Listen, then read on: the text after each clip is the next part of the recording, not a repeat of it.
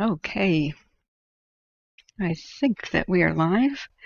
I've made a few computer adjustments, so hopefully everything's going smoothly like it was.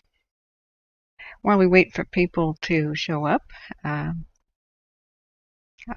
thought that I would play a little intro song here because as I was setting up my stream, a really good streamer called, Maritime Horrors. Hey Bob, how are you?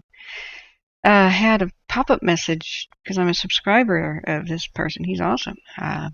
Hello guys, welcome. And it said that today's the anniversary of the Edmund Fitzgerald's sinking. You're here in Napa. Hi Greg, how are you? I tried to come up with some sort of like a little. I hope you guys are all well, by the way. I'm finally feeling better. It's been a little rough with being sick, but I can speak now. Okay, at least sit here in my chair. I tried to find animation of Edmund Fitzgerald that I could share, and I don't know what the copyright status is of this one, but I found this one at least pretty cool. This is Kevin Wright, and I figured I'd try to play the song and the animation at the same time. Yeah, and I really don't know much about ships. I'm an enthusiast, but not knowledgeable. I've just dipped in a little bit into looking at the Edmund Fitzgerald. So I was hoping somebody else could tell me. Hey, Husky. Hey, welcome. I hope you guys got my Twitter message. I'm sorry I'm 10 minutes late. This headset kind of died on me. But I'm hoping other people might have stories about that or help educate me. And then after I play this song, I think everybody should know the song. I just had something weird happen to me today where I witnessed a small vegetation fire. 5x5 up in here in Ottawa, Ontario. Thanks, Ron. Welcome.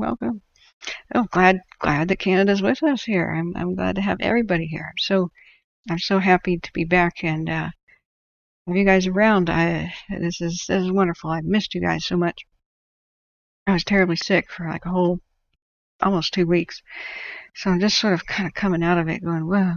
So while we wait for people to come in here, I'm going to try to line up the song with sinking so that we can give people a little bit of a entry time. So here's what I came up with, and I did not gain permission. I'm so sorry. If I have to, I'll cut the front off this video so that, to be respectful. But I think everybody here is the link in chat should go and consider donating to this person's Patreon.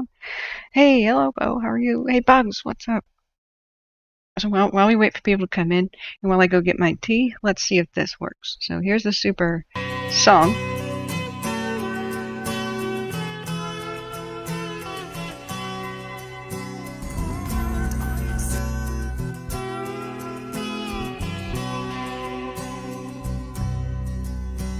The legend lives on from the Chippewa on down at the big lake they call Gitchagumi. The lake, it is said, never gives up her dead when the skies of November turn gloomy. With a load of iron ore, 26,000 tons more than the Edmund Fitzgerald weighed empty. That good ship and true was a bone to be chewed when the gales of November came early. The ship was the pride of the American side, coming back from some mill in Wisconsin. As the big freighters go, it was bigger than most, with a crew and good captain well seasoned, concluding some terms with a couple of steel firms when they left fully loaded for Cleveland. Then later that night when the ship's bell rang, could it be the north wind they'd been feeling?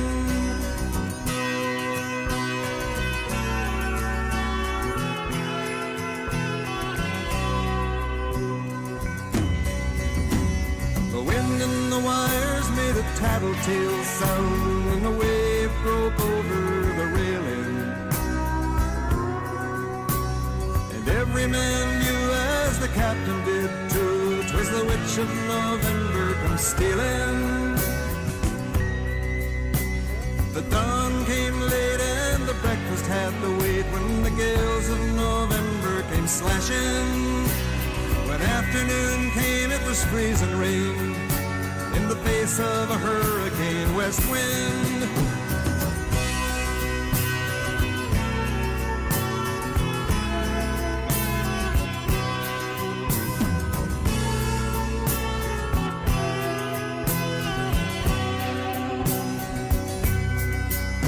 When supper time came, the old cook came on deck saying, "Fellas, it's too rough to feed you." At 7 p.m. a main hatchway caved in. He said, "Fellas, it's been good to know ya."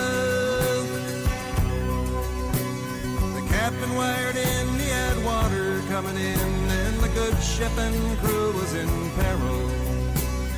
Later that night, when his lights went out of sight, came the wreck of the Edmund Fitzgerald.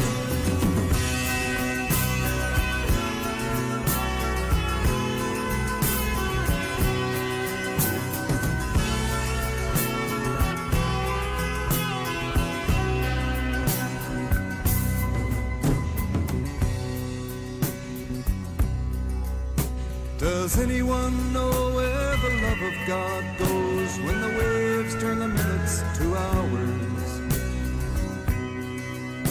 The searchers all say they'd have made Whitefish Bay if they'd put 15 more miles behind her. They might have split up or they might have capsized. They may have broke deep and took water. And all that remains is the faces and the names of the wives and the sons and the daughters.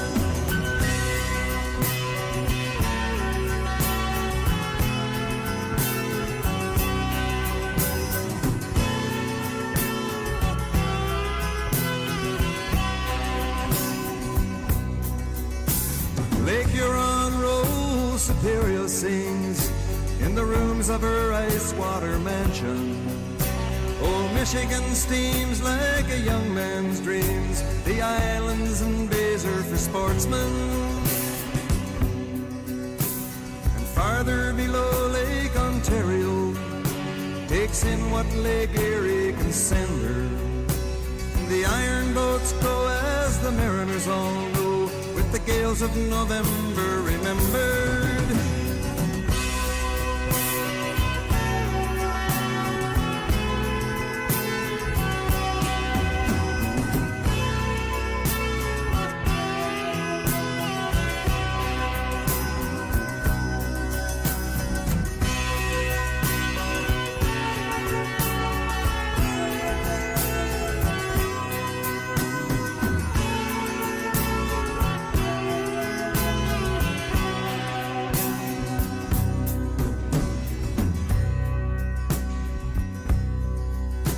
In a musty old hall in Detroit they prayed in the Maritime Sailors Cathedral. The church bell chimed till it rang 29 times for each man on the Edmund Fitzgerald. The legend lives on from the Chippewa on down of the big lake they call Gitchagumi. Superior, they said, never gives up her dead when the gales of November come early.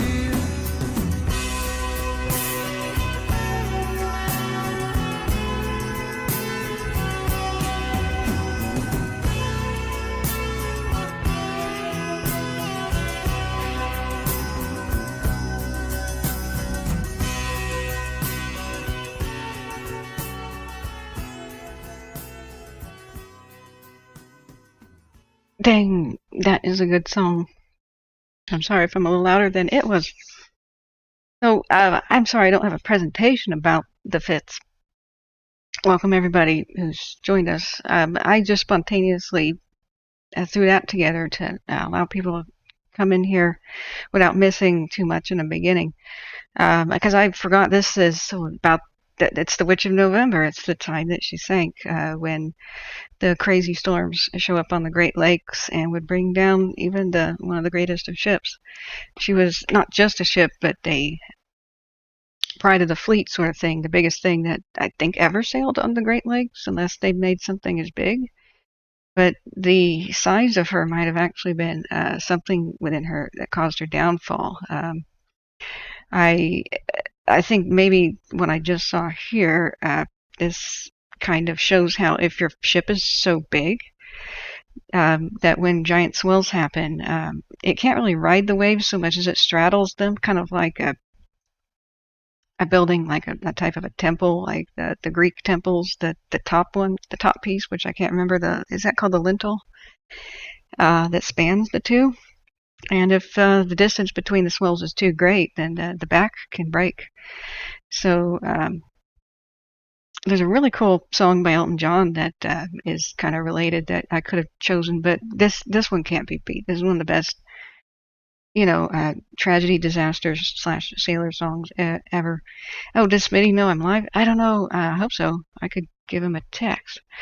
I just decided to go live because of the weirdest of things. I got to tell you about the weird fire I just saw. I just came from the scene of a fire. That's not a big structure fire or anything, but it's spooky. And then I was going to make the stream about that. That's why we have a burning tree as the thumbnail.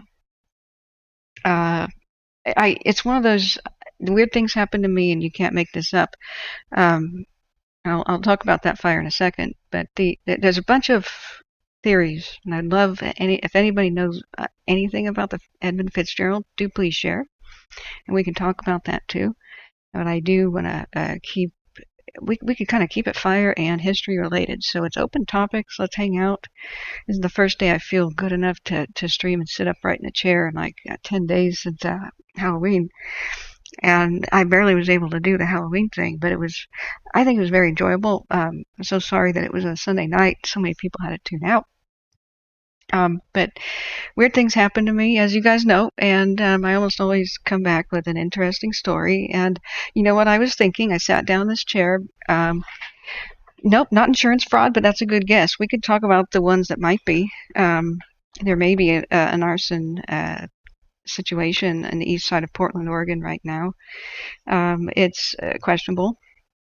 Remember, one of the rules of the chat is no speculation about arson, but in this case, if authorities say that might be happening, then you, of course, should increase public awareness of that happening. And that turned out to be what a couple of the fires were, this year. That one suspected arsonist being arrested in two of the major fires, the one in over there by Clear Lake in California, and the one about the Antelope fire too. So, oh, you did, Desiree. Thank you. I'm such a goldfish right now with my memory. I apologize if I'm a little scatterbrained. I haven't been able to keep much food down in 10 days, and I'm finally feeling unnauseous today.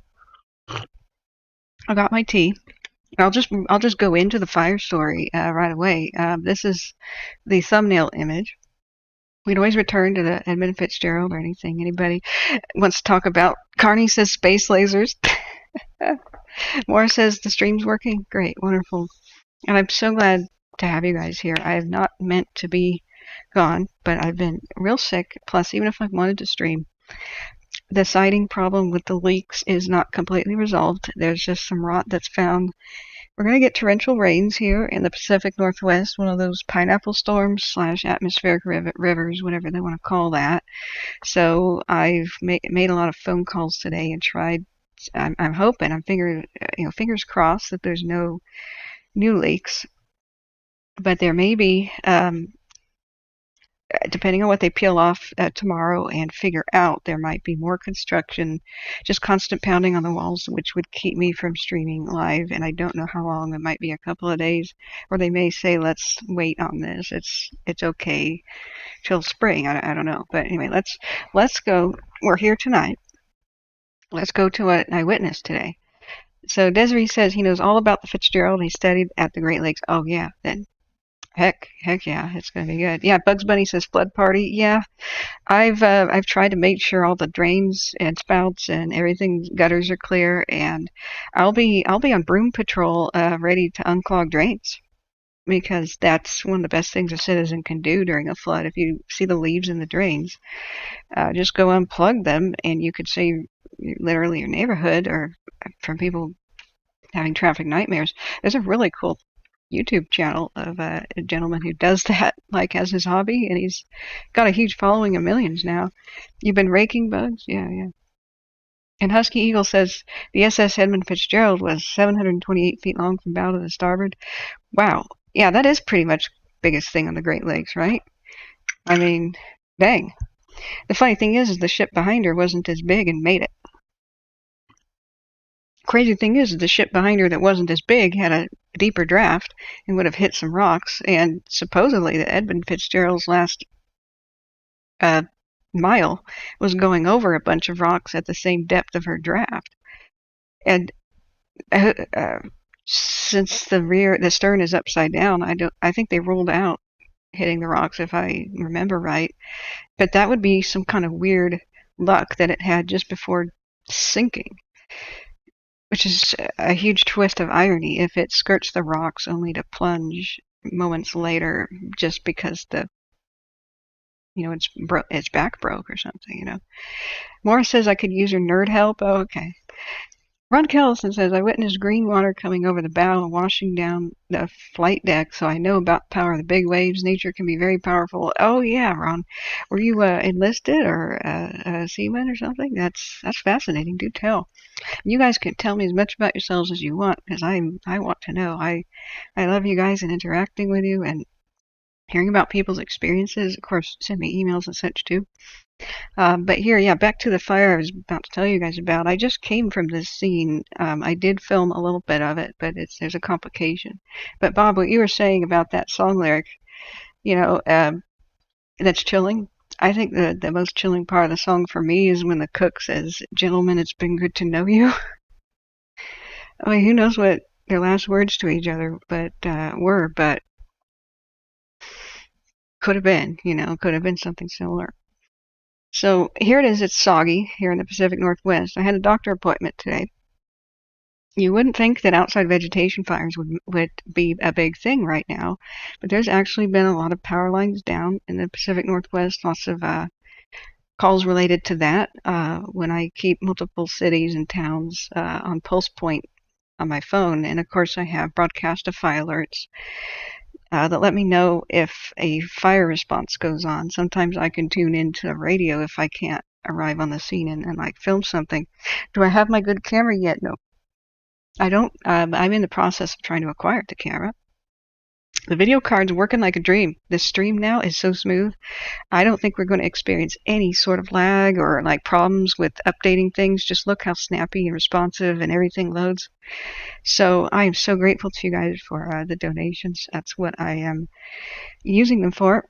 And I had to go to great lengths to get this video card, and more on that in a little bit.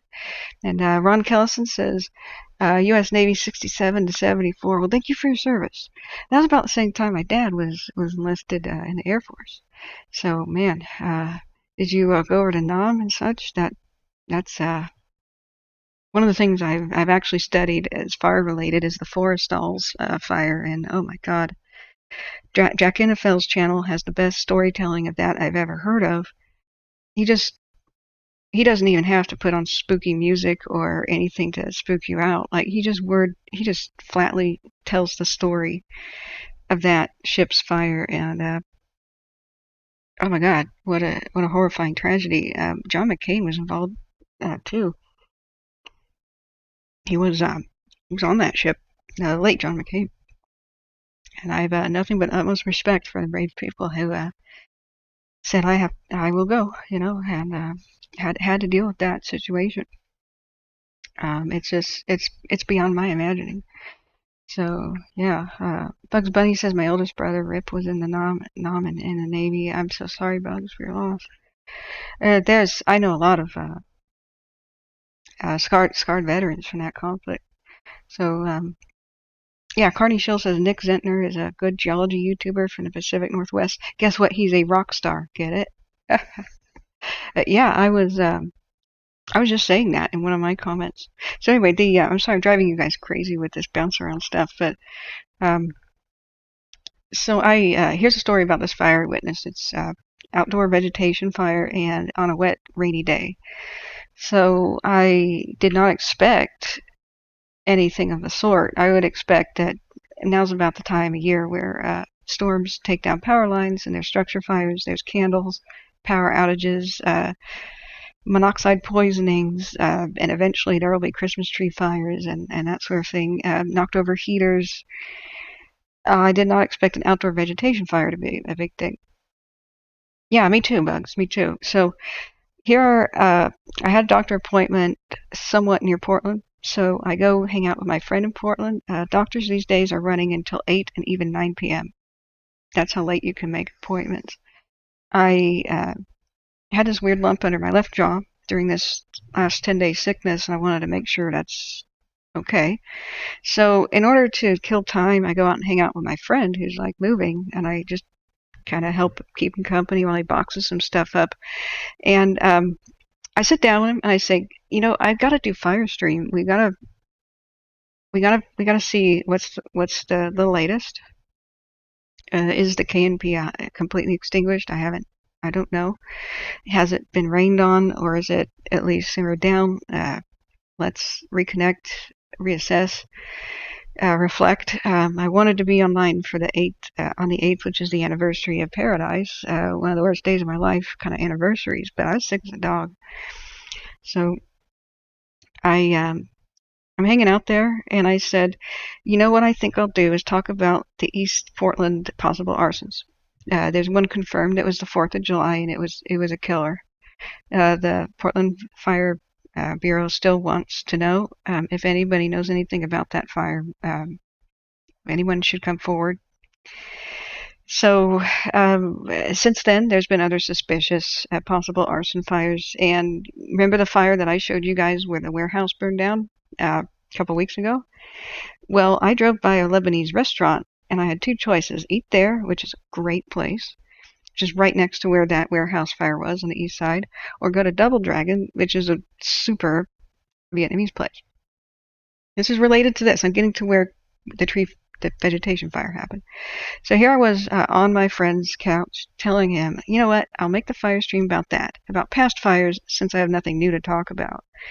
But that day, then I filmed that warehouse fire's aftermath. I went to Double Dragon instead, and now I wish I went to the Lebanese restaurant, because the Lebanese restaurant's entire block burned down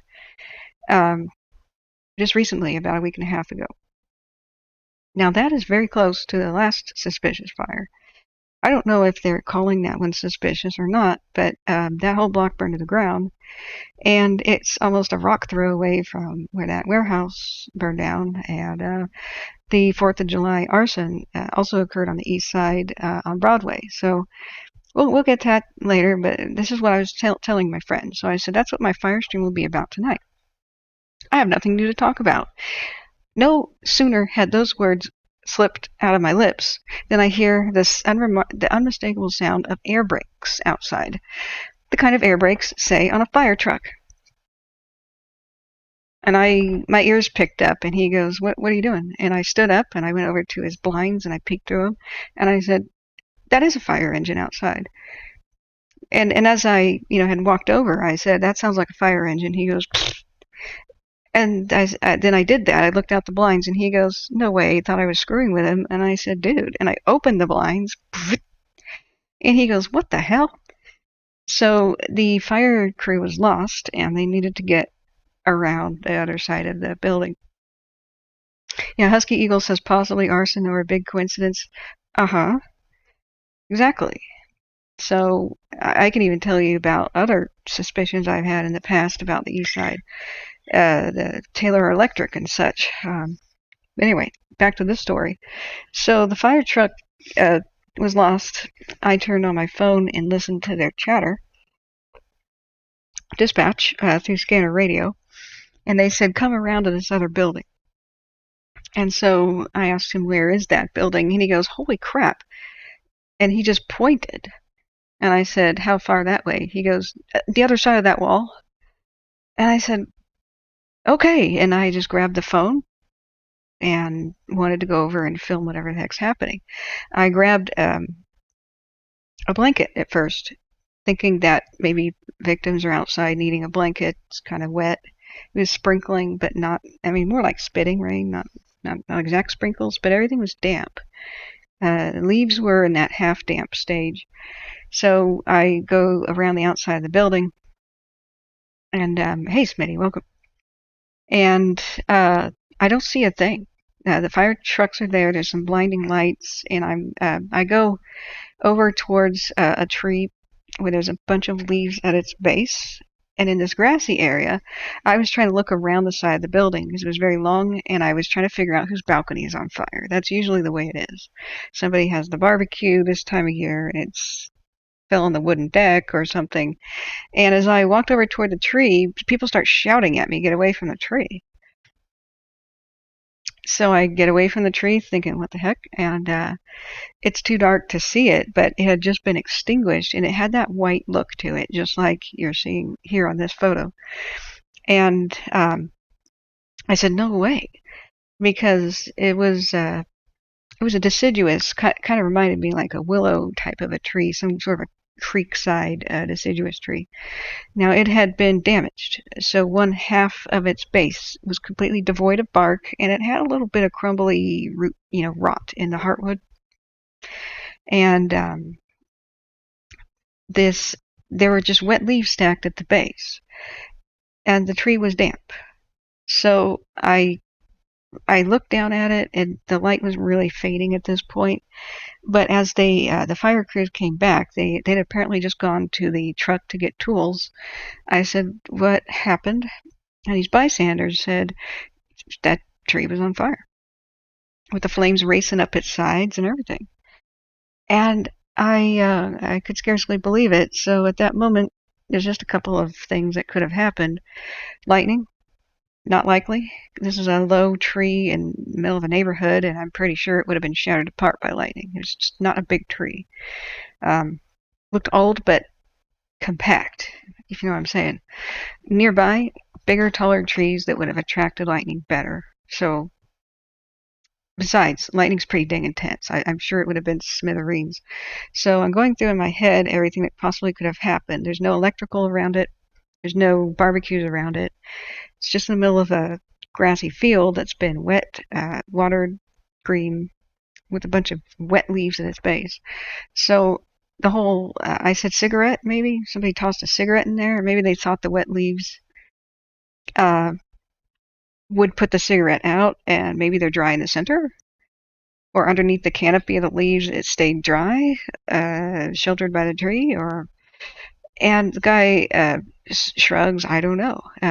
People are now coming out to inspect it who owned the property. And there's a big flurry of talking to the firefighters. Meanwhile, a firefighter comes out with a straight-up firefighting axe. The one with the big hook at the end. The spike and the super red handle. Bugs Bunny says, "I see an alien imprint on that tree." It's definitely aliens and space lasers. There's no other explanation. Space lasers for sure. So he uses the big fire axe. I whip out the phone, and I'm so eager to film a firefighter with a fire axe. And I was just like, yes, you don't see this often. It's something like on movies. And someone else grabbed a small hose line and was dragging it over, and they were yelling at each other. The engine sound was super loud. Just the diesel engine thing going. A couple other engines arrived, and their air brakes are going. Now there's dazzling lights in my face, but now I can finally see. Somebody puts a work light in front of it, and now I can see that this fire really ate fast. It chewed fast through the heartwood because it was hollowed out, just like very similarly in this photo. I did not take this photo. This is some out of Wikimedia. And it had that look to it, with the alligator fire bite marks on it, blackened on the outside, but it had some deeper recesses, like which I took to be the actual bark on the other side of it, like you're looking through it, that had not been reached by the fire yet. The fire had climbed rather than gone horizontally through the trunk. And so the fire axe was now put to use, and he starts chopping away, not to chop the tree down, but to remove bark and to verify that fire was not in between the bark and the heartwood, what was left of the heartwood. Smitty says it was a member of the Beaver Mafia. Confirmed, yeah, confirmed. There was a creek nearby, so we can't rule that out. So, as more people come out of their homes to look at what the heck's going on, the work light's there, the guy's chopping, and then to my surprise, remember I walked past this without even thinking fire happened? You know, the just like looked like a rotted out tree. I wasn't particularly looking directly at it. I was more looking at the building, thinking it was somebody's porch on fire or something. But it was startling the way that it looked completely out. They had already hit it with water. And when he chopped at it, these red embers and sparks flew out of that tree. It looked completely out, absolutely out. And we have to remember that the Dixie Fire, all these others that are still going on, I guarantee you that in many trees and stumps and roots, it's still like that. And if you took a fire axe to them right now, no matter how wet it's been, even if there's been snow, you're going to find sleeper fires in there. They can look completely out until you really whack at them. So the fire axe peeled away more and more of the bark and more of the parts, and it was they called a halt to it because it was going to fall down with more whacks. So the spike at this point was utilized. He flipped it around backwards and he starts scraping. And just the obviously rotten stuff at this point started to flake off. And the guy with the hose comes out. It was one of those really small ones, quarter inch or whatever. That's gonna, I forget numbers with numbers dyslexia, but it was the small one that can become a spray, a mist, or a small stream, And the poor guy with the axe, he was wearing the pants of a firefighter. They're waterproof, but he was just wearing a regular jacket. And he wasn't given a warning. I don't know if this is a rivalry thing or a prank sort of thing, but the dude with the hose hosed him down. Just bam. Not in the face, but hosed him down from chest, downwards. His look on his face was priceless, like a donkey with his ears flat down, like, I hate you, dude. I hate you. It's cold out right now, and that just wasn't a nice thing. He could have yelled a little bit louder, like, step back, I'm about to hose the tree now, but then he goes to work hosing down the stump, or the remains of this tree. It's really sad. It was really elegant looking and like old. And as that's going on, I'm tapped on the shoulder and told to stop filming. So I said, please, I'm not like a journalist, voyeur. I have a fire education stream. All I'm interested in is close-up shots of how trees are extinguished. And nothing I said could convince the lady. She sort of spoke over me and said, no social media, none of that. It's not allowed here. And as soon as the fire investigator gets here, you're going to have to move, give him space, and leave. So I said, investigator. At this point in time, someone comes out of their home and has a cell phone, says, you got to see this. I filmed someone that started this. And my head swiveled around, and then I realized I've got to blend into the background right now to overhear this, because I'm sure that this manager of the property does not want me hearing stuff like this and or putting it on social media.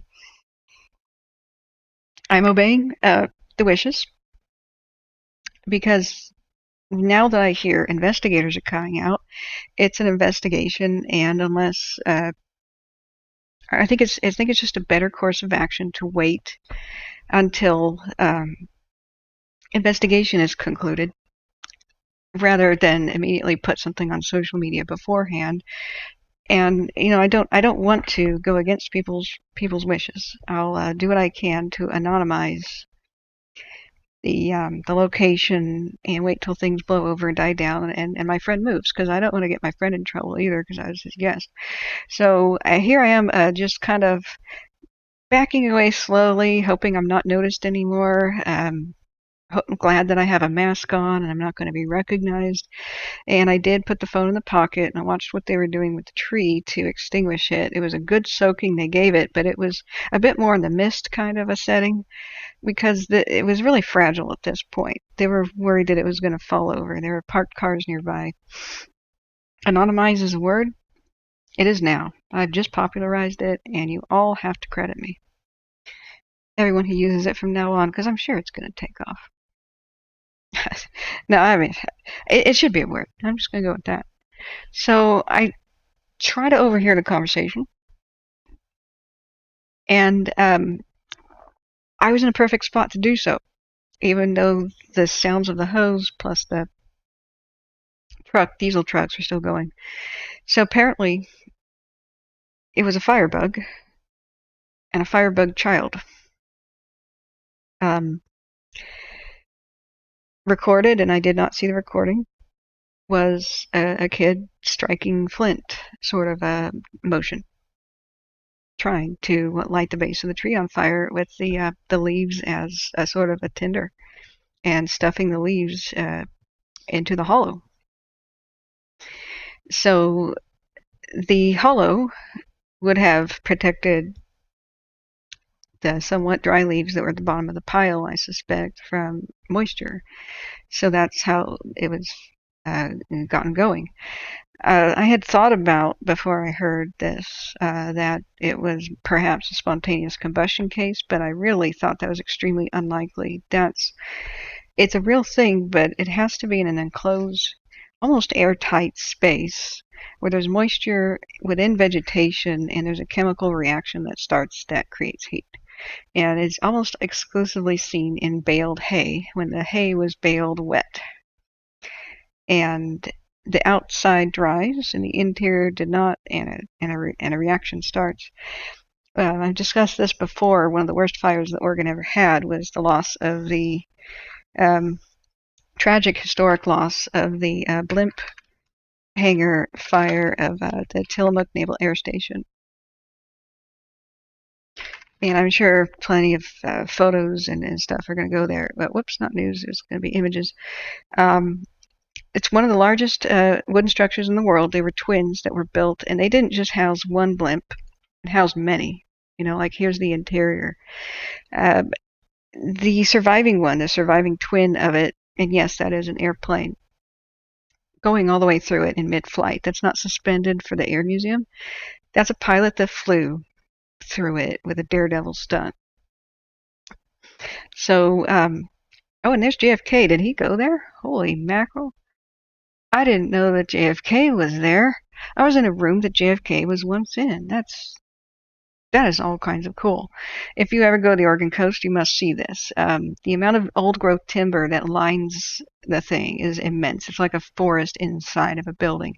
And the problem was, after the blimps were gone, they struggled to find a use for these two buildings. You can say that it is the world's largest timber framed building, the surviving one and the one lost, because they were copies of each other. So many different naval air stations on the East Coast, West Coast had these designs that were just a copy. So they make the claim as well, but time will eat these buildings. Eventually we'll lose a lot of them, and I hope this one remains, but it's one of the world's wonders. You have to see it. Largest wood frame structure, one of the very few, the proud, that are left.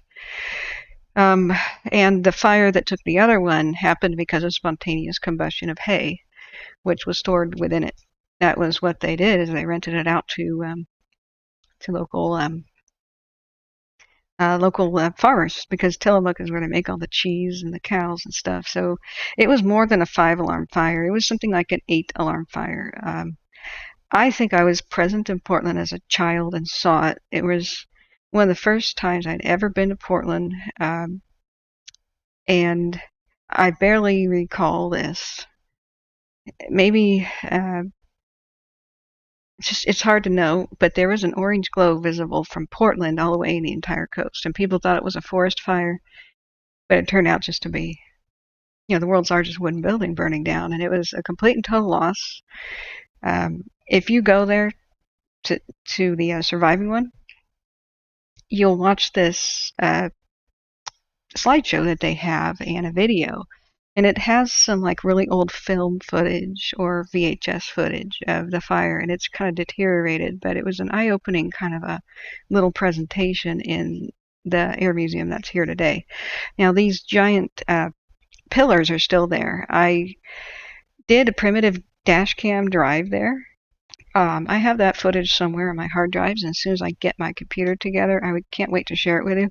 And then I've just purchased a 4K dash cam, and if I can get some gas money rounded up, I will be happy to drive there and for Fire Education Stream show you the ruins of this thing today. It's not a mountain like that.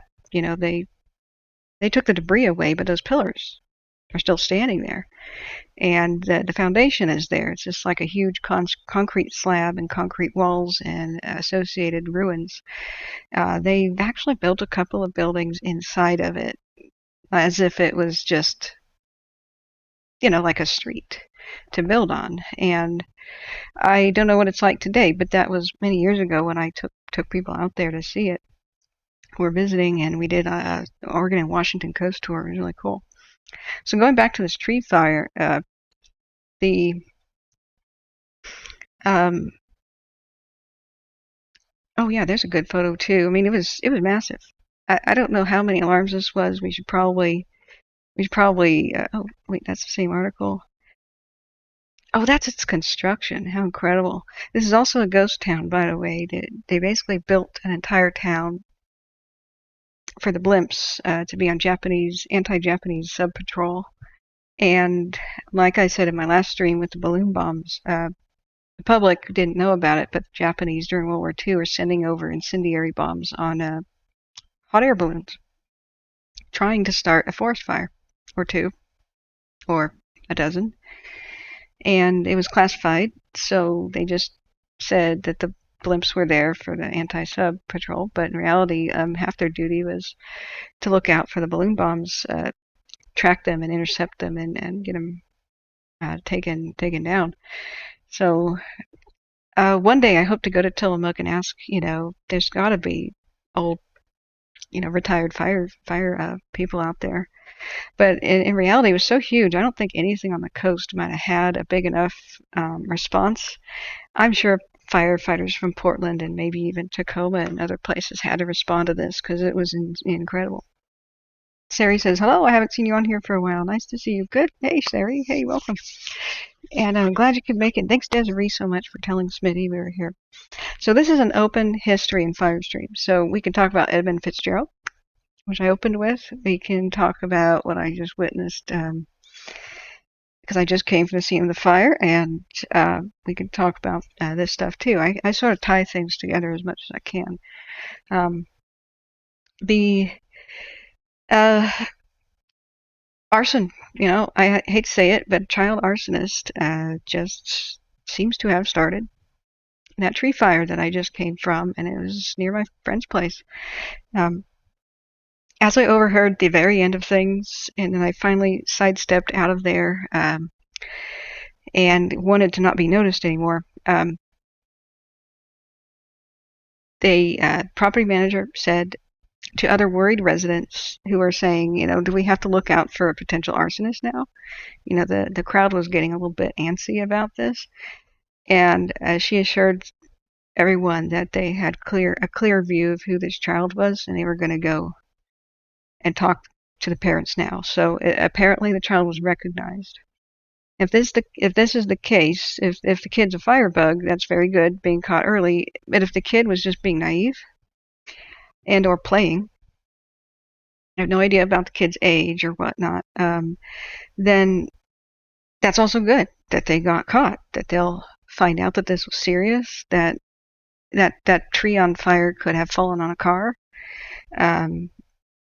that it could have smoldered for days, and then in a high wind event like a storm, really gone up like a Roman candle.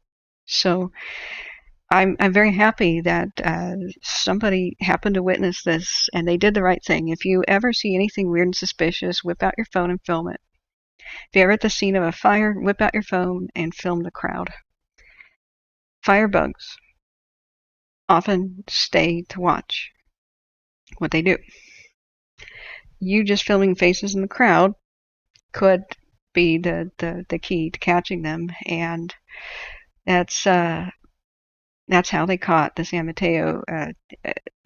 Was that San Mateo County? I'm so sorry. It's Bay Area. It's not San Mateo. That arsonist this year made that arrest. I can't say that arsonist, the alleged arsonist, down in the Bay Area this year. So going back to other topics, the East Portland, what's happening there? It really could be that there is some sort of an arsonist doing things in East Portland. My last stream that I talked about this a couple of weeks ago, which was 1 week after it happened, when I was there filming it. Let me get to my personal pictures. I'm so sorry I don't have everything here and ready for you. I was in the middle of opening that up, and I hit the test button to test everything, and the headset didn't work, and so I sat down and troubleshooted it. So I'm scrolling off camera here. I have conveniently in the same folder the photos of the day I walked around and filmed this suspicious fire. And this was the warehouse in East Portland. East means east side of the river. The Willamette River cuts Portland in half, and it's one of the rare rivers in the world that runs from south to the north, just like the Nile. So the east side of Portland is neglected. We'll just say, we'll put it mildly, neglected by City Hall and city. It's the poorer part of town. It tends to be more industrial these days. And it's just not getting the funds for the same kind of things that the west side get. So there's a big kind of a controversy and kind of a rivalry between the two sides of Portland now that's kind of intensifying. But the east side has a lot of fires, a lot of commercial fires and abandoned building fires, partly because it has more abandoned buildings.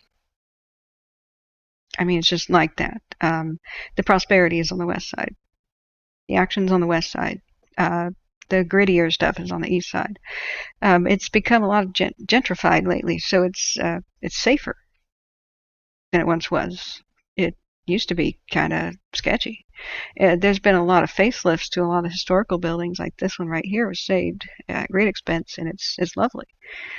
This one could have been saved and it would have been lovely, but squatters, went in, and I really think they need to increase it to keep tragedies like this from happening. We don't. So far, I've never heard about a fatality for this fire, which was several weeks ago. But it really could have been one because people were living inside and squatting in it and seeking shelter. It could have been an accidental, like, let's keep warm, see in there with candles or cook, just like the homeless encampment fires, which happen almost every day, usually happen because they have to cook with propane stoves and little Coleman stoves.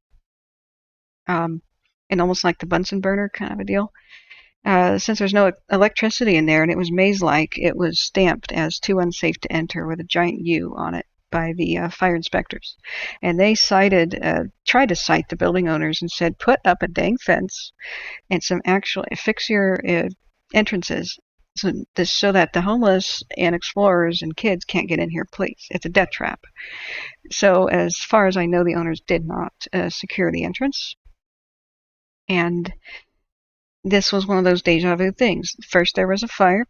That's why they stamped it with the U. I don't know when. It was perhaps maybe a year ago or less than a year ago. And then the final fire here, they refused to enter because it was a death trap. And then they went defensive, and it burned to the ground and collapsed the sidewalk in a huge 4-alarm blaze. So I think what Portland should do is definitely increase the teeth, give teeth to the toothless tiger that is fire inspection teams right now.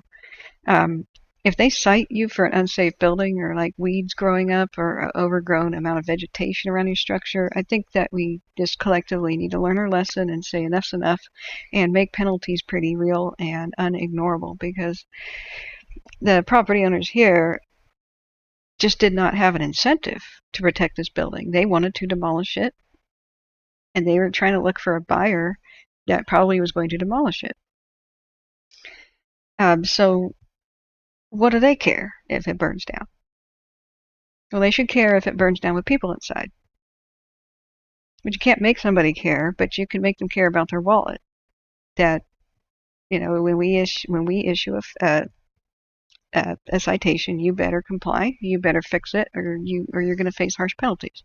So, in my opinion, that would be a great way to prevent things like this. In other cities and in other times in history, this has been one of the leading causes of deaths of firefighters, where somebody homeless or squatters or somebody unauthorized has open flame in a building, starts a fire, they run outside, but people outside say somebody might be in there. I know homeless people hang out in there. Firefighters rush in against, only because somebody's inside and they don't come out. So this is a lucky escape, in my opinion. This could have been so much worse. This could have been 6 homeless people or squatters or explorers in there that got killed, and 5 firefighters looking for them. This is what could have happened. The firefighters were smart. They recognized the hollow sidewalk, and they went defensive back into the street. At some point in time, the entire sidewalk collapsed. So you imagine what tragedy could have happened. Oh, Husky Eagle, thank you so much for the donation. It says, well, May 6th next year will be the 85th birthday of the Hindenburg disaster. Just to spread a well-known event, we should do a Hindenburg stream. That's going to be one of the stranger fires, Blimp fires are pretty rare. And, well, that's a type of fire. That's probably something we should do that. Bug says, I need a P.O. box because a lot of people don't like the idea of big fees that are taken. Yeah. You know what? I'll go get one. How about that? Bugs Bunny says a fire truck just went by my window. Speaking of the devil. Yeah. Winter and the wet season is actually one of the biggest seasons for firefighting because of the amount of structure fires. People don't realize that cold air has more oxygen. It's just like fish need cold water. It's more oxygen rich. So while catfish and some other fish can kind of deal with low oxygen, warm waters, and carp and stuff, like things like salmon need that cold, rushing, fast flowing water. And as I've studied structure fires, just as a layman, it's come clear to me that cold, windy, kind of December type fires, like the Iroquois Theater fire, are worse. The structure fires are worse in winter with those winds, partly because of that oxygen richness. Oh, thank you, Husky. You're so awesome. I got a 4K, pretty nice Blackview dash cam.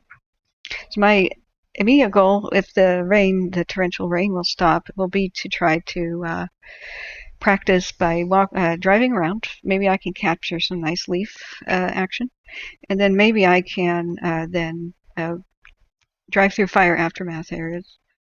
And on the agenda too, soon as I can, is we need to have that charity stream for the victims of the fires this year and last too. Oh my gosh, Damian, Trevor O'Keefe, $50. Thank you so much for a kind donation. My gosh. Okay, well now it's in stone. I shall go and film that if anybody wants to tell me the gas, then that makes it possible. So we're going. Thank you, Demian. Awesome. You're so wonderful. And thank you for prior support too. You guys are amazing.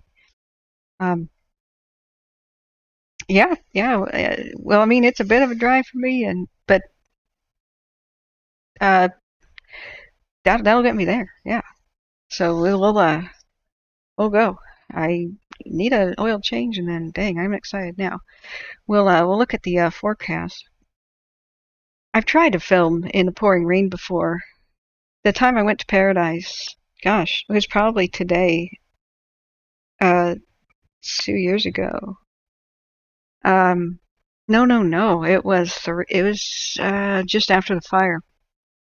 It was still technically burning when I arrived at Paradise, and I was trying to get in there to do recent aftermath, just cell phone photography. I had no gear, of course, and the torrential rains that happened that finally helped put it out.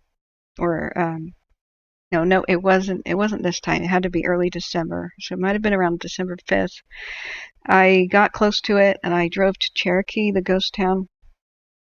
That was my original goal, is to make ghost town documentary videos, especially before we lose all of our Wild West ghost towns and things to fire in time. Um, so unfortunately, that torrential rain caused mudslides, and that's the day that they stopped looking for victims in Paradise, because it was their ashes that they were going to find to DNA test, and they started to wash away with the torrential rain. So the true death toll, I am absolutely certain is not confirmed.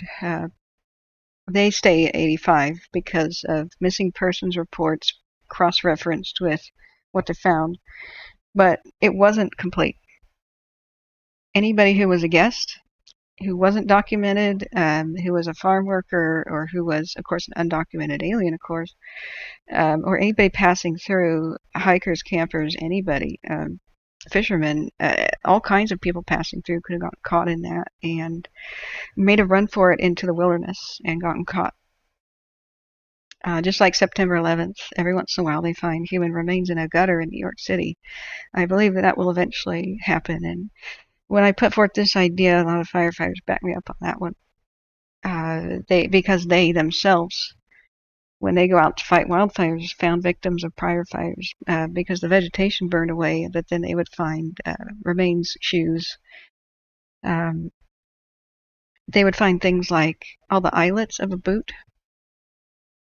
where the shoes used to lace, like the round small things. They would also find belt buckles, and then a bracelet, and then like earrings, things like that, where you realize a person used to be there. Even if they didn't find remains, sometimes that's how you do an ID. So when I first arrived there, I made it to Cherokee, filmed that ghost town. The firefighters valiantly saved that one from the Paradise fire, the campfire. They sat there in the middle of the main street, I believe, wet down the buildings, and the fire roared past them towards Orville. And Demian says, I missed you at the Dixie Fire, just recovering. Forest Service lent me a Type 2 engine for the res. Oh, wow. Yeah, I wanted to be in California now. But this sick thing, man, it hit me hard. I'm trying to figure out how fast I could get there. And I do want to have that party. First priority is have a fundraiser for the victims.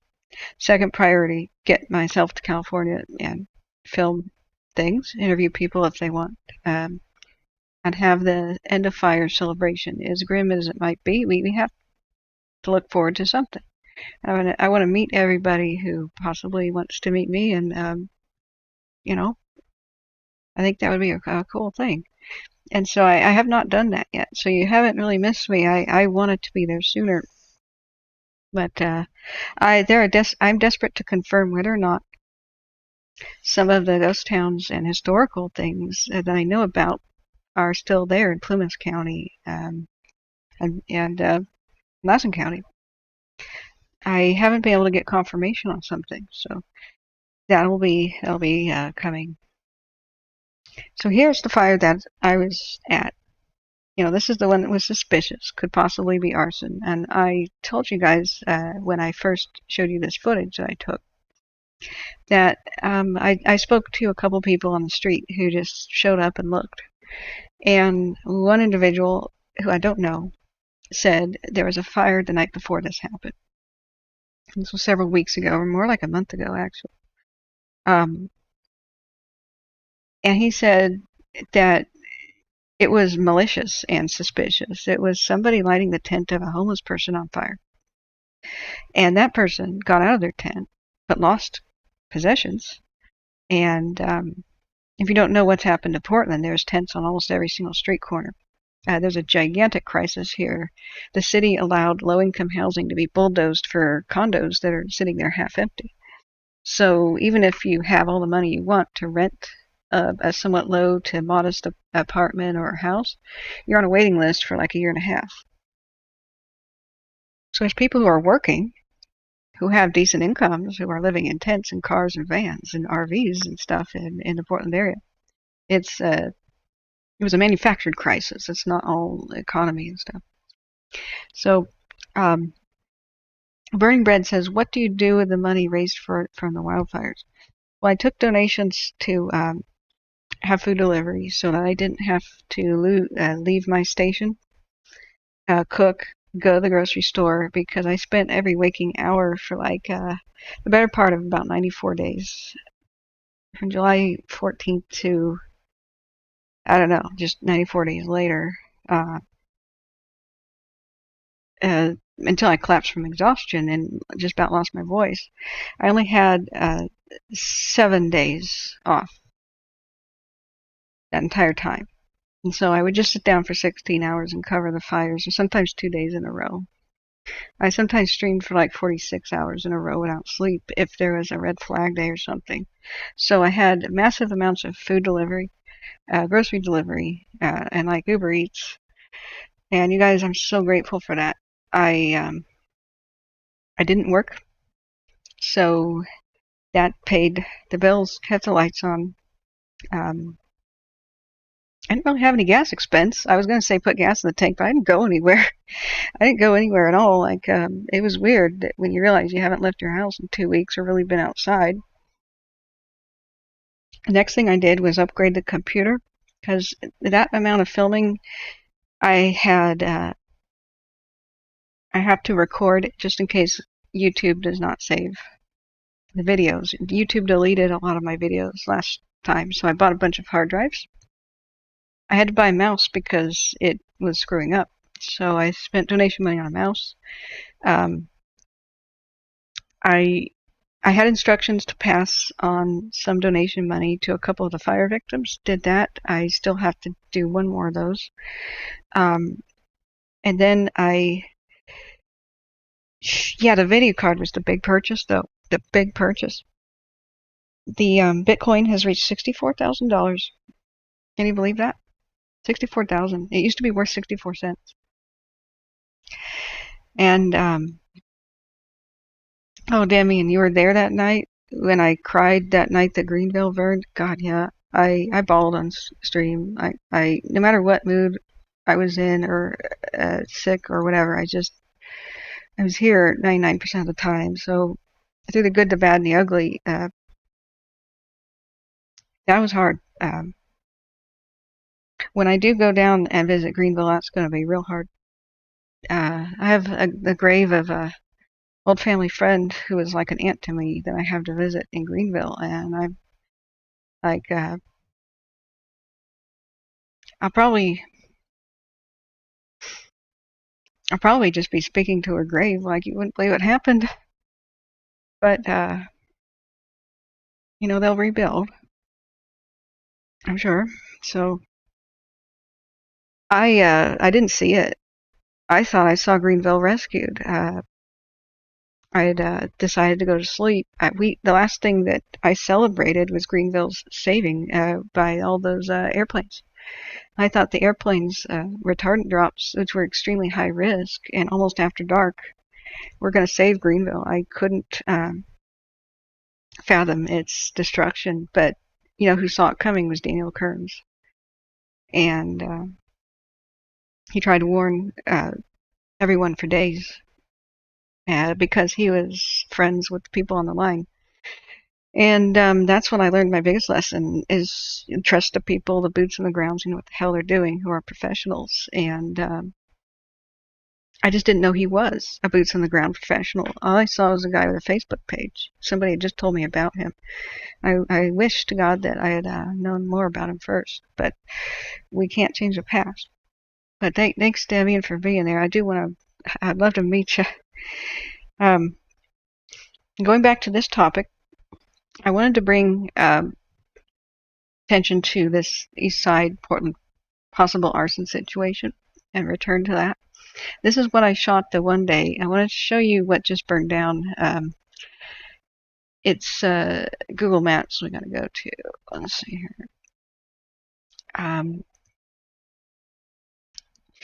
Let's see, the Lebanese, what was it called? The Lebanese restaurant, Lebanese Food, Portland, Oregon. This is the best way to find it. Otherwise, we can do that manually. So if you want to know, oh yeah, I got to turn on the pen here. This is all open fire and history subject time. If you want to talk about the Edmund Fitzgerald too, then yeah, this is the anniversary of that sinking. But to finish your question, Burning Bread, I still have computer upgrades to do. The massive amount of hard drives I had to buy to keep all of this archived in case Google, YouTube doesn't save this stuff has been crazy. I've already filled up 2 6-terabyte hard drives. I just ordered 2 10-terabyte hard drives. I then purchased a 2-terabyte SSD. I purchased 2 1-terabyte SSDs, which are NVMe. So when I reinstall Windows with all these new fast hard drives, I shall be able to video edit on this computer. The last thing it needs after all that set up is probably a better new processor. But I'm going to wait for next year because new ones are coming out for the socket that I have in my computer. And then we'll have a very smooth stream that should never struggle for anything. So video editing is about the most important, expensive gear that you need in a computer. It just doesn't really get much more expensive than that, unless you're doing probably hospital research. So the site of where's the pen? Of where I was just showing you guys video where I was at this is the east side, of course, east side of the river. It had a tree on the sign. This is I-84, the main highway that goes east-west, through Portland. If you want to go to the airport, if you want to go to the Dalles, you want to go to Idaho. And then, of course, I-5 is on, for the most part, the east side of Portland. And this is the scariest bridge you'll ever be on in your life. Or one of them. That's the Markham. And from this bridge, you can see Mount St. Helens that way. You can see Mount Hood that way. And I was on this bridge once and I saw Mount St. Helens erupt. Traffic stopped and it was like a giant nuclear bomb in the distance. But I realized it was white clouds and that was a steam eruption, so a phreatic. So I calmed down real quickly and told the driver who I was with in the car, don't worry, that's a steam eruption. And his mouth was just hanging open. He goes, what do you mean, don't worry? It's a steam eruption. It looks like a nuke. And I'll never forget the way he said that. He was a Vietnam vet and had this Midwest accent. It looks like a nuke, It's just, I can't do it justice. So, where was this fire? The Markham Bridge, the Morrison, yeah. So it was off the Morrison to right about there's a hill over here. It slopes to the right. Portland has a bunch of extinct volcanoes around it. This one, like Pebble Butte, is an extinct volcano. If you put on terrain, you can start seeing them. There it is. Is that the Lebanese place? No, Yahala, that's not it. They may have taken it off because the fire just burned down the building. But I thought this would be a lazy, easy way to figure it out. So let's just Google it real fast. The East Portland fire, I'm sure it'll come right up. Portland Fire Bureau incidences. That would be, oh God, were they hurt in it? Yeah, this is the latest one. I didn't realize there were firefighter injuries. That's so sad. This was one of the corners which was weird looking. So this is Fox 12's page, and you can see it's gutted with the masonry exterior walls, but pretty much the only thing still standing with the roof completely gone. There's these big beams, you know, they're charred and blackened and extremely weak, which are serious old growth lumber, which is what half of Portland was made with. These are usually solid pieces this long, and you can see the cars and the scale.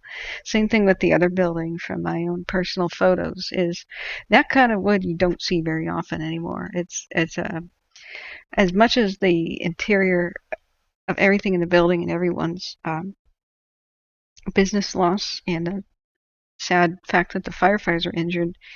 Wood like that, irreplaceable, time capsule, take a sample of it and learn about the past sort of thing is being lost very, very.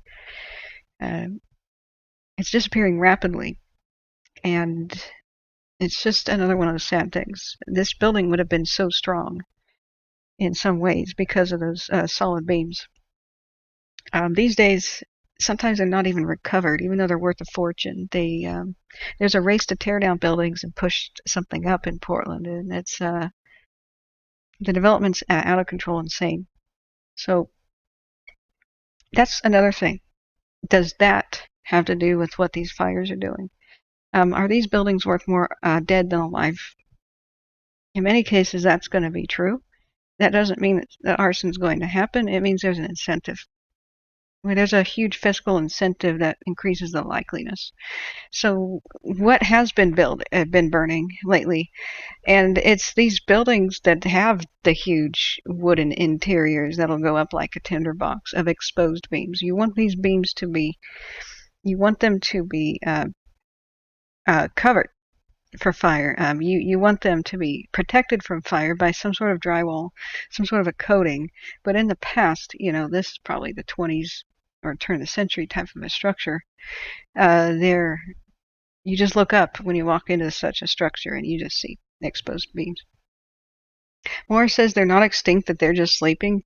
Oh my God. Well, I thought Pebble Butte was extinct. Holy mackerel.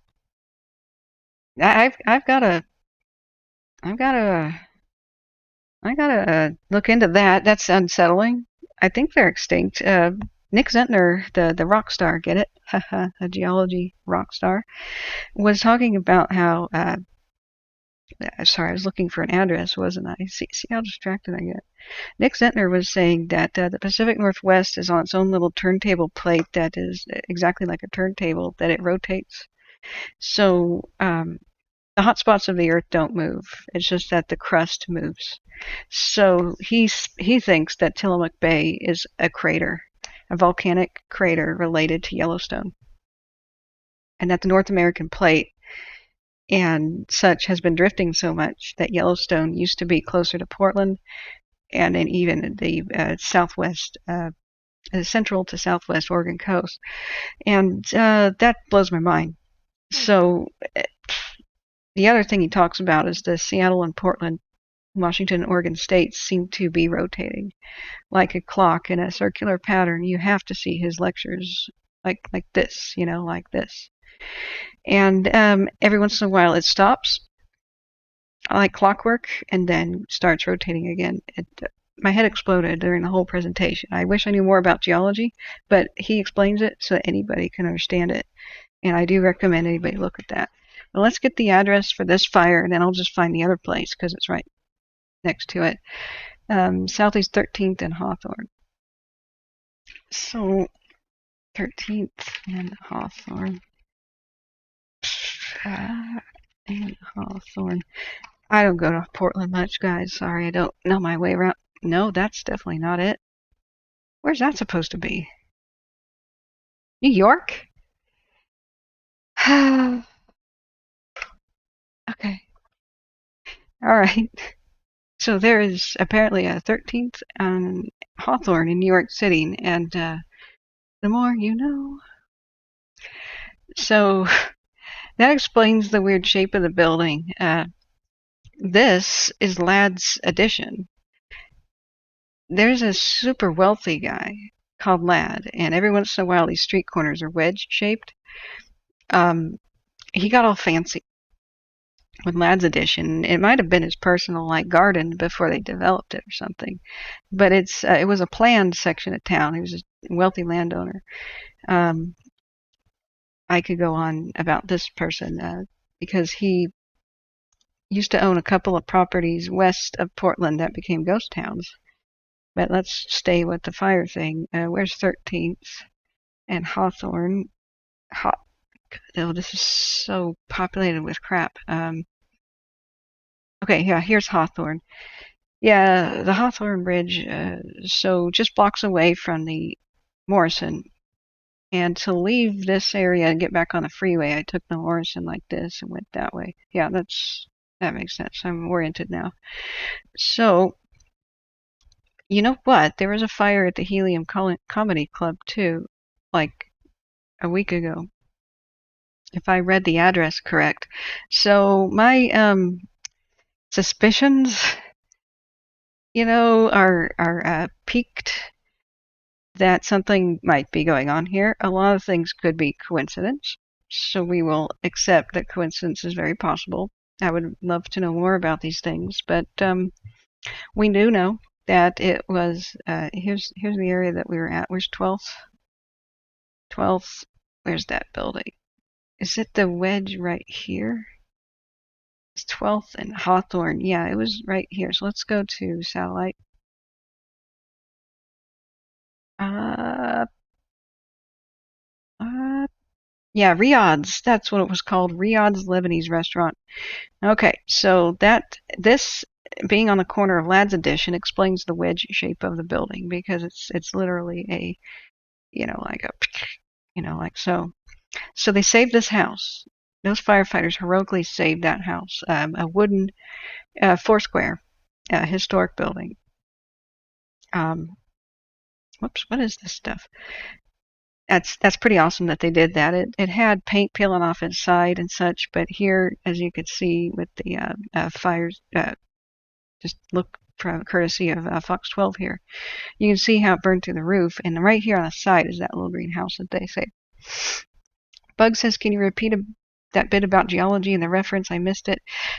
I could link it for you. Nick Zentner. He has a YouTube channel for himself, but he's a rock star, legendary professor from the University of Washington State. And if you need to go to sleep, if you need to relax, if you need to work, just put on his stream and just let it go, and he will be soothing with a nice, cool voice, and he'll explain stuff. And he's very funny. He cracks jokes. Sometimes he's doing a seminar, and sometimes he's out in the middle of nowhere, like showing you rocks in the middle of Washington State or Oregon. And then he talks about the craziest stuff that is so crazy it just might be true, that you won't hear anywhere else, or at least it would be very hard to hear it anywhere else if you were not plugged into geology circles. So things like the Pacific Northwest might be rotating in a clockwise direction, and then on a timer. Yeah, and that Yellowstone's craters may be dotting the landscape all the way from Tillamook to Montana, where Yellowstone being a supervolcano doesn't mean it has supervolcanic eruptions every time. It probably just erupts in a normal way, in a big way, but not a mega way, every once in a while. So yeah, you'll have to find it. You'll get hooked. He's underrated. You can go to sleep watching him, or you could wake up riveted and go, what the heck? So, but back to this individual fire here. Here's the location of this fire. Now that I'm oriented, right here. This one is one of the more recent ones, and we have 2 firefighters injured. I don't know the nature of their injuries. We could look at that article, but I drove past this. after I had filmed the other one for you, the wreck of the other one. And so I had this idea. I first was going down Hawthorne like so, and I saw the Lebanese tree sign right there and thought, man, I want to eat there. I love Lebanese food. It's so underrated. They do lamb and uh, chicken, honey, and prunes and such that you just wouldn't believe. Moroccans and Lebanese, just it's so good. Where did I lose the building already? Sorry, put the little gold man in the wrong place. So let's try this again. If we retrace my steps, so to speak, I'm a little intimidated driving in big cities. Oh, here it is. So here it was. Sorry. So out in front is Lounge Lizard, the 1950s mid-century furniture shop. Look at that sweet, sweet classical lawn chair right there. Sunbathing stuff. Ah, the lady that is buried in Greenville that I knew, she was so old that she knew actual 49ers of California. She had patio furniture like that. Oh, it was cool. Let's go back to chat. And thank you guys for, uh, I haven't been looking at it very much. Thank you for holding down the fort and moderating. I appreciate my mods so much. I appreciate you guys, my viewers, for being here so much. Burning Beard says if you, oh, don't forget the video card. Yep, that was a huge expense. Burning Beard says, thank you. We appreciate all you do. Next fire season is coming too soon. Oh, yeah. Oh, I'm sorry. I thought you were burning bread. Did I say that? My bad. My bad. Husky says, no Mother Nature pulled an Uno reverse card on me. Sorry for the poor tasted joke. Love from LA to Greenville. Yeah, yeah. Um, so the uh, let's go back to yeah. We'll talk about the volcano thing in a second. Carney says, do you ever watch the guys that explore old mines on YouTube? Oh, TVR. They're gonna die. I'm sorry, they're gonna die. I am terrified for them. Some of that has raised the hair on the back of my neck so bad. C-Pro, hello, how are you? It's wreck of the Edmund Fitzgerald Day. Going back to Riyadh's Lebanese restaurant, I think I met um, the owners at some point. I just don't know if this is the correct, Lebanese restaurant. And I wanted the day that I left the scene of the fire, I showed you these pictures of, which we'll pinpoint on the map in a second. It's over to our left. This is Morrison Street right here. And so if you want to cross the Morrison Bridge, you go that way along the street. And Hawthorne is a hop over. So I drove around in loops trying to find parking to film this. And so a few times as I got hungry, I was trying to figure out where to eat. I ended up choosing Double Dragon, which is further away, but I saw Riyadh's in the Lebanese tree, which is on their flag, I believe, the Cedars of Lebanon, and I went, yeah, I will definitely eat here. I look around, there is no parking. I was like, uh, never mind. I'll stop by later.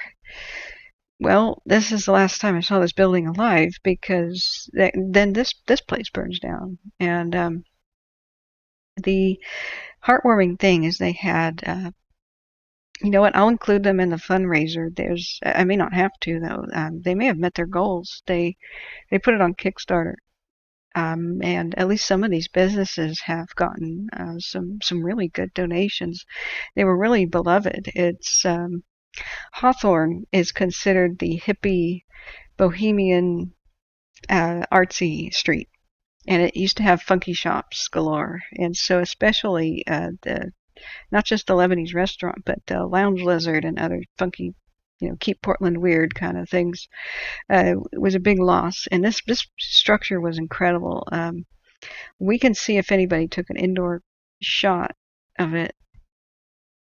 Occasionally, you see that here, but alas, we don't have that. Well, where did this go? Where are we? Huh. Okay. But you see what I mean by there's no parking. So unless you live in Portland and don't have a car and have a scooter or something, like going into that town and finding parking is an absolute nightmare. But the entire strip of Hawthorne used to be the coolest place to ride uh, Max train into town. And back in the day, I would meet friends in Portland and we would do that. Um, I mean, a long time ago. And you would walk the length of it, and there would be like street artists and all that kinds of stuff. Now, let's pinpoint the nearby fire that I just was at. So this happened second. No, wait, let's put in the timeline. The first arson I know of is 4th of July. So that's at Broadway, and I'm about to show you pictures of that. I heard about it at the time, but not living in this area, I didn't hear of it the moment that it happened. 4th of July, the entire Pacific Northwest was dry as a bone, just like it was for the entire West. And they began putting fireworks bans. As I drove on I-5 back north to Washington, I heard a bunch of things on the radio. I was trying to get traffic tuned in. And Multnomah County, which is Portland's county, had just banned fireworks. Washington County eventually banned fireworks. This is Columbia County here. Then you have Marion County to the south. Then you get to the others up here, like Clark County and Washington. One by one, they started banning fireworks sales, but they had allowed them for weeks. It was just all kinds of stupidity. When we had 95% chance of ignition in the entire western United States, pretty much for that entire area.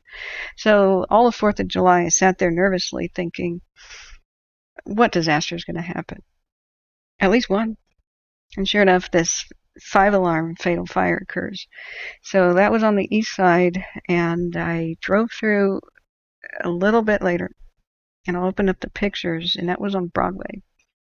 It was just pure coincidence. I didn't have a goal to go find the scene of a fire. It's just one of those, whoa, sort of deals. And so I went over one of the bridges, that one, whatever that one's called, turned off here, and I was trying to get to Broadway.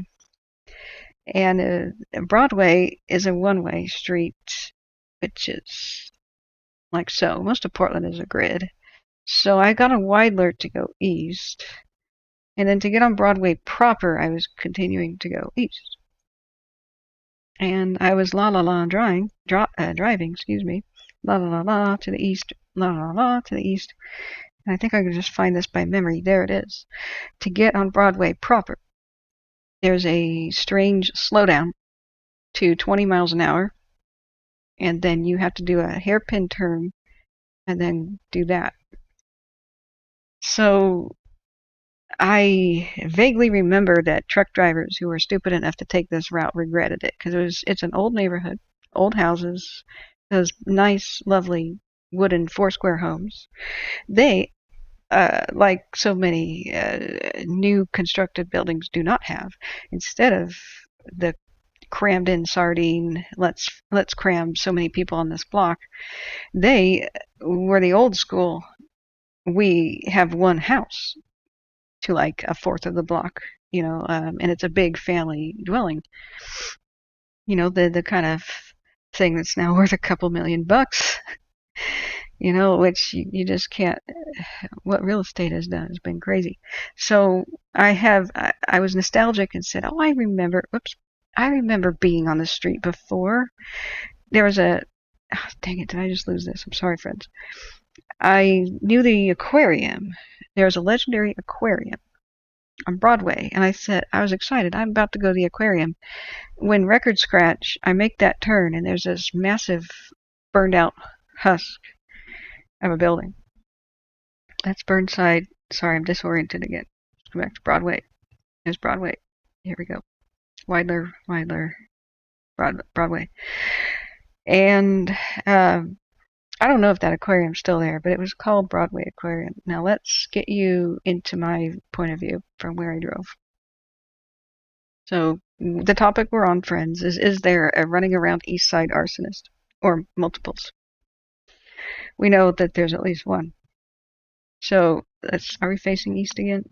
I'm sorry, friends. I don't know where the heck we're going. Is this east? Oh yeah, there's the little guide.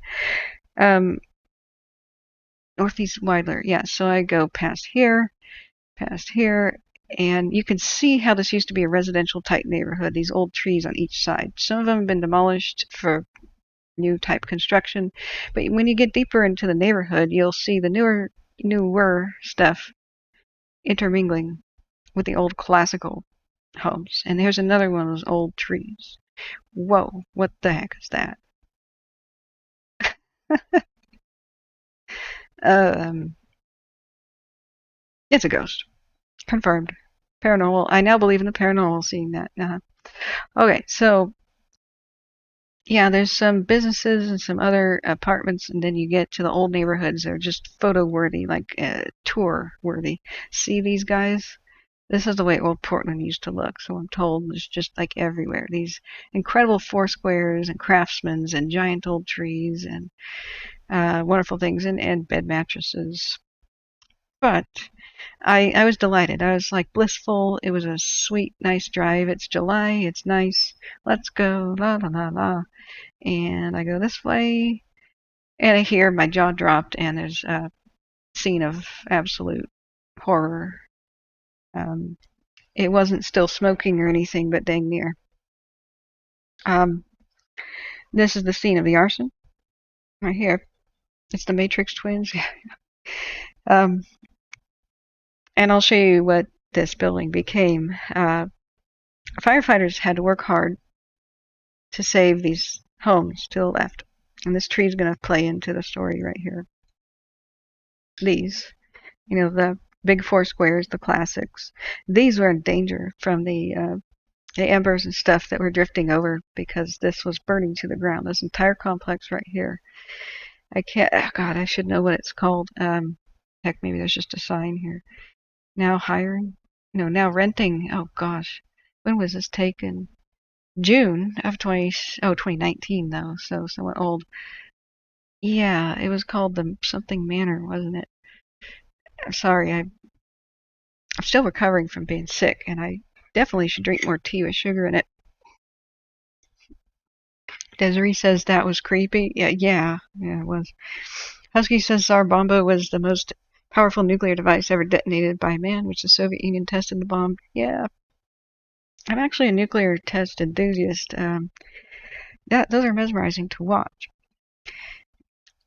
C Probe was in the sim today. Oh wow, cool.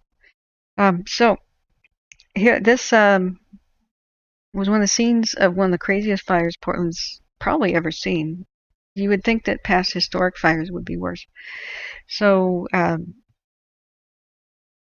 this kind of tells the tale. What do you think is wrong with this picture? I passed by this a couple of times in my life. Occasionally, my trucker route took me somewhat in this area, in the distant past. But there's a lot going on here that is really bad. Mark says, "Hi, just got here. Where is this? I have my 11-year-old grandson here tonight." Oh, no, I have to keep my blood sugar up. I have low blood sugar, so I got to do something about that. But I know what you're saying. It's just I'd rather have it with tea than like eat a bunch of bread or something. Something that instantly works. I have a consistent problem with low blood sugar. I'll start to get really kind of brain foggy and confused and don't remember my middle name kind of thing. Nothing like diabetic coma. I'm not a diabetic, but I mean, guess I can explain that. I like to take fruit usually to do that. I just don't have some right now.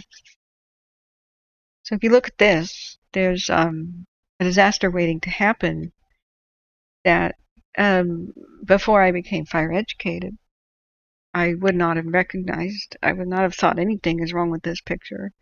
But there's a lot of things wrong with the picture. The vegetation is not that bad. I mean, it's growing up right next to the structure, but this is the rainy Pacific Northwest, and this vegetation is watered. So it's sprinkled, it's on drip. It's not going to become tinder dry or particularly dangerous. So Um, However, during a structure fire, it can definitely the branches can burn off. The trunks won't because it's a living tree. But the bushes, branches, and leaves, even though green, getting hot enough will ignite and will spread it up the sides of the buildings. It's very very close. So it's something firefighters have to be concerned about, but it's nothing like a eucalyptus in California or something right next to a building. Those promote fire like crazy.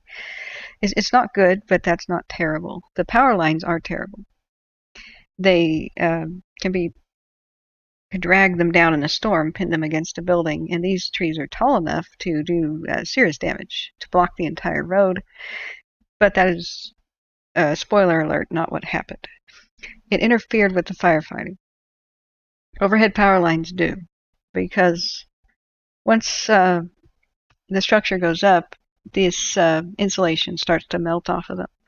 The firefighters can't put water streams anywhere near the power lines; they're going to get electrocuted. If the insulation eventually ignites, first it'll smoke, then it'll flash to ignition. The fire will travel along the power line towards the pole, and they still can't put water on it until the company shuts it down. Now, ironically, the company in Portland is called Portland General Electric, PGE.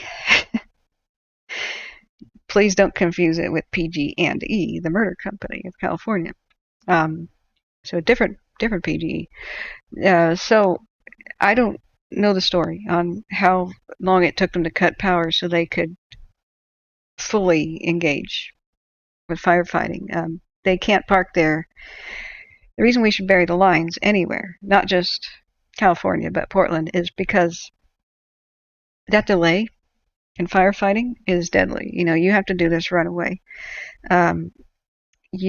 Seconds count, not just minutes. They also have to park their fire trucks away from anywhere the pole could fall on them or any of the lines.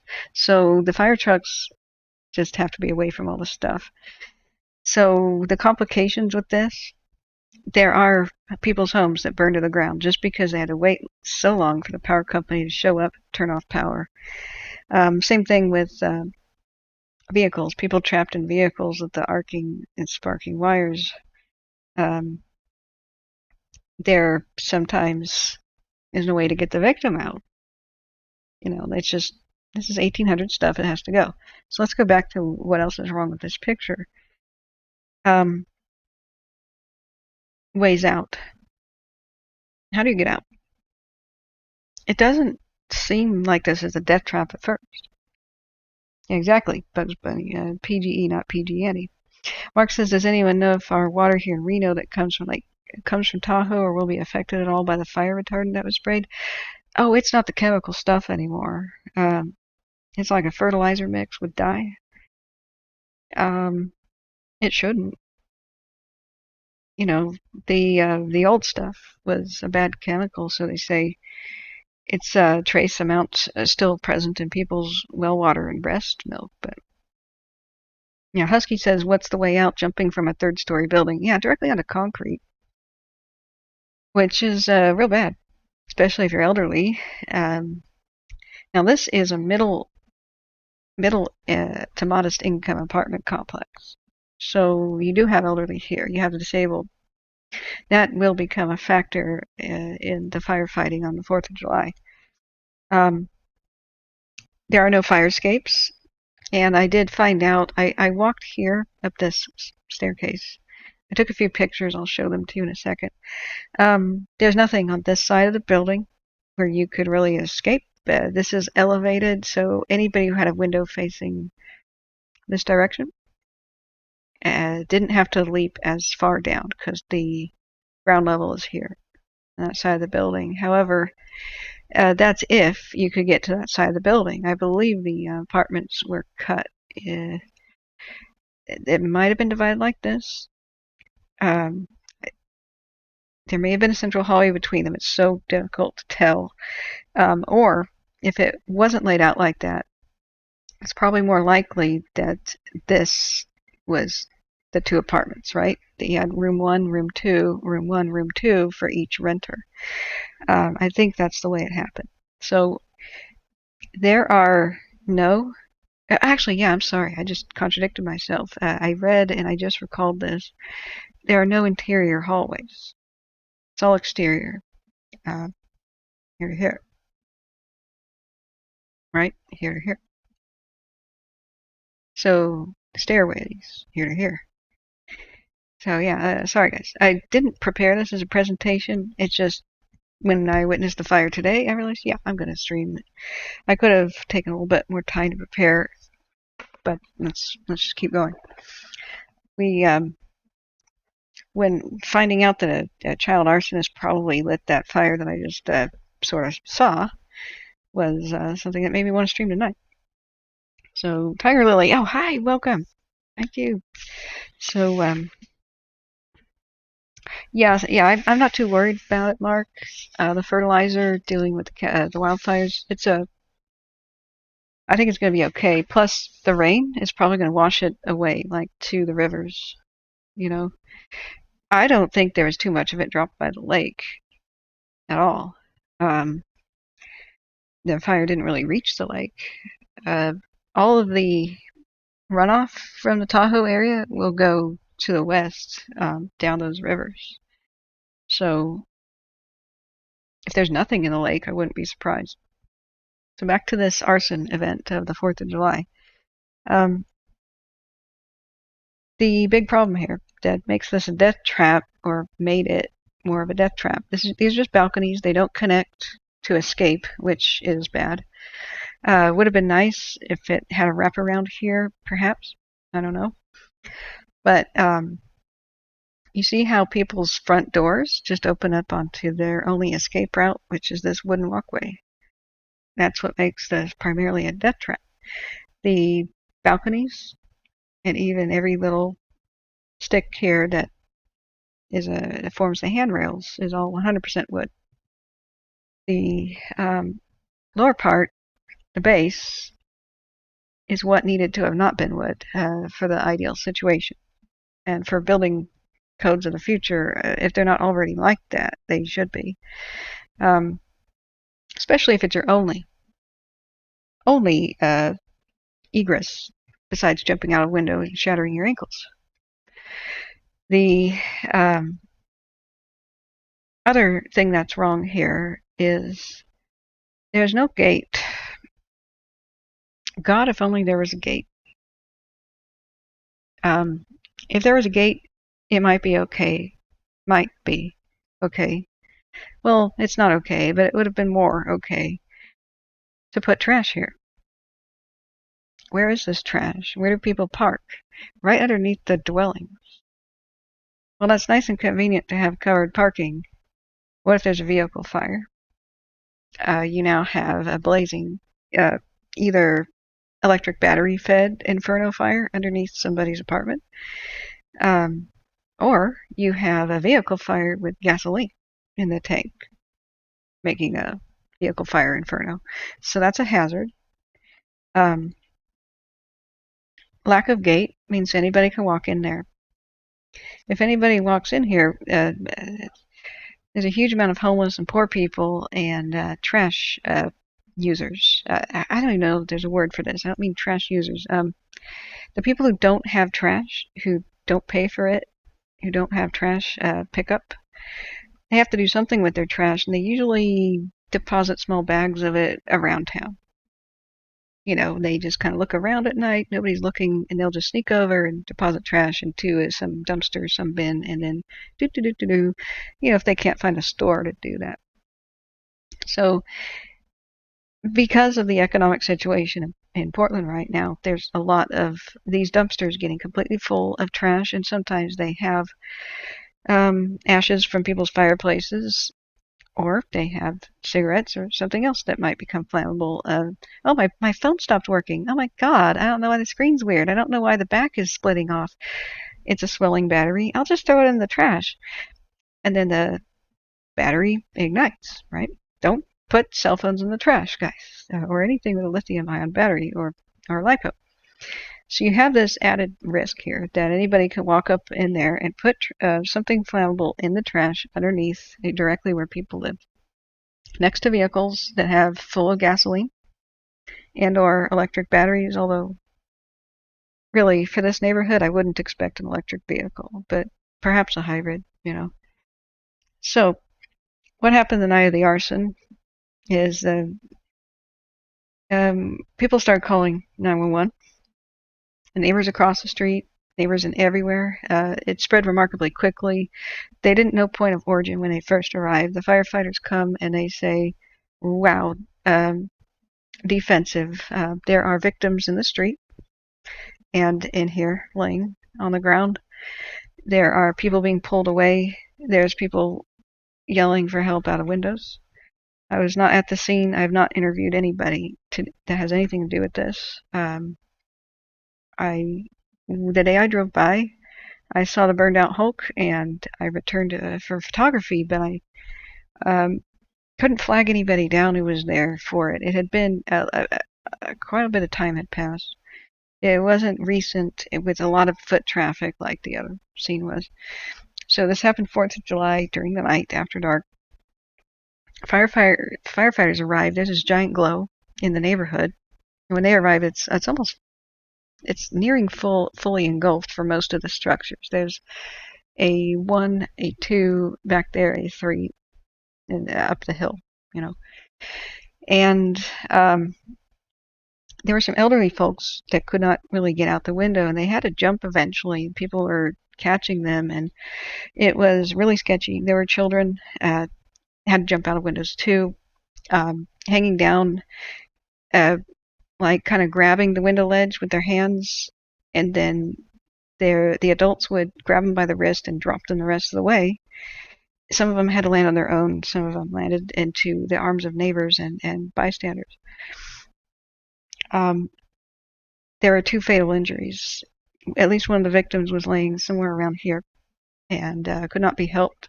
He was unable to get away from the fire enough, and I don't know if burning debris fell upon him or he had just suffered injuries too bad already. But it was a pretty traumatic thing to see that victim who would not make it. There were 2 male victims, and their photographs will show up in my pictures in a second.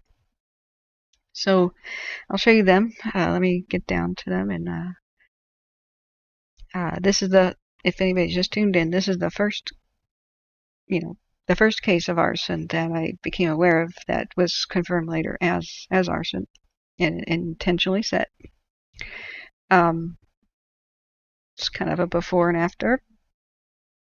So I'm on the sidewalk on the left side of the screen. This had been gated off, and I'm poking my camera through the gate to give you these images.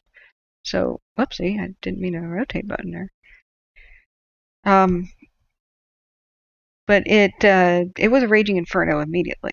So one of the biggest problems were one of the first things to come on fire was the wraparound decks here. And I was discussing the case with Cogito, a couple of the actual firefighters on the channel, and we were speculating that the race from the ground floor to the top, to the attic space, was probably what occurred first before the fire swept through people's domiciles. Otherwise, there would have been a whole hell of a lot more victims. So looking at just the remains of the attic, I don't see stops in between the attic. So if you imagine how the roof of the attic was kind of like so before it burned away, there should be beams, like in between them. So if a fire started on this side of the building and went racing up the top, because it would burn through this wooden deck, then this wooden deck, and then this roof eaves, it would suddenly be here. And if the attic is a big open space with no walls dividing it, it's going to spread. And the fire is going to end up here on the other side of the building, even before it's in this room, or this room, or this room, or this room. So I believe that probably is what happened, just looking at these photos.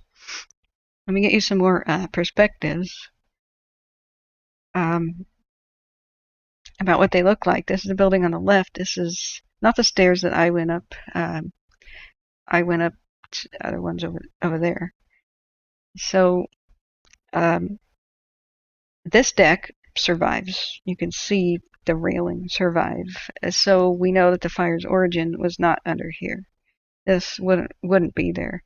But you see how the top floors are more burned out than the bottom, or at least this front facade right here. I found that curious. Once again, you see the almost completely obliterated attic space. So to give you more perspective on how this spread and why fire codes need to change and why they should have been different in the first place. Here's back looking at it. Look at the only means of escape, some of the most heavily damaged sections. So very quickly, these two walkways are on fire, and the staircase that was like this completely collapsed. So people could not literally exit their doors. Their front doors were here and here, and then, of course, here and here for that side. The wind, I think, had a lot to do with it. I do believe it was windy on the 4th of July. So the fact that the top had burned off kind of first, or at least was the most damaged, or at least the fire had gotten there very quickly. There was a lot of speculation that a Roman candle or a projectile firework had somehow landed on it. I mean, it's the 4th of July. I was looking at vehicles. I quickly concluded myself that the left side of the building over here, because there's kind of intact cars and like that, like I said, the deck to the right is probably where the fire probably started that way. So let's get you some more pics. So with this situation, the most heavily damaged units are right here in the front in the corner. I don't know which ones the victims lived in. I don't know if they were roommates. It's possible. I'm really not sure. You can see the naked poles coming out. I guess this is for drainage. I don't think that would have held up the deck, but rain has to drain somewhere off of the structure. It's kind of odd. But you see how they're completely obliterated and burned through, and it went and met the attic, and you see that there's no stoppages up in the attic. Bug says they need to outlaw fireworks in the Portland metro. Oh, God. 4th of July is one of the few times that Portland is dry, isn't it? But I won't wade into that debate right now, but in red flag conditions and in crazy droughts, definitely. I mean, they did it too late. I mean, they did. They outlawed them, and they outlawed fireworks sales in Multnomah County, but everybody had bought them already. It was like 3 days before 4th of July that it became a rule. Oh, and I'm sorry, I didn't finish the story of when I was driving through Portland around the 4th of July. I heard firework commercials. And they were advertising Roman candles. Sunday, Sunday, Sunday. Get your fireworks. Roman candles. Sparklers, snakes. Blah, blah, blah. Blah, blah, blah. Get your fireworks here. Here, here, here at our stand. And I went, Roman candles? Those are projectile fireworks. I didn't think that they were legal. But it was nevertheless on the ad. So anyway, this is a grim topic. So I think I want to get to the point where we talk about the victims, and if anybody knows anything, that they should come forward. Weeks went past. When I drove by, this is July. It's still gated off. The investigation had just really found point of origin, source of ignition, and pinpointed a cause. So I was actually across the street at this point. I'm by that big tree I talked about. This is a security guard watching the place. They didn't want anybody messing with evidence and, of course, looting and doing stuff. So very good. I commend that they protected the scene, the crime scene. I tried to kind of make sure everything was exposed right, to take a couple different photos. I just am filming through the fence. I'm not in there.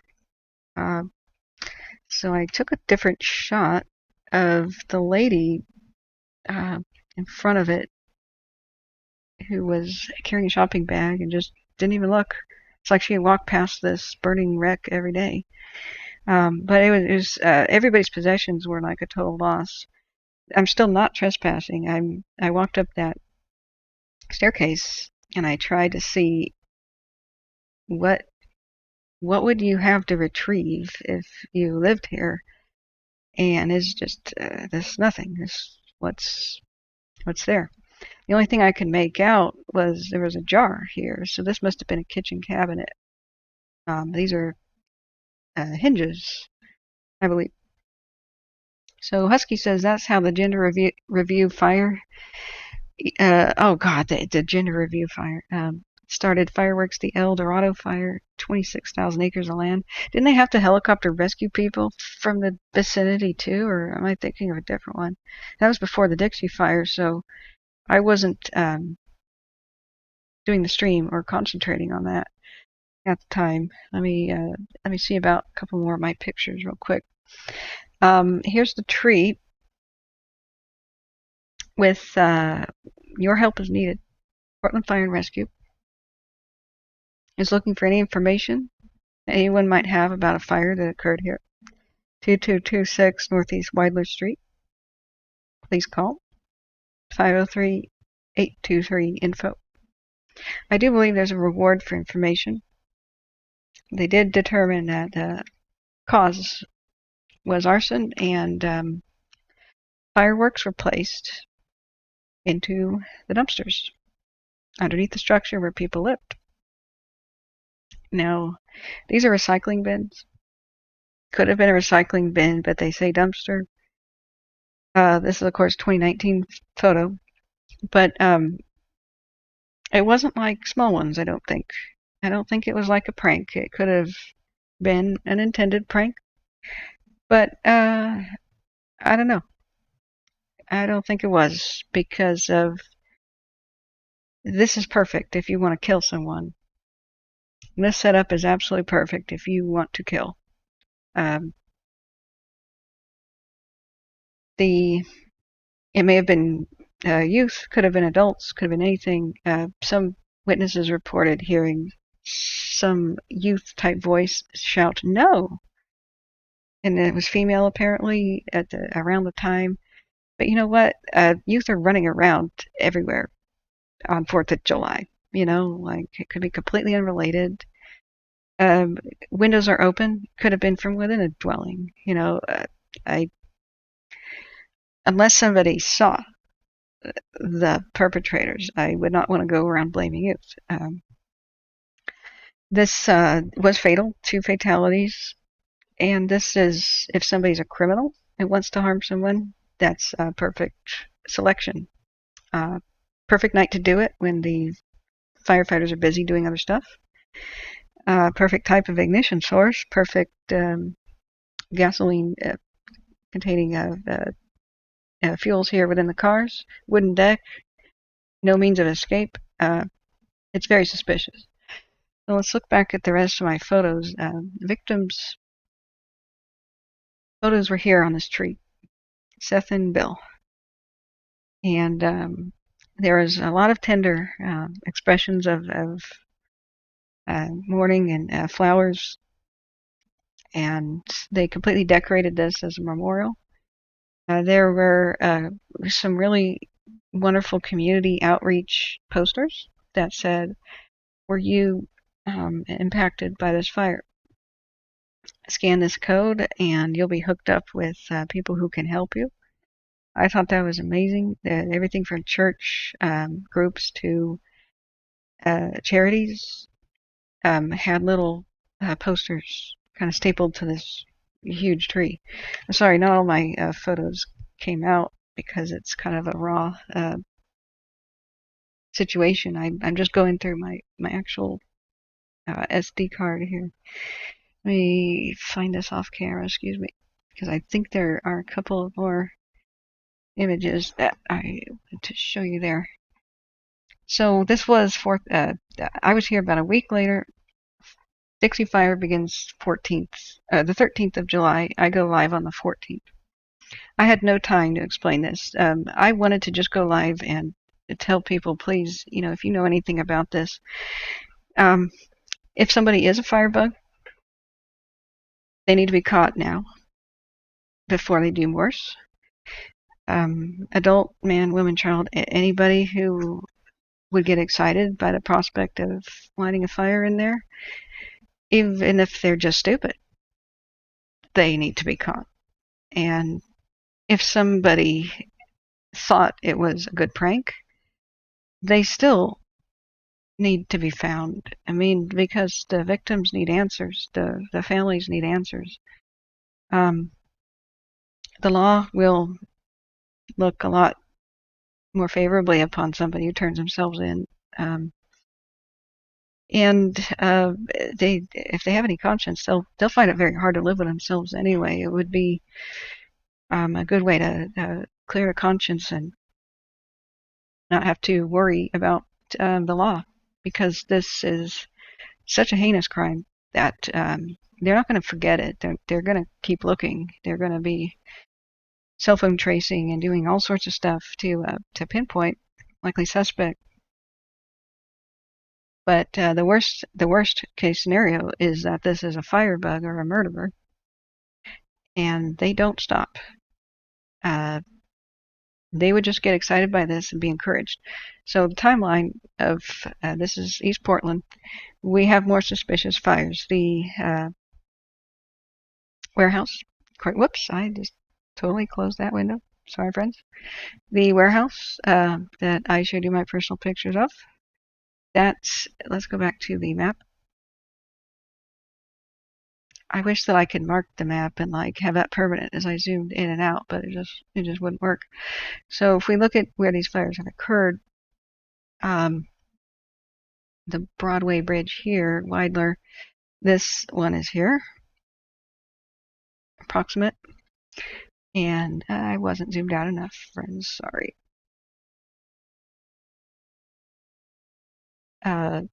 Approximate, and then down here, approximate, Hawthorne, that Lodge Edition, approximate, excuse me, right here. So, I don't know if arsonists prefer to go places that they know or not, but it's very interesting that this has happened in the last couple of months, and in each case, I believe they have a suspicious origin. I may be wrong about the restaurant thing because I haven't actually looked into it, but there's been others. The Helium Comedy Club had a fire the other day. I don't know if that's just a kitchen fire or something else, but I just keep noticing there's a whole lot of repetition with things here. The homeless are terrified.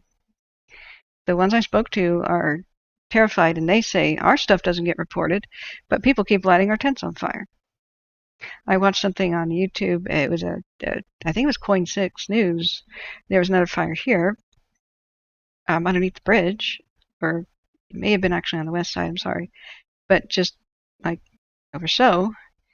And it was another homeless encampment. It could have been cooking, but it's happening with a frightening regularity, pretty decently sized fires. Now, this was a 5 alarm, I believe.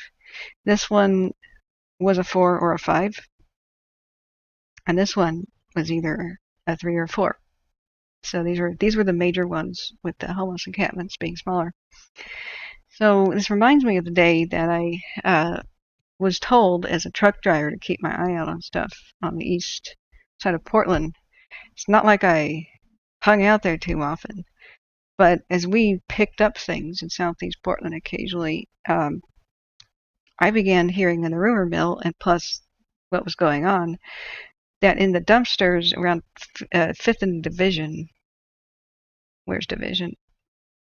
It was a long time ago, guys, that there was an arsonist that was lighting the dumpsters on fire. And it seemed to be an attempt to make the businesses burn down.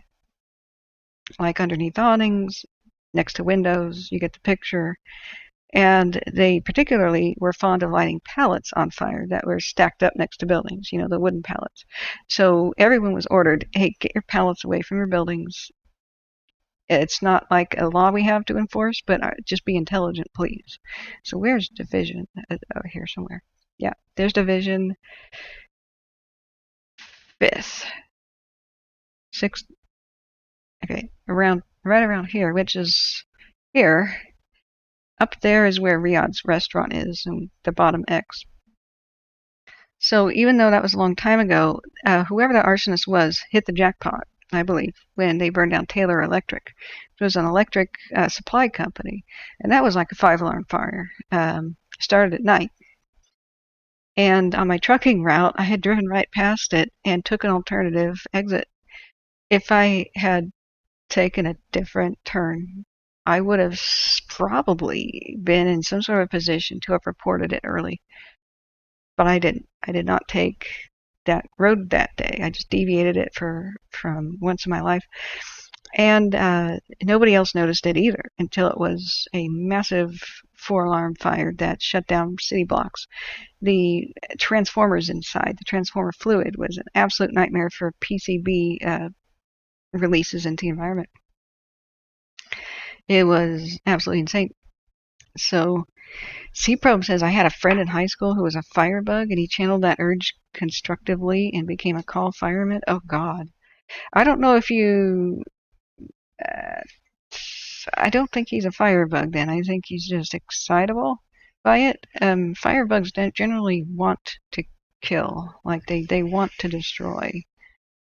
They don't just admire fire, think it's cool. Like, they are excited by the fact that somebody might die. That's their psychological profile, that when the term is used, like they are psychopathic. Like they don't give a damn that you and I exist. Like they're the way that someone could throw away a doll, they could throw away a human life, and have no conscience and no consideration for others. Oftentimes they have a low IQ. They oftentimes get caught. So I don't think the Taylor Electric fire perpetrator was ever caught.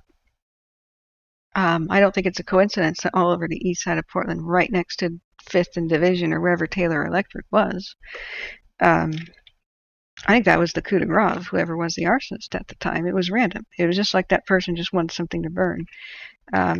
Taylor Electric fire, Portland. Maybe we could find an old news article or something. But it was one big, giant, raging inferno. We're talking multiple deck guns failed to put it out. Multiple city blocks were evacuated. Biggest fire in Portland since the 1800s or something, so they said. And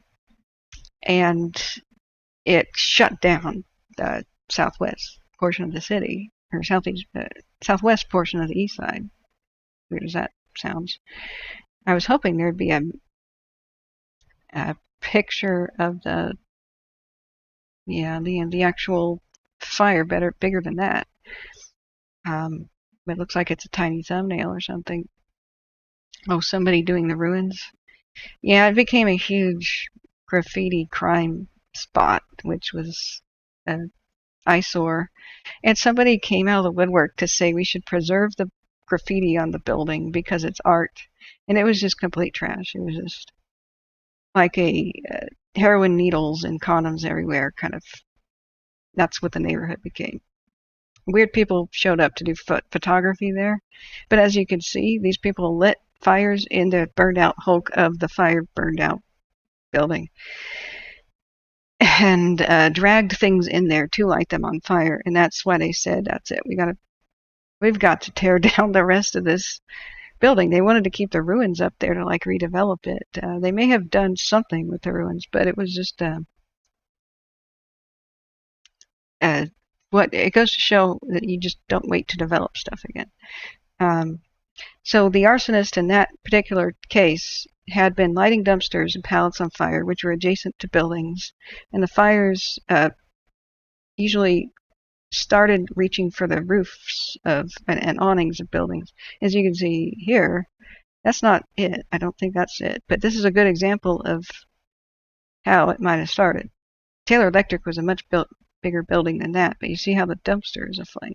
I don't know that in this building that it is the source of ignition, but that's what was happening. That's not it either. Oh, that's the Hawthorne one. That's Riyadh's. That's the one that just happened a couple weeks ago. So this is when I drove by. So these are scenes courtesy organlive.com. The heck. Um, so I don't think there's a connection between what those arsons of Taylor Electric way back in the day is versus now, but I see that it's a similar thing. Smaller fires leading up to a huge one. First of all, I still don't know if this is even considered suspicious or if they've done their investigation yet. Well, we can look at it in a minute. But the homeless people are terrified. They've had somebody's lighting their tents on fire. Could be simple coincidence. Homeless people in the warehouse or squatters or some other cause of it. But we do know for sure that the 4th of July fire was arson. So if anybody does ever hear anything about that, whoever watches this broadcast, please do come forward, because what if that arsonist who killed before is trying to kill again and just has an uncontrollable impulse to do this? If you do witness a fire, no matter where you are in the entire world, film the crowd. Film who's watching and turn that into police and turn that into fire investigators. Do post it online. Do tag the date, the time, and the fire and put that on YouTube. Those are considered training videos now, not voyeurs, not like looky-loos. In the past, that was considered like rude, like don't be a looky-loo and film. These days, fire departments want you to film. If they see their own fires they responded to online, they will use that for training. They'll time themselves and see what they could have done better, and they'll just have a constructive discussion about it. That's the new trend in firefighting, which I'm very happy has happened. Husky says, sleep to me is a basket case, or I feel some good days and terrible others. Oh, I'm so sorry, mate. Yeah, C-Probe says perhaps a pyromaniac then. That's what I'm starting to suspect. I mean, you can't just trust street rumor. And a lot of the homeless are mentally ill, may have paranoia aspects. But they do get targeted a lot as victims that are seldom considered worth following up with. You know, there is that guy that was killing homeless people with a baseball bat. And they really are victimized a lot, because a lot of times law enforcement will not prioritize the crimes against them. So whether or not that is something happening, it's likely though, because of what happened on 4th of July. So yeah, Husky says I have a terrible sleep schedule. Well, yeah, so did I. I often get that too, because I know what it's like to be all kept up by stress and stuff like that. So I've covered the what I said that I would. We can move on to different topics, because that's pretty dark. I'm looking at the chart of when people tune in versus when people tune out. And the moment that I was talking about the victims dying, there's a viewer count of 29 that dropped to 17 or 16. When I could have just been, people needing to go to bed or something, because at 9:30 rolled around, or they wanted to watch a program. But it's also an indicator that some people were uncomfortable with the topic of the fire victims. I don't want to linger on that too long, but I do just want people to remember that lives were lost, and we can change things. Even if we don't find the perpetrator, fire codes can change, where people should not have to be forced to go through flames to evacuate or break their legs jumping out of windows. Fire escapes need to make a comeback. I don't know why they're disappearing. It's time to renovate walkways, and you don't have to butcher businesses or put an unfair burden on landowners. You can do it in a common sense manner. You could issue laws that say Well, in the Pacific Northwest, where it's so dang rainy, where they replace wood and rot all the time on decks and structures, when you replace it, you will replace it with a coated structure. There's no grandfathering stuff that gets replaced. If your staircase rots and it's all wooden at its base and such, it should be replaced with a more fireproof construction so that people have egress and for much longer because seconds count. Um, the steps can be concrete or the fake wood or something similar. Hand railings could be iron instead of wood, and it's not that much more expensive. In fact, it'll save landowners money in the long run. Long run, because it really wouldn't rot now, would it? So it really does look like an. What are you guys saying this looks like an alien for? I just see a triangle or maybe something rated X here, but I don't see an alien. What? Where's the alien, guys? uh, is it a face? Is it a body? Is it a silhouette? What? On the left? The left side of the tree. Where? You mean like a petroglyph? Like this is a person hailing a taxi cab who has a badonkadonk or something? A face and a body in a flight suit? I'm just thinking somebody with a good female figure that needs a cab ride right now. On the left, it's a plumber. Okay. Yeah, there's a lot of people seeing different stuff in this. I don't know. Wow. You know what was eerie? Is during the wildfires that some smoke shapes in the sky looked like dragons and stuff.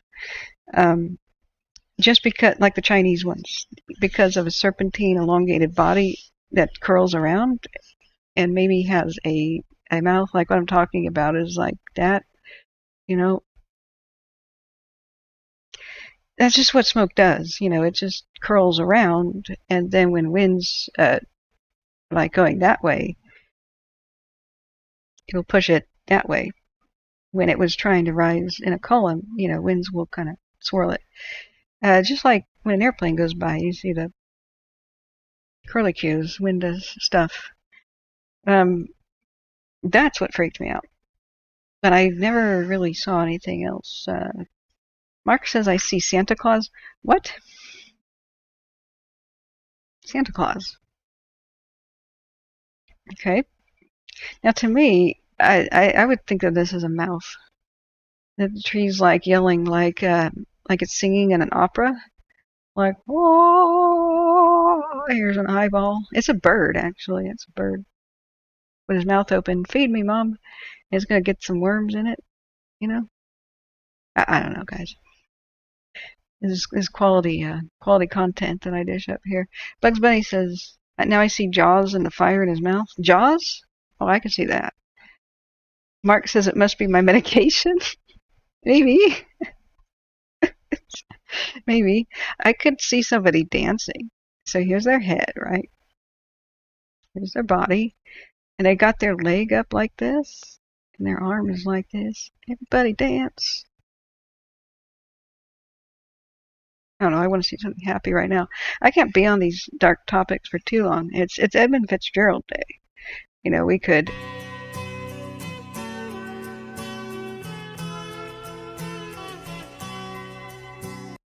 move back to the topic of ships. What do you guys know about the Edmund Fitzgerald? I have writer's vision when I think about it. What I wanted to be was a director of like movies, dramatic movies. You know, Steven Spielberg-esque type movies. You know, when I was a writer trying to figure out what I wanted to do, I don't know that I'm physically capable of that.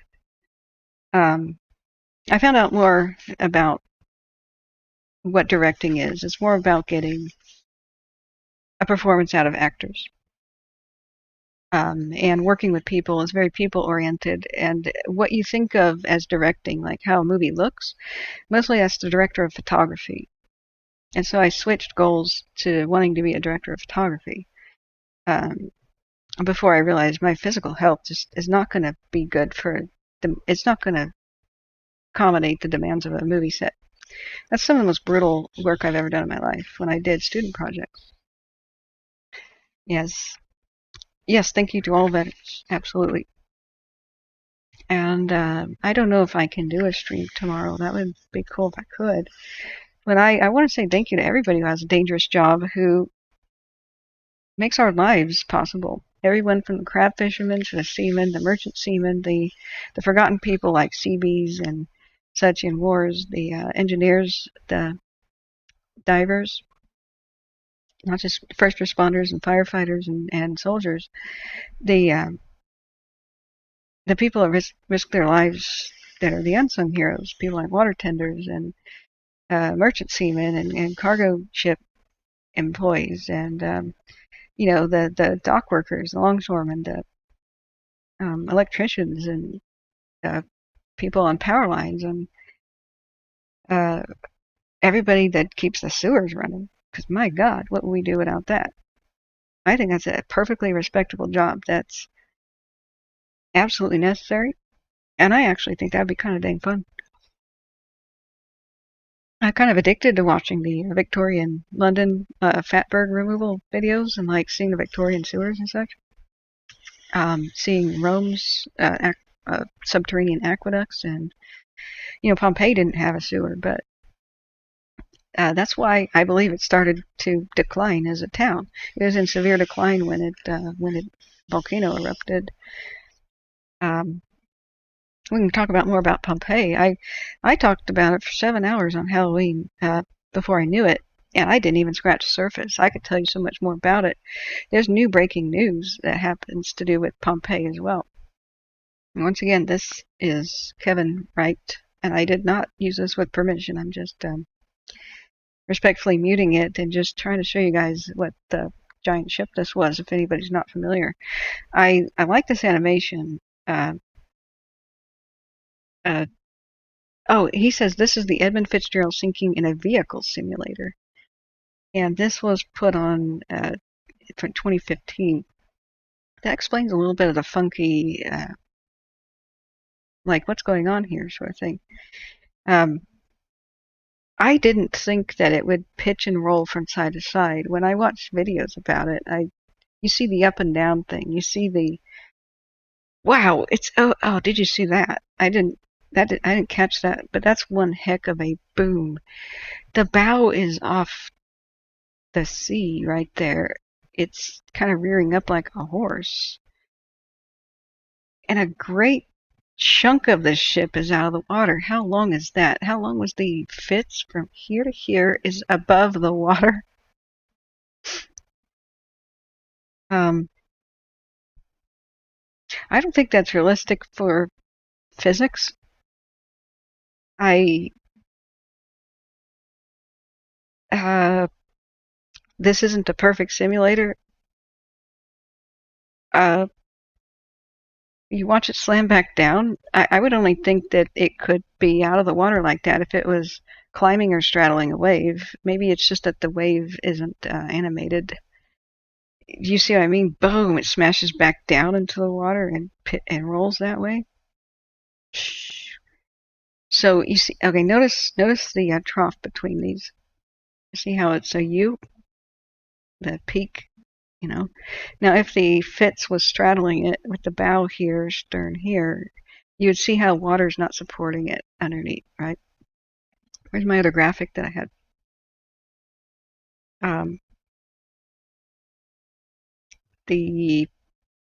It can crack in half being on a wave like that. The size of her might have kind of been detrimental to her survival in such seas. But this is and that's the rock split theory. But you get the idea of here's the tall wave and tall wave. Even if the rock ain't there, the keel can just snap. It's too much pressure. It's not supported by the weight of water anymore, and it was severe. It was packed full of cargo. So, oh, Cobra Commander, hey, how are you?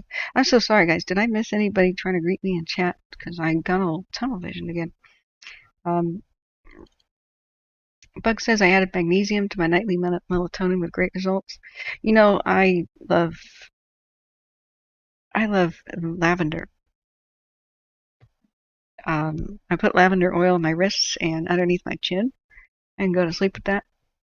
And I never go to sleep without something playing with a soothing voice. So yeah, I have to show you guys Nick's enter real quick before we go back to the fits. Just he'll cure your insomnia, and tell you everything you need to know about how Yellowstone may have a crater in Tillamook Bay. Nick Zentner. Now you can find his stuff like on his own channel now that he's a super. Wait, he only has 35,000 subscribers. That's going to be in the millions in no time. It's just holy mackerel. Much of his content's on the University of Washington channel. You can start here, like Central Washington University. Flood basalts of the Pacific Northwest is how I found his, because I took a drive on the Columbia before the fires. You know, the fire that took out the Columbia. Oh, gosh, that was the perfect. Oh, see that lava? Did you see that lava? Where'd it go? Oh, no, this is a long presentation. I need to screenshot that. Okay. Do you guys remember the lady who came in and said that the wildfire by Medicine Lake was started by lava? Do you remember that? Remember how I tried to tell people you could basically walk on lava with normal shoes? It's kind of cold at the top where it's black. That's the best example I've ever seen. This is how they collect the samples. Like, geologists walk with normal shoes on cooling lava all the time. Desiree says, I've seen this guy, he's cool. Yeah, he will soothe you to sleep and amaze you if you're paying attention and soothe you to sleep if you're not. There's no jump scares or bangs or loud sounds or anything, and you can put his playlist on and you'll have hour-long lecture after lecture or cool video. He'll tell you how the Columbia River was made, how the Missoula floods carved it, Bridge of the Gods. At some time there was an earthquake long ago, like 10,000 years ago, that it dammed the landslide of it dammed the Columbia, and the Columbia backed up and eventually broke it through. But it was possible that Paleo Indians could have walked across it. They still have tales and collective memories of it that explain exactly what the hell happened. There are legends about it. Talk about Mount St. Helens was a lady, Mount Hood was a guy, Mount Adams is a guy. So Mount Adams and Hood fight over St. Helens because she's the beautiful maiden, right? And so when they fight, they have earthquakes and eruptions. And so they said during one of their fights, the earthquake and the landslide created the Bridge of the Gods. And since they were like gods, that's what it was called. And they kind of had a timeline for it that matched geological record, and that's exactly what happened. So that's one of those eerie, wow, can folktales really sometimes have a lot of truth in them? We may want to look at Greek myths and legends a little bit more closely, like maybe the Amazons actually did attack Athens, and that's why the Greeks went totally ape on taking away women's rights because they were scared of them, like absolutely scared. That they would take up arms again. I mean, the ancient Greeks just talked matter-of-factly about having a tomb of unknown soldiers that they dedicated during the war with the Amazons, which was around the time of the Trojan War. And everybody thought the Trojan War was a myth, and well, we found Troy. Anyway, you can see how my mind just goes to different topics randomly, but this picture, I need to screenshot it. I was looking desperately this summer. We had a lady come in and she insisted that the Antelope Fire was caused by Medicine Lake lava, like this year. I said, no, lava underground does not cause wildfires. It, you could stand on it. You can take a sample.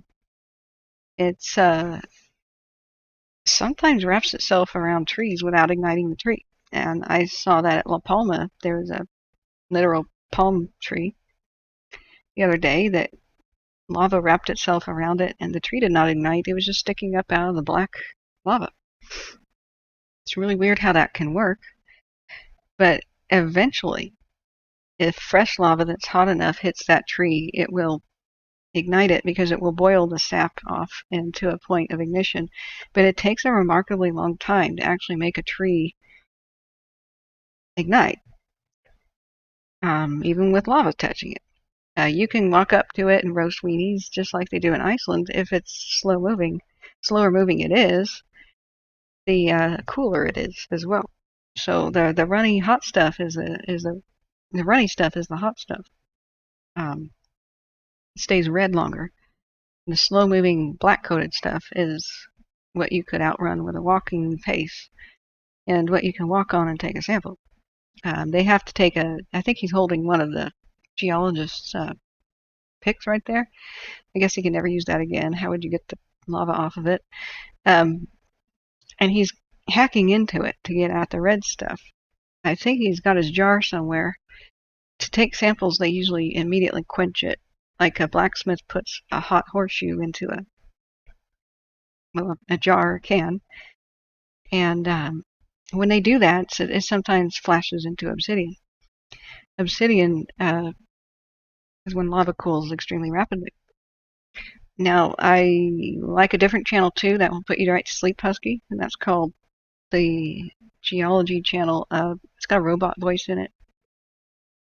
Geology Hub. And that one has almost daily updates. You could just put a playlist on. And they said that Oregon has one of the only 2 lava flows in the world that turn into obsidian. And I was speculating on that. It's called Obsidian something. Obsidian Butte, I think, in Oregon. I've never been there. Now it's on my list. Hey, big dog. Hey, hugs. Thanks for coming in. Yeah. Morris says we have historical amnesia. Well, not if I can help it. So anyway, if they get a fresh enough sample of lava and immediately quench it, they'll end up with obsidian. It's kind of somewhat rare to get nice chunks of it. And when Native Americans, Paleo-Indians, and cave people of Europe, when they found good obsidian for their tools, they would come back and walk thousands of miles to go get it, or else trade for it. So this lava that turned in a whole lava flow that turned into solid obsidian there's only 2 places in the world that's ever happened. Usually obsidian's found in small chunks. It has to cool immediately, otherwise it'll become some other rock, mineral, I mean. So I'm speculating, well, what could have made the obsidian flow in Oregon? What's it called again? I'm so sorry, guys. I need more sugar. Is it called Big Obsidian Flow? Well, that's not very creative. Oh, it's at Newberry. Oh gosh. Yellowstone makes all the headlines. Newberry might make the Newberry supervolcano, whatever it is, could one day replace headlines, just like Campy Flagray over in Naples, Pompeii. That makes sense. A lot of people speculated that to create. Why are there really crap pictures on the official forestry? Let's go back to pictures. Big obsidian flow. There it is. See that wall of rock? That's glass. There's some rocks on it that are volcanic in nature that dropped out of the sky and got ejected, but it's a solid piece of glass, and this is a pretty good scale. That's a big pond thing there. There's a safe walking trail, but you better not touch. You better not fall and put your hands down in front of you unless you're wearing some serious gloves. Obsidian pieces are the size of a human. or cars in some cases. So paleo Indians and other cave people, and well, even to modern era, visited this spot to go get this super obsidian. But it's only happened twice on Earth that we know of where all of the flow is turned to obsidian.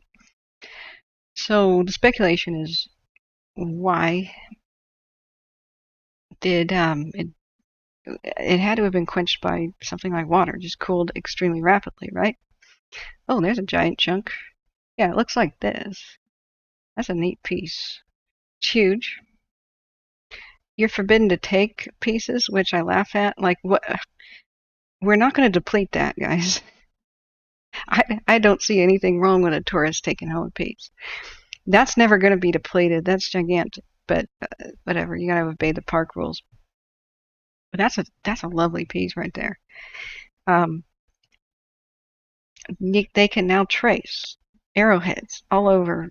Well, not arrowheads, spearheads, later arrowheads, um, and knives and such, all over the United States, even to the East Coast, that has this obsidian in it. Like, it was a huge commodity. It was traded everywhere, and Native peoples had, and the Paleo Indians had elaborate trade networks, much more elaborate than we thought.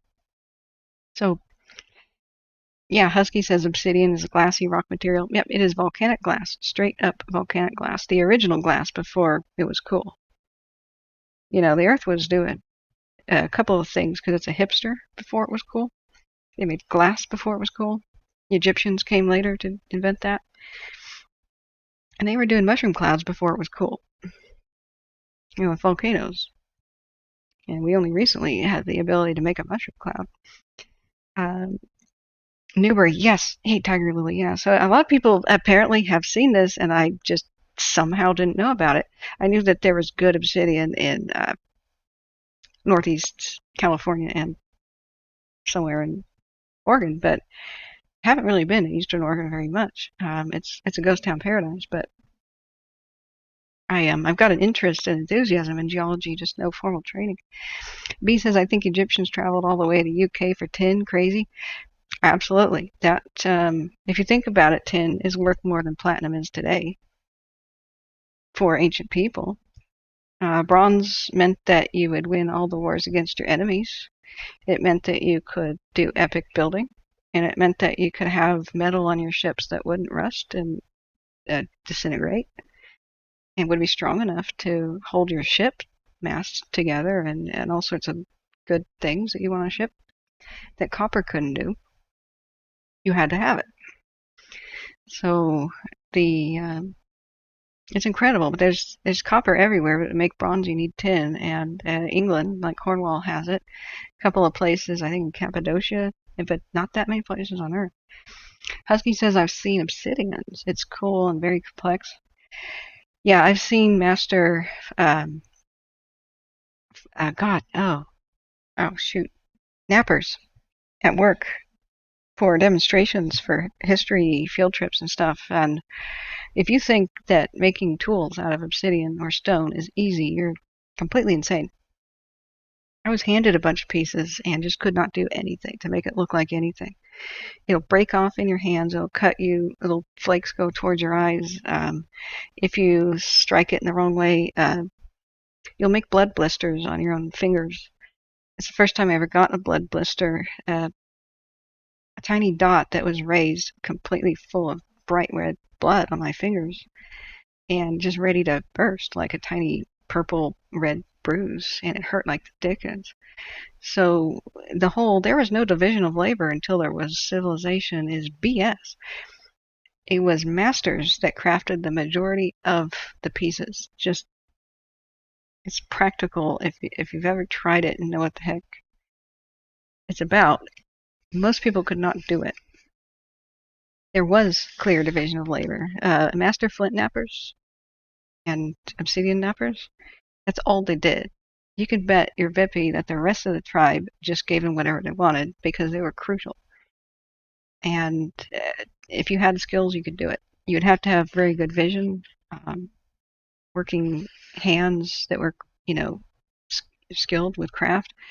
I've without damage to them, and Stone Age life. It's pretty brutal for medicine. If you ever had a broken finger or something, it was probably screwed up for the rest of your life. And eventually they'd ruin their eyes if they got unlucky with the flying flakes. So it was a high demand, high risk, high pay job. And to get your materials, you had to send somebody thousands or hundreds of miles away or trade for it or make the journey yourself. So it's more economical, instead of transporting a chunk, to make the finished product on site and transport the finished product. So I do believe there's probably Paleo-Indian ghost towns at all the sites where they harvested this stuff and they made the finished product and transported it out. They could have taken cores to sell the cores, of course, but it's in the age of no beast of burden, no donkey, no horse, no nothing. You carry this out on your back, chunks of glass, which are extremely heavy and fragile. To me, I think there's probably just waiting to be found a lot of workshops and Native American ghost towns. I include them in the word town because I don't think we should be so Eurocentric in that terminology. They seasonally inhabited towns, but if you want to define civilization, and it's the existence of permanent structures, but it was very practical for them to have a seasonal migration to town and rebuild them as they came and went because of fleas and pest control. You see early civilization in Europe, they burned down their homes pretty regularly just to control fleas. They were on the dogs mainly and just getting on people. And you can smoke them out some ways, but sometimes you just got to burn it down and start over. So Native Americans, that's if you have permanent settlements. Native Americans would just move to another place and smoke their belongings to get rid of the fleas and just groom themselves to get rid of them. And, put all their belongings in a kind of like an underground structure full of smoke to kill the eggs and everything. And if you just leave it for a winter, the fleas are not going to survive. The eggs are all dead. They come back and everything's hunky-dory. They repair the roof. So I think it's a strategy rather than they failed to develop kind of thing. It's just smart. So somewhere you can bet that around this place especially, which is a gigantic literal gold mine, not literal, it's not literal gold, but you know what I'm saying, an actual barter type of a gold mine, right? Funny thing is they didn't give a damn about gold, but they would see this and salivate. With something this huge, you bet that there was a lot of towns around it and a very thriving economy. Look, you got your fresh water source right there, plenty of materials, wood, food supply, and game. We'll probably find a lot of things in the future if we look. So B says they practiced with bone probably, which is also difficult. Yes. I believe that bone was a last resort when you couldn't get good flint or good obsidian. Bone polishing, just like you said, is quite a difficult thing. I haven't studied that, but I think that if you lost wars and lost access to obsidian, you think about it, it's a great weapon. It's 200 times sharper than steel. When you get injured with that, you're going to have a critical wound, critical bleeding wound. And it's fragile, which makes it perfect for hunting and warfare, meaning it will break off in a wound. So even in the Bronze Age of Europe, you see stone-tipped arrows were the norm, because if you could hit somebody in a weak spot, between armor, or if they were not wearing armor, the stone would chip off in the wound and cause a maiming effect rather than yank it out and everything's okay. No, it broke in the wound, and you don't see that on movies. So stone was favored. The only reason why conquistadors and stuff could possibly stand up to that kind of thing was steel armor, But for this era, it's weapons. So if you were at war with somebody, cutting them off from the supply means you have a gigantic arms race type of advantage. And they've got to resort to other things. So bone is going to be an alternative. Fish bones for tools, for sewing and such. So um, that's my personal theory. Or if a trade network collapses, if there's a calamity, if there's an issue, you have to use locally what you can. But that's a very good comment. Thank you for bringing that up. Bug says they may no longer kill people in the movies after this whole thing that just happened. What? Oh God. Oh, the shooting. Oh God. Yeah. So movie set safety. Everybody who's ever been on a movie set who has an ounce of brain in their head is just dismayed. How in the world could you have a set accident like that in this day and age? I had a role to play as a cowgirl in a student film. I was handpicked for the role, and I was really honored and super enthusiastic. I acquired a Derringer, an authentic Derringer pistol, because it was going to take place in a saloon during a poker game. It's going to be a very short film, helping out someone who wanted to make a short film as a demonstration to get into a film school. And I was like, whoa, pressure is on to do a good job, because he had to demonstrate his directing. I said I don't really want to be in front of the camera. I'd rather be the script writer. That's what I would like to do. But he goes, no, I just want your face. I went, okay. He goes, I need a blonde. I want your face. And since it was such a small role, I figured I'd just do it the best I can. And I told him I had the Derringer. He sends me out to get costume. I go buy a cowgirl hat. It's all looking great. The rest of the costume I needed to require, and we were just going to rent that. And we were looking for location, and then I found out who we would be working with, and I didn't approve. I said I don't want to be on a set with such a person. And they were a wild and crazy laissez-faire with safety. I don't need my seatbelt, and I'm going to drive erratically wild. I have to be the center of attention kind of person.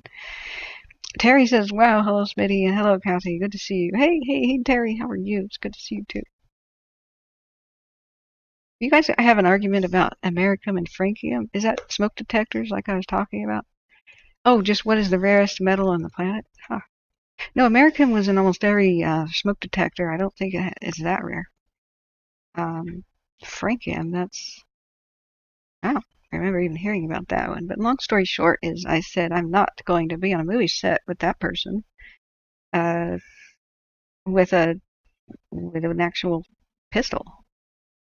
That's not going to happen. I don't care. Because I think I was supposed to get shot, if I remember right. And he was cast as the person going to shoot me. And I was like, hell no. And so I thought that having a rational objection to a safety violation issue, a safety issue, excuse me, would be taken seriously. And in fact, I was just fired from the movie set. I don't know if they ever made that thing, but it caused a rift, and it was just a kind of an ugly thing. But I feel proud of myself for walking away, because that was the kind of thing that was a disaster in the making. That's the kind of idiot that would have loaded blanks and played around. I was assured that it would be a dry firing, no blank loaded, nothing, and they would use computer magic to make it look like there was a muzzle flash or something. And I said, no, nobody's pointing a real nobody, not in the hands of that guy. Nobody's pointing a gun at me.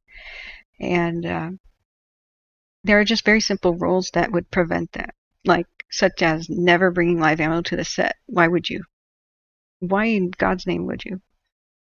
The other thing about blanks is that you never fire something loaded with a blank at an actual person.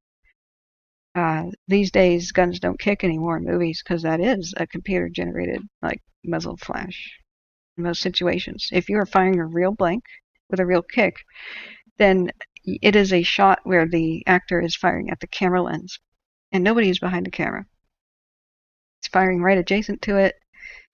so nobody is in the line of fire. So how that happened with Alec Baldwin, you just don't even if it's a prop.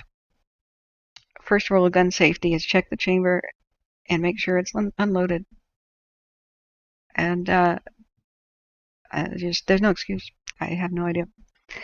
So Big Dog says, why would you ever have a real gun on set? There aren't replicas for certain ones. The trigger has to come back. The hammer has to come back. A lot of times they are real. You can use a replica if it doesn't fire. But as long as a real gun is not pointed at a human being,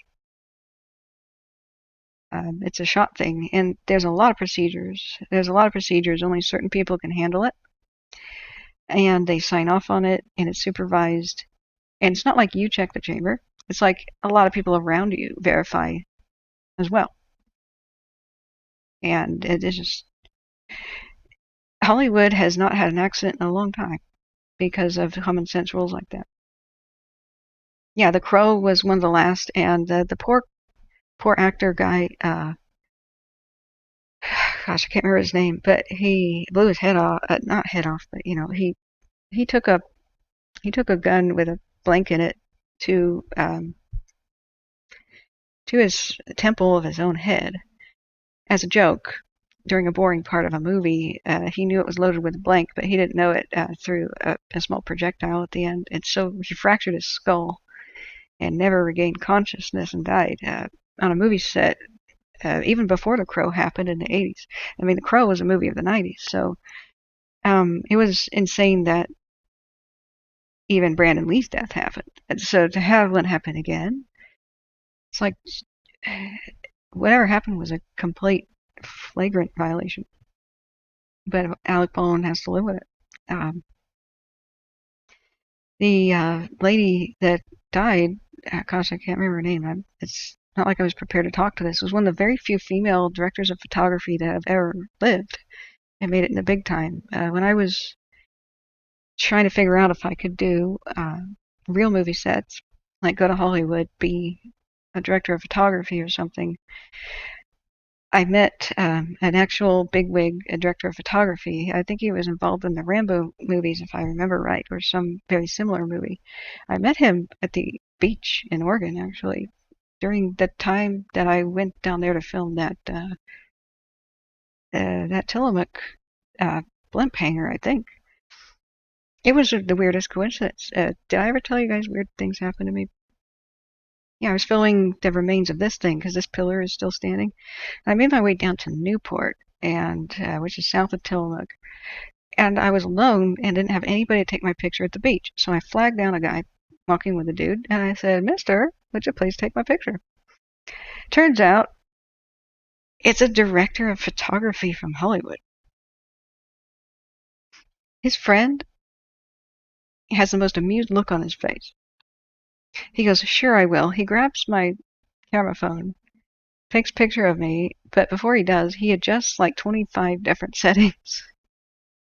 I could tell he knew exactly what he's doing. He told me to take a step to the left, tilt my head to the right, shoulders are this way, position, chin up a little bit. Okay, don't smile until 3, 2, 1, smile, go. Bang, I get my picture taken. And so I went, wow, so do you like photograph models or something? Like, what kind of experience do you have? And dude guys, you don't even know who you're talking to. And sure enough, it was a bigwig director of photography. So I went, oh my God, I would like to be one. And I said, I would like to work on movie sets. He goes, really? What would you want to be? A director or actress or something? I said, DP. He goes, oh.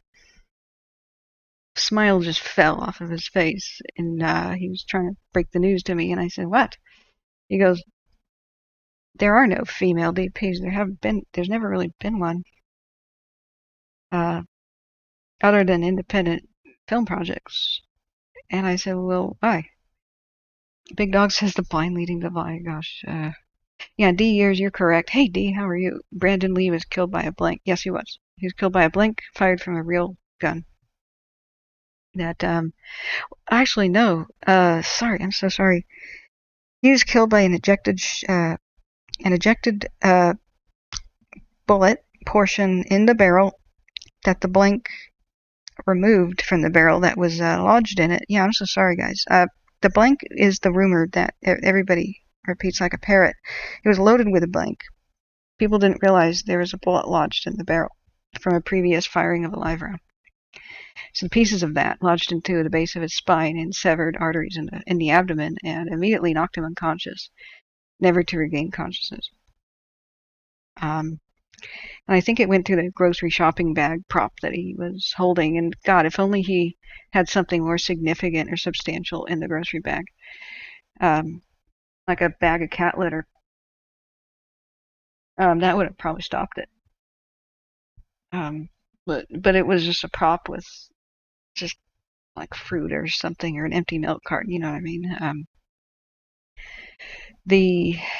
Back to what I was saying. What was I saying? Jeez, starting to get late here. D says, I'm okay, and you? Yeah, portion of the bullet, but fired by the blank. Exactly, yeah. So,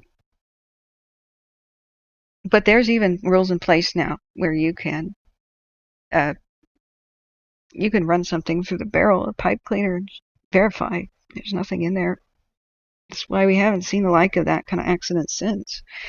And, you test it on something in a sand barrel. You don't test the first shot on an actor. It's just some common sense. Anyway, go back to other topics. Maybe we should switch them, actually. See, Smitty says a ship in the position of this picture on the screen will break a ship's back and snap at the keel. The Fitz broke into three pieces. Yeah, Smitty, people told me you know a lot about this. What can you tell us about the Edmund Fitzgerald? This is actually, the stern is rising. Yeah, this is the Edmund Fitzgerald put into a vehicle simulator, and this is published in 2015. So this simulator has it pitching and rolling side to side severely, whereas I used to think about where's my graphic now? Sorry, guys. I should go on a tab closing spree.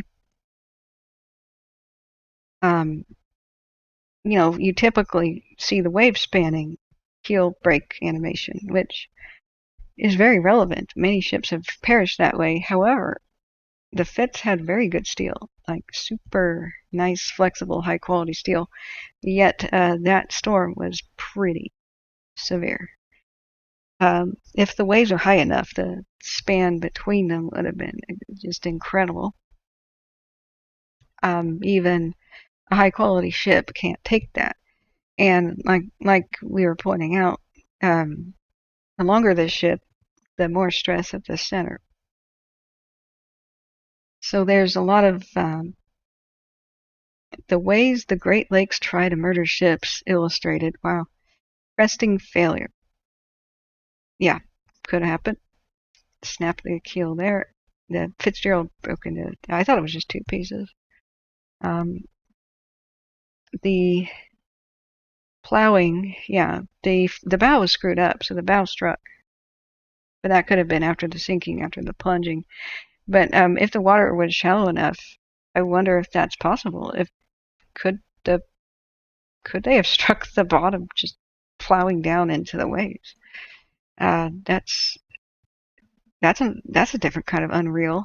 The way I imagine the Fitz happening, I saw a recreation with more modern analysis that it just became so inundated that the bow at some point kept almost going underwater with the waves, and it would punch to the surface again. And I can imagine the little wipers on the ship going whip, whip, whip, whip, whip, whip on the, on the windshield. Is it called the windshield? And them trying to work underwater virtually with waves like that. And then eventually the ship began to take on more water. They were taking on some. That if it was not enough to really sink it, though, like as the whole ship could still be afloat. Problem is that with it pitching forward like that the water collected towards the bow and started to weight it down there. So once a bigger and bigger wave came, that maybe in the pilot house there, they went down and they expected to pop back up again, and they did not. And then the creaking happens. The rivet or something pops off first, and a extremely high pressure bit of water shoots through there. The lights maybe flicker and go out, or maybe they're still on. Maybe the little wiper's still going underwater, but they're starting to get the feeling like, oh God, we should have popped up by now, but they're just kind of still plunging. And eventually the weakest window gives.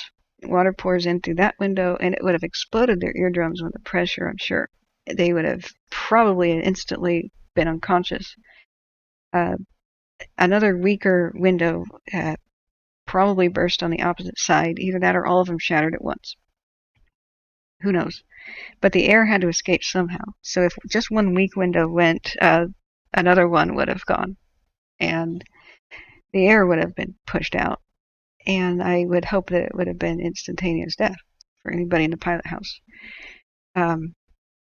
If it wasn't instantaneous, that ice water would have just flooded in, and maybe they had a pocket for a second at the top, but I would like to think that they would have just immediately gone unconscious. So bridge light, as in porthole, is port light. It's not a windshield. Okay, whatever. It's a bridge light. It's not a light. It's a shield. Okay? They need to rename that. Clearly. All right. Is that really what it's called? A bridge light. Smitty says uneven trim probably did cause a bottom strike, but it might have broken up before. True. Just like the Titanic got its bow screwed up because it had a long way to the bottom, and it was a heavy thing. That's a lot of speed you can pick up even underwater. It was pretty shallow. It is 500 feet, 500 to 550 feet.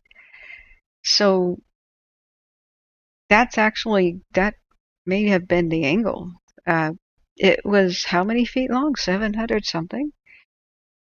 So it didn't even have enough depth of water to be vertical. But I think that the pilot house went underwater and just one day didn't come back up. I just can't imagine a side-to-side pitch or capsizing or anything, because the ship following it just suddenly saw the lights go out and it was just gone. And the captain of the ship behind it, I think we should trust what his instinct is. He said, I think that they went under, that they had been riding lower, and 728, thanks, Husky Eagle. So yeah, it couldn't have been even vertical. It would have been something like that.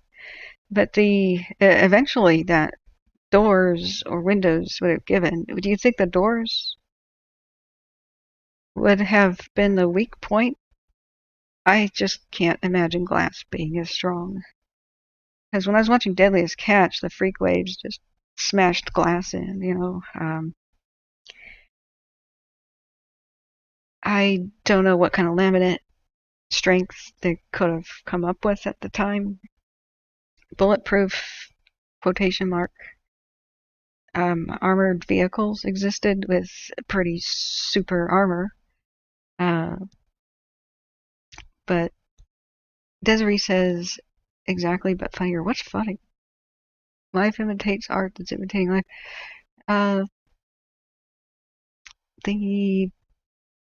Oh, you're talking about Alec Baldwin. Okay, I was going to say, what the heck's funny about this? Smitty says the deck cargo broke loose and tore off hatch covers, thus uneven trim. Ooh, deck cargo. I don't recall hearing that it had deck cargo. What was it carrying? I thought it transported something like a mineral. Of course, see, I didn't research it today. Before I went live, I saw that it was the anniversary that we should look at it. So yeah, educate me. The first time I heard the song, the super song that everybody loves.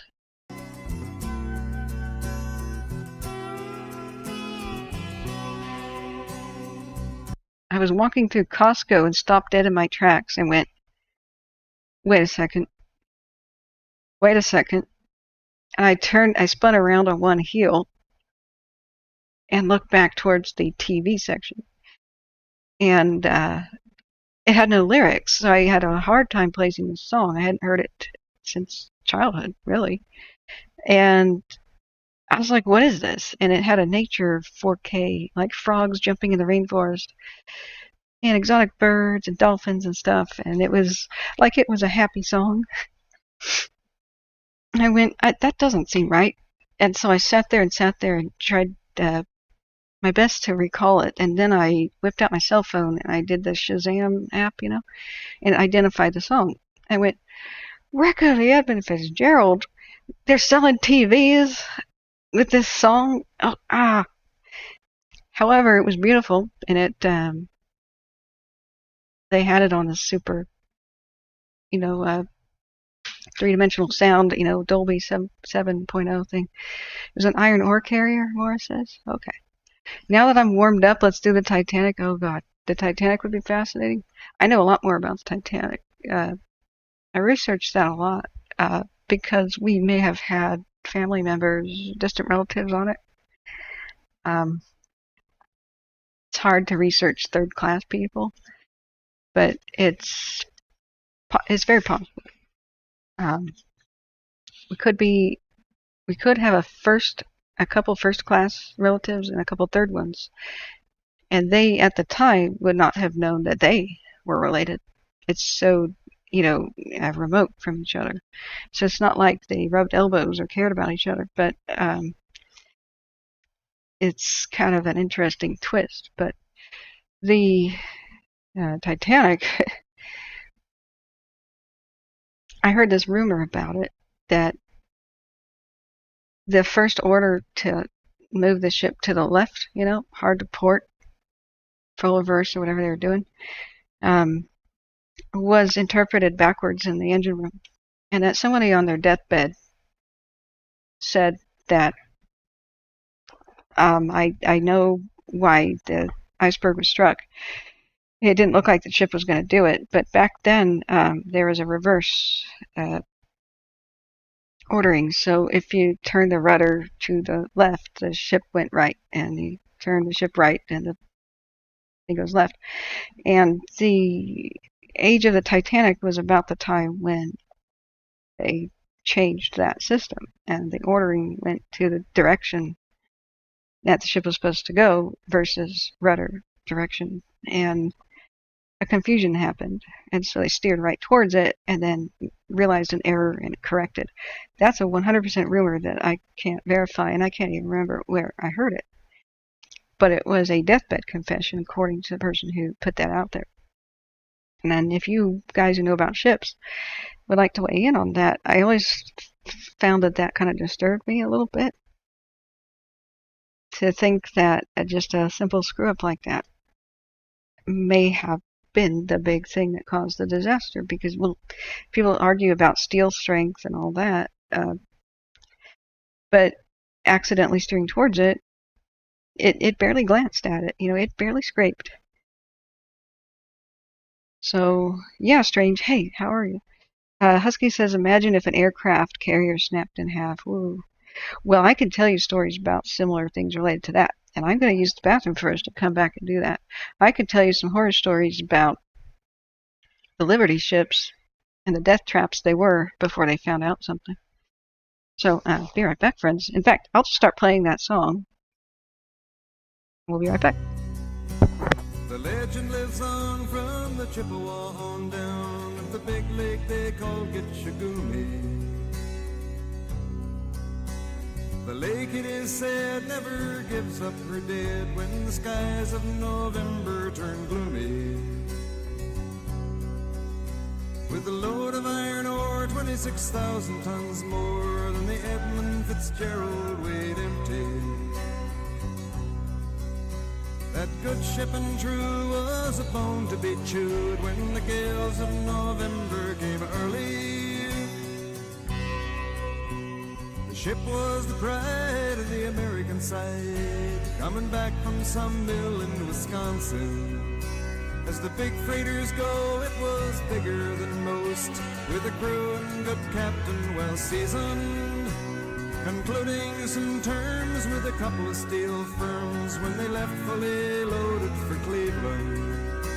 Then later that night when the ship's bell rang, could it be the north wind they'd been feeling?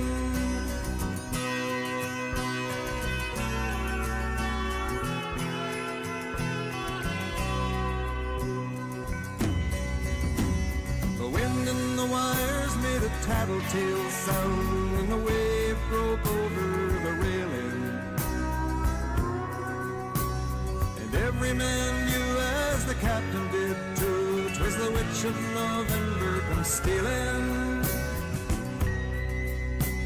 The dawn came late and the breakfast had to wait, when the gales of November came slashing.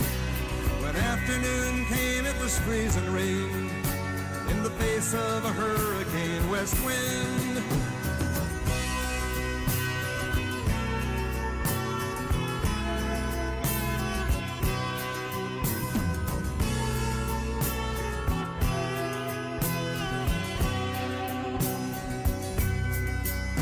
When supper time came, the old cook came on deck, saying, "Fellas, it's too rough to feed you." At 7 p.m. a main hatchway caved in. He said, "Fellas, it's been good to know you." Now that, I'm back by the way.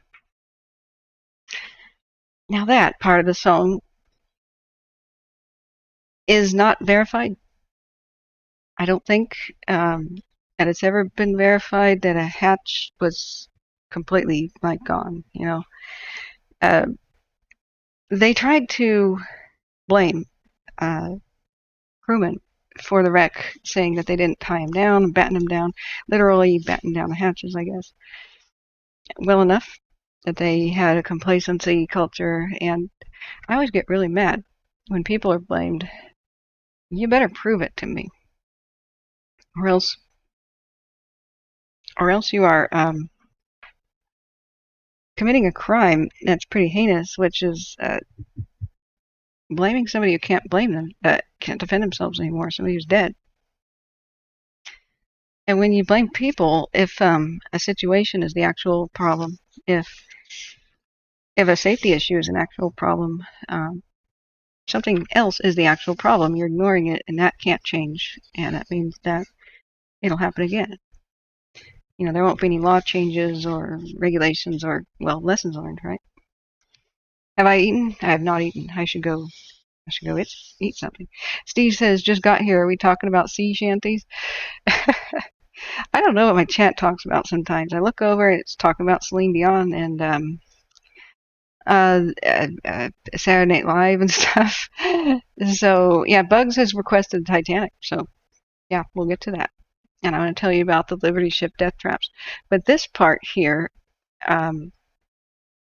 I don't believe that the crew are to blame, but they were for a while. And it was a pretty cool thing that the survivor of the Edmund Fitzgerald survived because he did not board.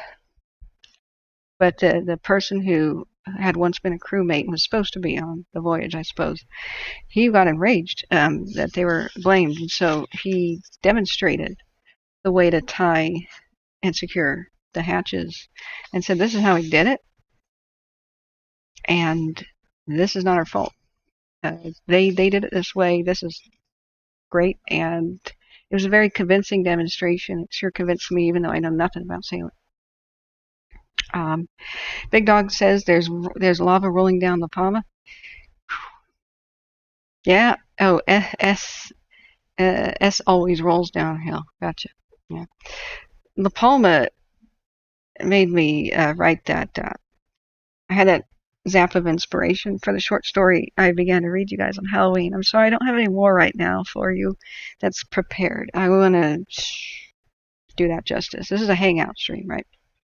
So you have requested Bugs Bunny, something about Titanic. We'll get to there. I think that storm was kind of just absolutely rough, and there were probably many factors that there are always many factors that play into a disaster. I can't really think of one that just has a single cause. It's always the cascading event of things. And that's why mega disasters are kind of somewhat rare, is so many things have to line up to go wrong. But nevertheless, whenever they do, you should make new safety records, because who wants more of those to happen? Um, the the hatches were leaking. I don't think they blew off or were destroyed, and I don't think they ever proved that they were. And it was a surprise. They were mostly intact and looking pretty okay as far as the submersibles were concerned. The part of the ship upside down, I don't think they could particularly look at very well. I mean, how the heck could you? But something, the difference between like this vessel and Titanic, I mean, it's so far apart in design and everything, but the steel quality is night and day. And that's something that needs to be spoken about. A couple of major disasters increased steel quality. So the Edmund Fitzgerald could have survived a lot of storms that otherwise would have taken it down. It had a particularly high quality flexible steel. Now, the Titanic's era was an age of horrifying steel production. Like, the quality was so lax in it that it was basically like manufacturing parts of a bomb. When it comes to boilers, especially when it comes to ship hulls and such, they were so weak that pressure changes were liable to explode them, to warp, bend them, and pop rivets. And a lot has been made of the Titanic's rivet quality, because when it scraped the iceberg and kind of glanced past it, rivets did pop off, and the gash was torn in the side, and it tore along the seams, the weakest part of the hull. So I mean, they did some common sense stuff like make double-hulled ships later. But if you think about the steel quality, they did some testing of recovered pieces, and it was complete crap. The problem with that is that it's no worse than anything else in the day, though, because the standards of the day were complete crap. So pretty much the majority of ships, at least a good portion of them, like a patchwork where they would rivet the steel pieces together, would be complete crap. And just these weak points, invisible weak points of imminent failure, just over time they're going to get stressed enough that they're just going to be this little brittle breaking point. I guess it's kind of like making a Jenga tower with, you think everything is wooden blocks, and then you find out some of it's like rolled up paper, that piece of rolled up paper somebody taped. And can you imagine too many pieces of your Jenga tower being actually made out of paper? So I've seen a lot of weird stuff, like when you look at history, and I've gone to ghost towns and mines. More than I am comfortable with, more often than I'm comfortable with, I find pieces of exploded boilers at mines where they had steam boilers to operate things. In many places, like the elevators, the hoists, the winches, the stamp mills, it was the era of steam, up to the turn of the century, and then it was, well, kind of going until the 40s, really. I think the Edmund Fitzgerald was a steamer originally, wasn't she? I mean, for cargo, that lasted a long time. If you look at strange ship disappearances and strange sinkings, really crappy steel is a good place to start looking for an explanation. The boiler that I found exploded in the Blue Mountains of eastern Oregon had a door for the boiler, and it was so twisted, it was shaped like a taco. It was like where they would open it and shove in some coal, the little door, And I found it very far away, this folded up pieces of taco door, very far away from where the boiler originally was mounted in the mining situation. And it was pretty remarkable the amount of explosive power it would take. If you can picture a complete steel door, something that would stop bullets. Like if you've seen that Clint Eastwood movie where he gets shot in the chest in a Wild West duel, and then he shoots the dude when he comes to inspect his body because he had a stove door underneath his front shirt. What movie was that? That was a good one. Um, I mean, bullets would reflect off this stuff, but it was such a low quality that it was brittle, weak, and you couldn't tell by looking at it. It was full of microscopic cracks. It was not good. So you look at Titanic, sister ships, the Olympic, all those, and some of them died to torpedoes and whatnot, like the Lusitania, but it had like paper in some places below the waterline, and that just didn't help situations. Um, when enough accidents happened with boilers, a lot of them were train accidents. The trains had and steel bridges had a massive failure rate where you just have bridges collapsing with a normal train on them in a normal storm, because engineers partly were experimenting with new types of bridge designs and new train designs, but they were also too confident in the quality of the steel. They weren't making calculations for a lot of the bad stuff coming out in the batches and not being failed by quality control. That was a fistful of dollars. A fistful of dollars. A fistful of dollars. Thanks, big dog. And that's my cue to go get something to eat for blood sugar, so I can still talk to you guys. So, train deaths from just the engine exploding randomly and from the boilers going, from the bridge collapsing underneath you as you went over it, that was just kind of common and terrifyingly so. And it was so many deaths that prompted those safety regulations. A lot of it occurred in England, but some of it occurred in the United States. Now, if you watch the channel called Fascinating Horror, that's a great one. And one of those is the story of a ghost town, which is one of the weirdest ghost towns I've ever researched. So I knew about this incident before he covered it, but he oftentimes covers disasters that you have never heard of. I tell you why. That's why I'm addicted to researching ghost towns. But anyway, this stunt was pulled off where they would take two trains and collide them at high speed. They would highball both trains on a track together to ram them together on purpose. I guess in the 1800s and turn of the century, there was nothing to do. I just come to the conclusion there's not much to do, I guess. They just didn't have, national football games and stuff. They would just sign up to watch trains crash together. And, well, if they did that today, I'm sure people would still buy a lot of tickets. So it's not like I can really criticize their choice in entertainment. But a temporary town that even had a post office was erected, and all these people gathered to watch the train collision show.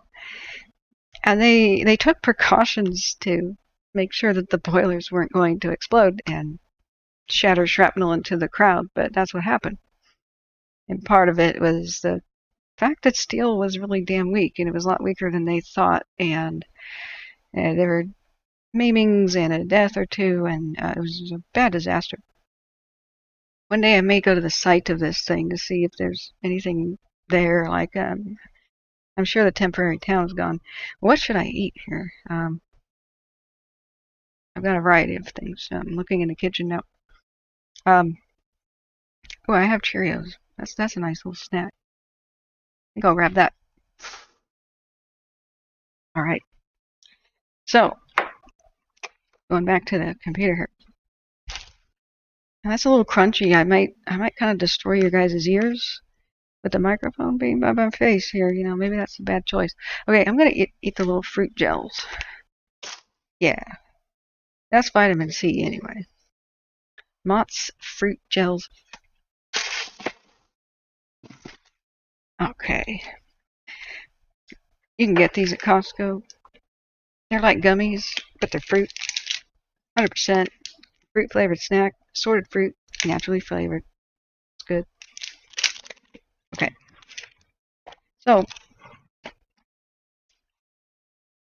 there's a lot of explosions of boilers on the steamships as well, and there's an accident nobody's heard of. So you've heard it first here. I think I mentioned it on stream a long time ago, maybe last year. But I went to a ghost town south of Portland called Kenema. It was once a separate town from Oregon City, and one of the worst explosions of a boiler happened there and obliterated a steamship, a river traveling steamship at the docks, and killed a lot of people who were waiting to board. They were just sitting there like, we're going to go upstream, blah, blah, blah. And a guy ran out from beneath the deck and just got on the dock and just took off without a word for the hills and was never seen again, just ran for his life. And people just had moments to contemplate, why is this person running? Or the ship blew up. And people were thrown into the water as injured survivors, and it was mayhem.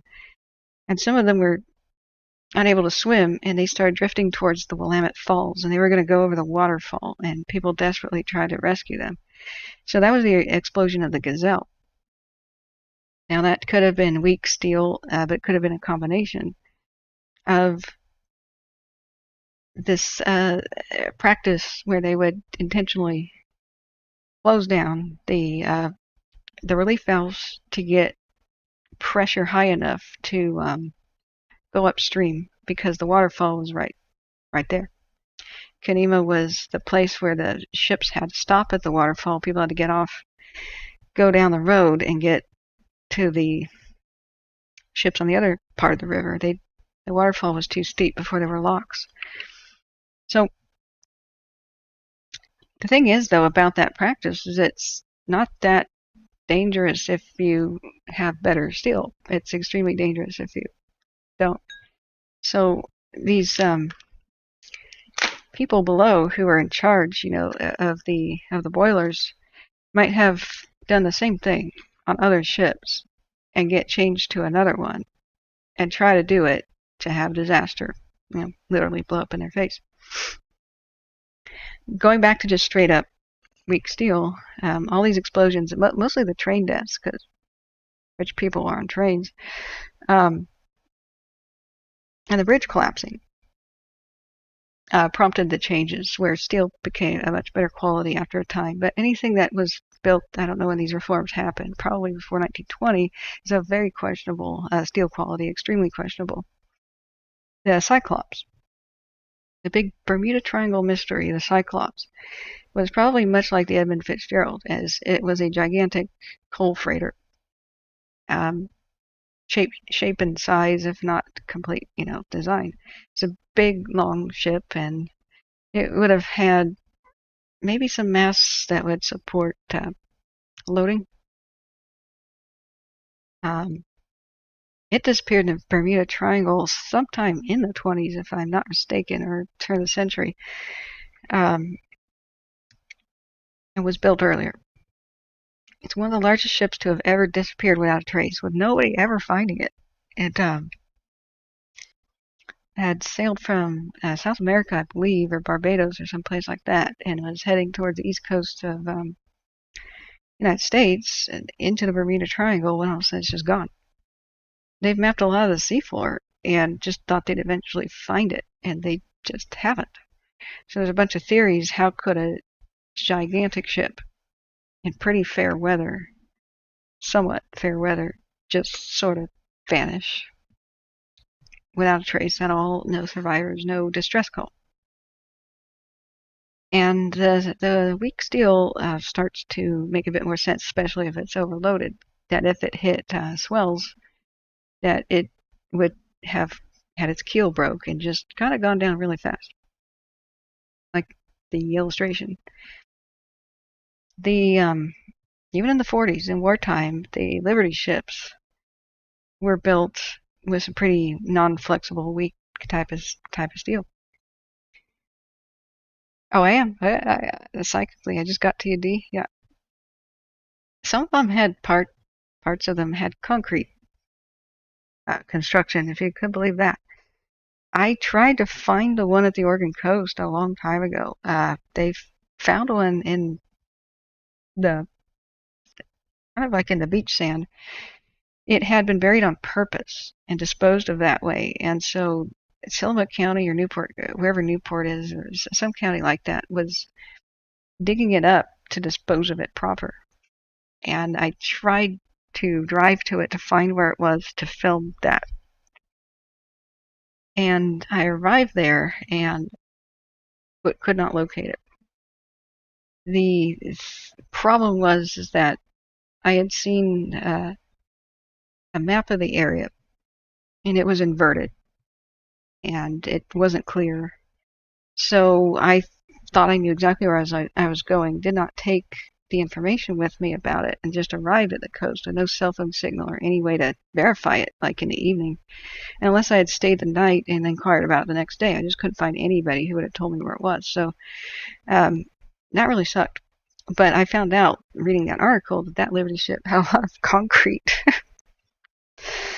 Oh my God, a ship with a lot of concrete in it. So they had questionable quality materials. And the big problems with the Liberties was the Atlantic.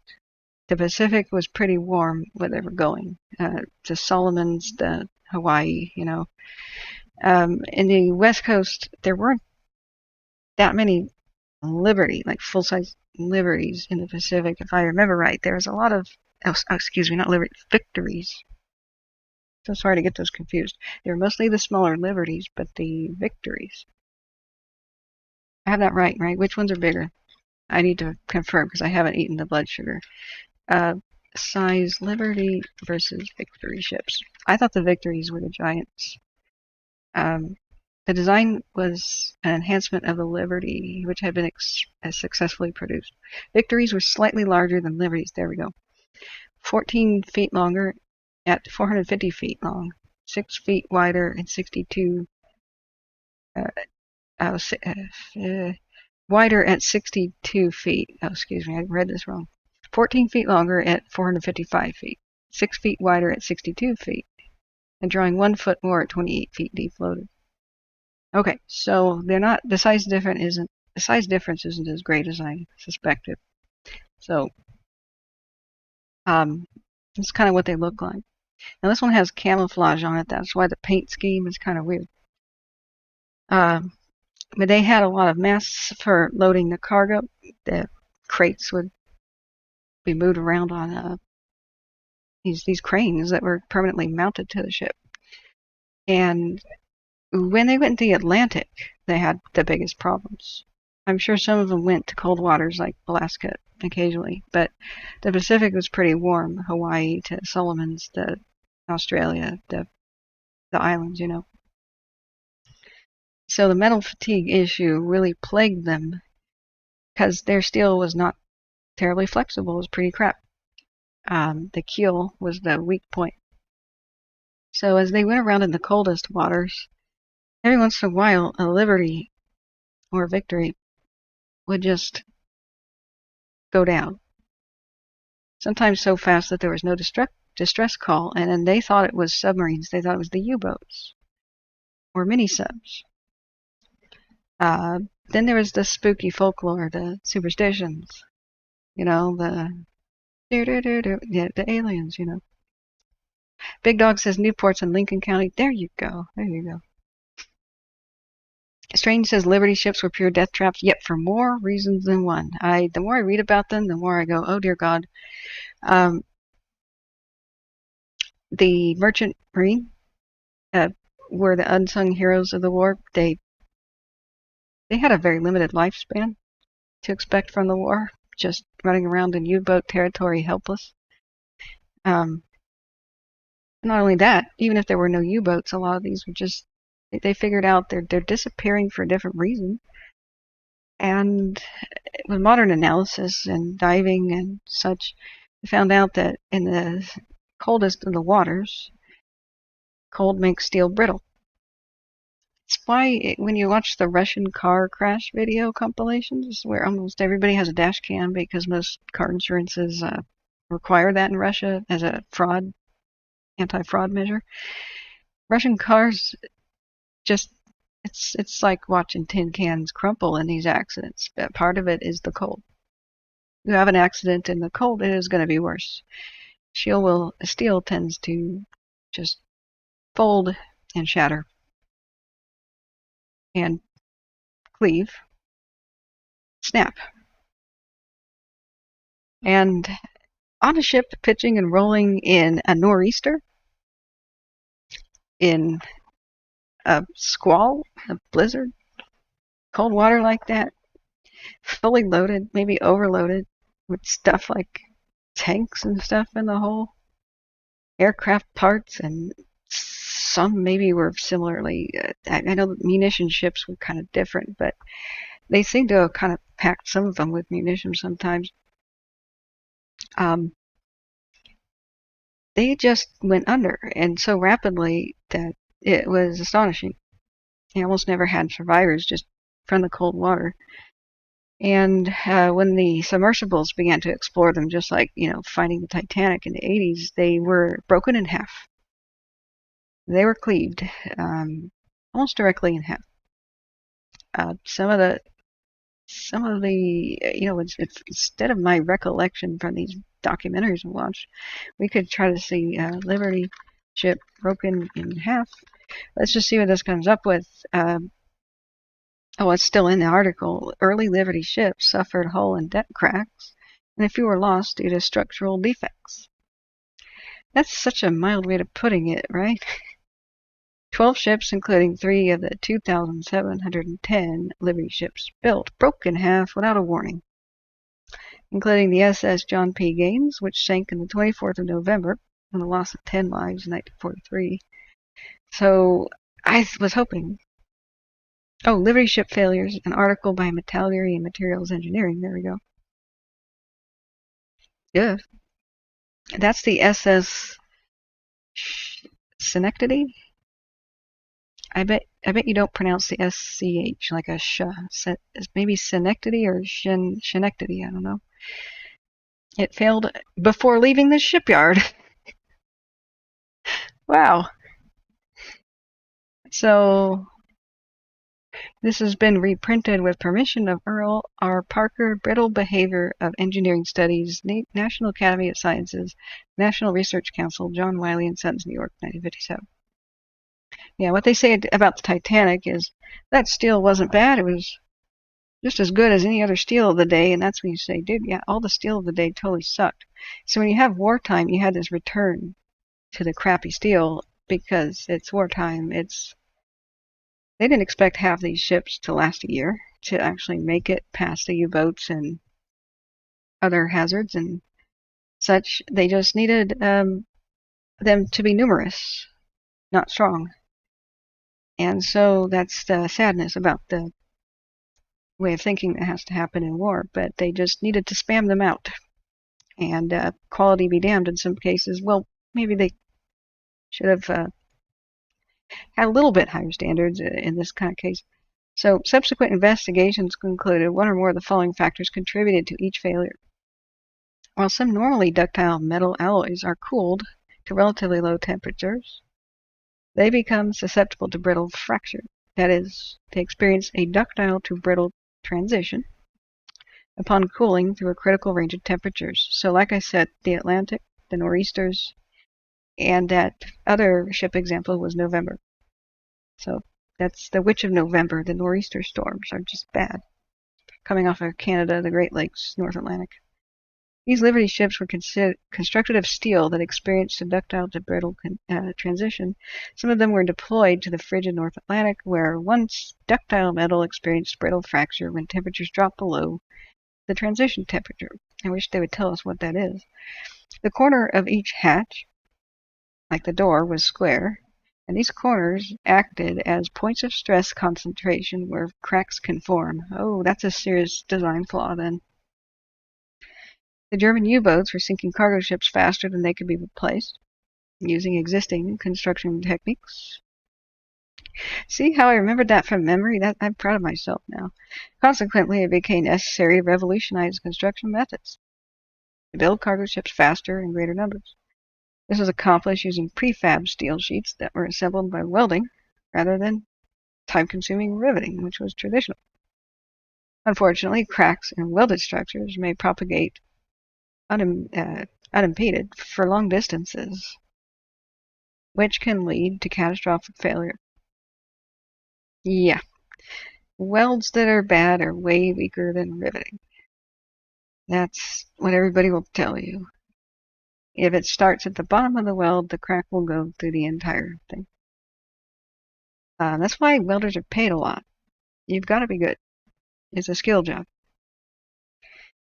So I think welding itself, especially on ship, was completely new around this time, or at least mass production of it was new. Don't ask me. We should consult an engineer. So this was accomplished using prefabricated steel sheets that were assembled by welding rather than traditional time-consuming riveting. Unfortunately, cracks in welded structures may propagate unimpeded for long distances, which can lead to catastrophic failure. However, when structures are riveted, a crack ceases to propagate once it reaches the edge of that steel sheet. Right. A crack in one sheet is that one sheet's problem. The sheet ends. So you have more protection that way. There's a redundancy. To have a catastrophic failure, you would have to have made a whole bunch of really bad sheets with really bad rivets, and they would have to all be in the same spot. So just the likeliness of that is less, just statistically. So that's kind of why, even though the steel was complete dog crap from earlier times, the sailors of the day were nostalgic for the old riveting ships. I can just see this now, thinking that they were stronger and better. They weren't. It's just that riveting is stronger and better if it's appropriate. Even today, welds have to be examined through X-ray and microscopic analysis to verify they're good. That's what makes welding safe today in serious manufacturing, serious production. So the next bullet point is weld defects and discontinuities, which means sites where the cracks form, were introduced by inexperienced operators. What did I say? Yeah, welding is a skill job. I looked into it and decided I don't like it. Kind of mesmerizing to see welding happening, but I just don't think that would keep my attention for long. I'd probably do it like 4 times and be like, I'm bored of this. So I did not become a steelworker. So let's go back, look at chat for a second. Big Dog says, mini subs were seen at the mouth of Pearl Harbor just before all hell broke loose. Oh, I have even more to tell you about that. I have a little known story to tell you about that. So Big Dog says, 146 Liberty ships were built at Swan Island shipyards in Portland. Negative. Those were yes, they were Liberty ships. I'm so sorry. Yeah, Victories were not produced in Portland, I found out. Big Dog says, my grandmother worked as a welder there. Wow, is she still with us? That would be so cool to interview her. I've met some of those workers there and longshoremen and such. That's pretty amazing. Yeah, Portland was a huge Liberty ship producer, and so on the Swan Island shipyard, plus that couldn't even handle it. Vancouver, Washington had a huge shipyard. You can still see it, I think. The remains of it. I was astonished to figure out they were still there. Like right here. See this? Henry J. Kaiser Shipyard Memorial. You guys want me to go film this too? Give me some gas money. I'll go over here and show you. Wow, looks like there's an observation platform. That's fancy. So this is where they were, and you can see the remains of the piers, berths, or whatever whatever they were docked at. Docks. I'm gonna say docks. Under somebody's interesting fort. There's still some pilings, but when you look at it from above, that's where it really shines, and that's cool that they have that tower there. Looks like Mount Hood's off there in the distance. But I was kind of astonished that there's significant remains there. Like there's stuff. You would think that that would have been super developed by now, but it looks like they may have turned it into something where uh, a boat launch. Is that a restaurant or something? Yeah, here's some remains. But if you, oh yeah, here's kind of like a dolphin there. A dolphin being a place where they traditionally would moor ships and log rafts and stuff on the Columbia. That's kind of rare to see them now. But let's go back to a bird's eye view. They were huge. So you can imagine how many ships would be docked there. They cranked them out at the rate of several per week, I hear. It was kind of insane. So they ran out of room at Swan Island. Here's the where they had all kinds of ships being made. And so that's the one at Vancouver. Then down here at Portland's Swan Island is this. It truly once was an island. It had Portland's first airport on it. It's sad that that got bulldozed, but it was like an island, like so. And this is landfill here, so I imagine in the Portland's upcoming 9.0 earthquake, whenever that hits, most of this will be shaken to nothing because it's landfill. This is supposed to be riverbed, so I would not want to be there, working there. Today, there's a lot of various businesses. They make trucks there, Peterbilt and such. That's one of the major things. Occasionally, there's still a big ship that goes into some of these slots. Occasionally, you've got ships like so, kind of lining up, but that's how they built them back then. And then they still didn't have enough production, so they built Vanport.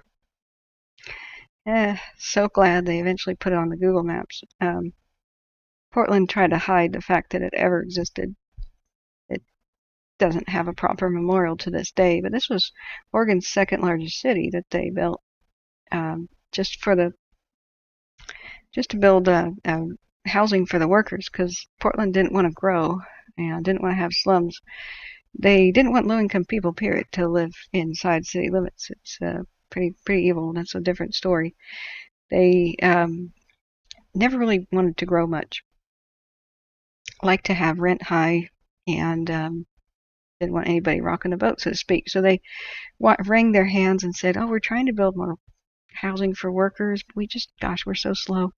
So Henry Kaiser says, "Screw you guys. I'm going over your heads." Bought this chunk of federally owned farmland that was reclaimed from fog. And he built a temporary wooden town there, built for 270,000 people. And they all moved in 9 months. So it was just thrown together, wooden buildings on wooden foundations. And it was supposed to be temporary because that's a massive floodplain right there. And all four sides are levees. Why isn't there a town right there now? Oregon's second largest city. It's a massive floodplain. It was wiped off the face of the earth in a single day in 1948, Memorial Day, I believe it was, in one of the massive floods of the Columbia. So I could talk about that another time. But the workers lived in between it. It's called Vanport because there's Vancouver here, there's Portland here, and you either worked at one of two shipyards, pretty much. So Vanport, the Vancouver Portland shipyard town. So Portland's especially ashamed because even though they botched the rescue of the hundreds of trapped people floating around on the rooftops, not only did they botch that rescue, they also decided they wanted to rebuild it and put all the poor people and veterans there, and built a college there, encouraging people to live there post-war. Henry Kaiser was furious and said, "You guys are just..." I'm sure he had strong words. But let's go back to the story of ships. Yes, that's exactly where they built the Liberty ships. But no Victory ships were made here. There were all the Liberties. That's one thing I distinctly remember when I was looking at researching Vanport. You research ghost towns and you find information about every topic you ever wanted, because almost everything that humans do is we build a town to do it. So if you find out why towns don't exist anymore, you learn about all kinds of disasters, all kinds of reasons for towns to come into existence and go away. in every single era of human existence. So I want to see if some of the. Do you guys love looking at ship launching? Ships launch Liberty, Portland. When I wanted to make a documentary about Vanport, I saw some really sweet old footage of a couple of ships at Portland being launched. I think it was Swan Island. Um, maybe I have to say World War II in history. And I had a good project going, and maybe I will do that. Uh, the USS Portland. Oh, that would be a cool thing to watch. Uh, Bethlehem Steel Victory and Liberty ships. That might be a cool related video. Does it have launches?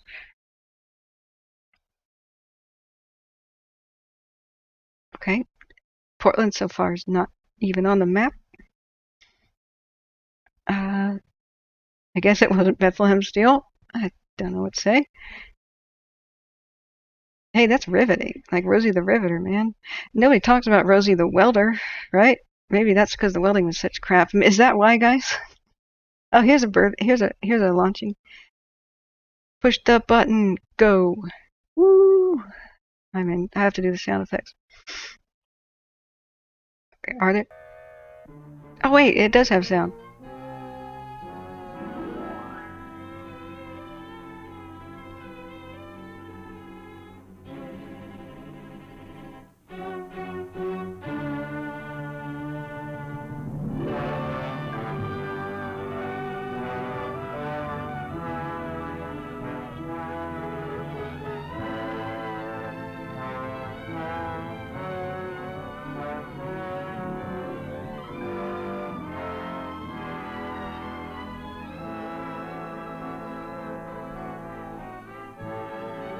All right, that's too cheesy for me. I only have I have a threshold for cheesy period music.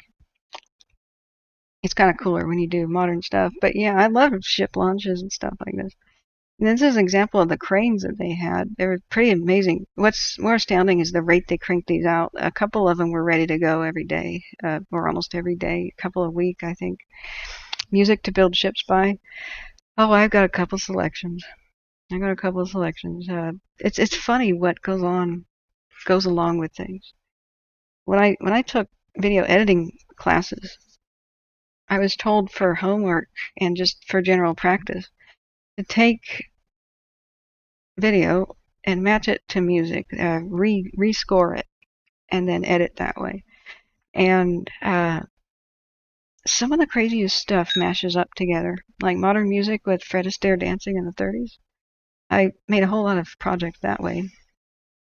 And then some of the most soothing kind of sounds like go along with this. Ships especially. Also some of the most dramatic. I had a really good bookmark a long time ago. I don't think it's on this account. Where there was a fast cut of military production in World War II beginning and everybody mobilizing. And so I did that for my homework. I just don't know where I would find it now. And this needs restoration. This would not have been this dark or this contrasty. This is almost destroyed. It was once high definition, but when film ages and is not properly stored, it begins to look like crap. I'm so glad that there's computer programs now that restore and colorize automatically. If you guys haven't seen that stuff, it's absolutely insane. That would have been cool to see. So like colorized, restored, and you'll see the most incredible stuff, like 1800s stuff going. Wow, is that? Oh, those are photos. Sorry, that's a photo slideshow because there's no film in the 1800s. Well, Civil War era. This is the late 1800s. So all these people are from 1895 to 1902. Usually they are clips that are 20-second to 1 minute and a half videos. That's about all that anybody could afford for film in that era. But yeah, this is Bavaria in 1895. And now here's a train. Speaking of steel and stuff from the era, that's a very strange looking train.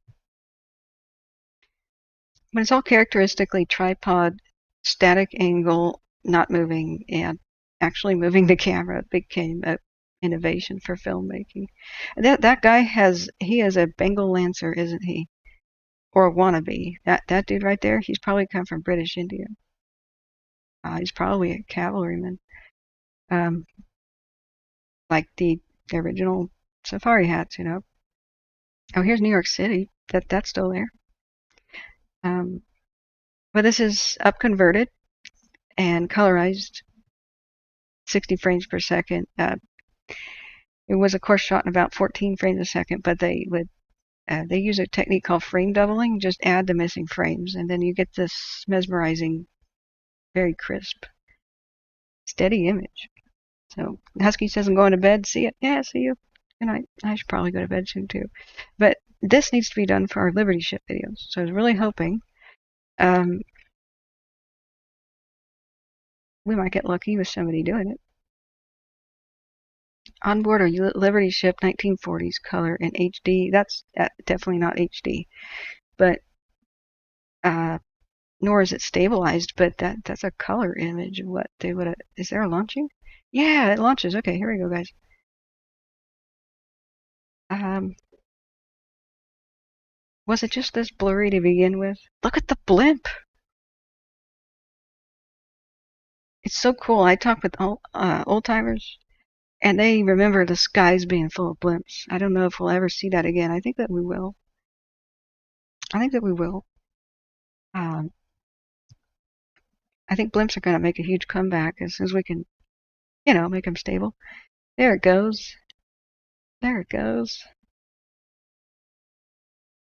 I wonder where this one was.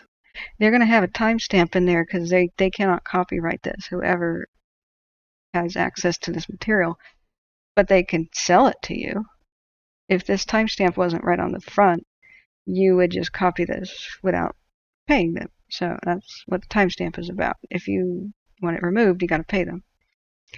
Bug says, just fly your drones into the blimps, no problems. Oh God. Oh God. You know that the blimp would win? It would. The drone would bounce right off. Even when a tiny bird impacts a drone, the drone spirals out of the sky, and the bird's usually okay. We're talking sparrows. Drones cannot be. The recreational ones cannot be tapped. You know. While the rotors could cut your finger a little bit, the gas bag and exterior coating of a blimp is not going to budge. It doesn't get paper cuts like that. It would bounce off and plummet to the ground. Morris says it's raining pretty good here. Awesome. I think. Wait, are you in the flood zone? In that case, that sucks. D says I remember seeing blimps as a kid. Oh, really? That's cool. I want to be on a blimp. That's a life goal. I refuse to use bucket list unless I just need to be very clear with people very fast, because the whole see before you die is the most ridiculous statement, because everything is what you see before you die. So that's a mighty anchor. Were they cast iron, Smitty? What's an anchor made out of? The propellers are almost universally, I found out, well, they're brass, but they're a special kind. Gosh, what was it? The props, the big blades, are like tungsten? Is that tungsten they use? Bronze, I'm sorry. Tungsten bronze? They had to be corrosion resistant, and apparently, since I never had a physics class, churning up water like that creates vortices that would just tear apart the average strength propeller, and it would actually chip it. It would develop chips around the edges.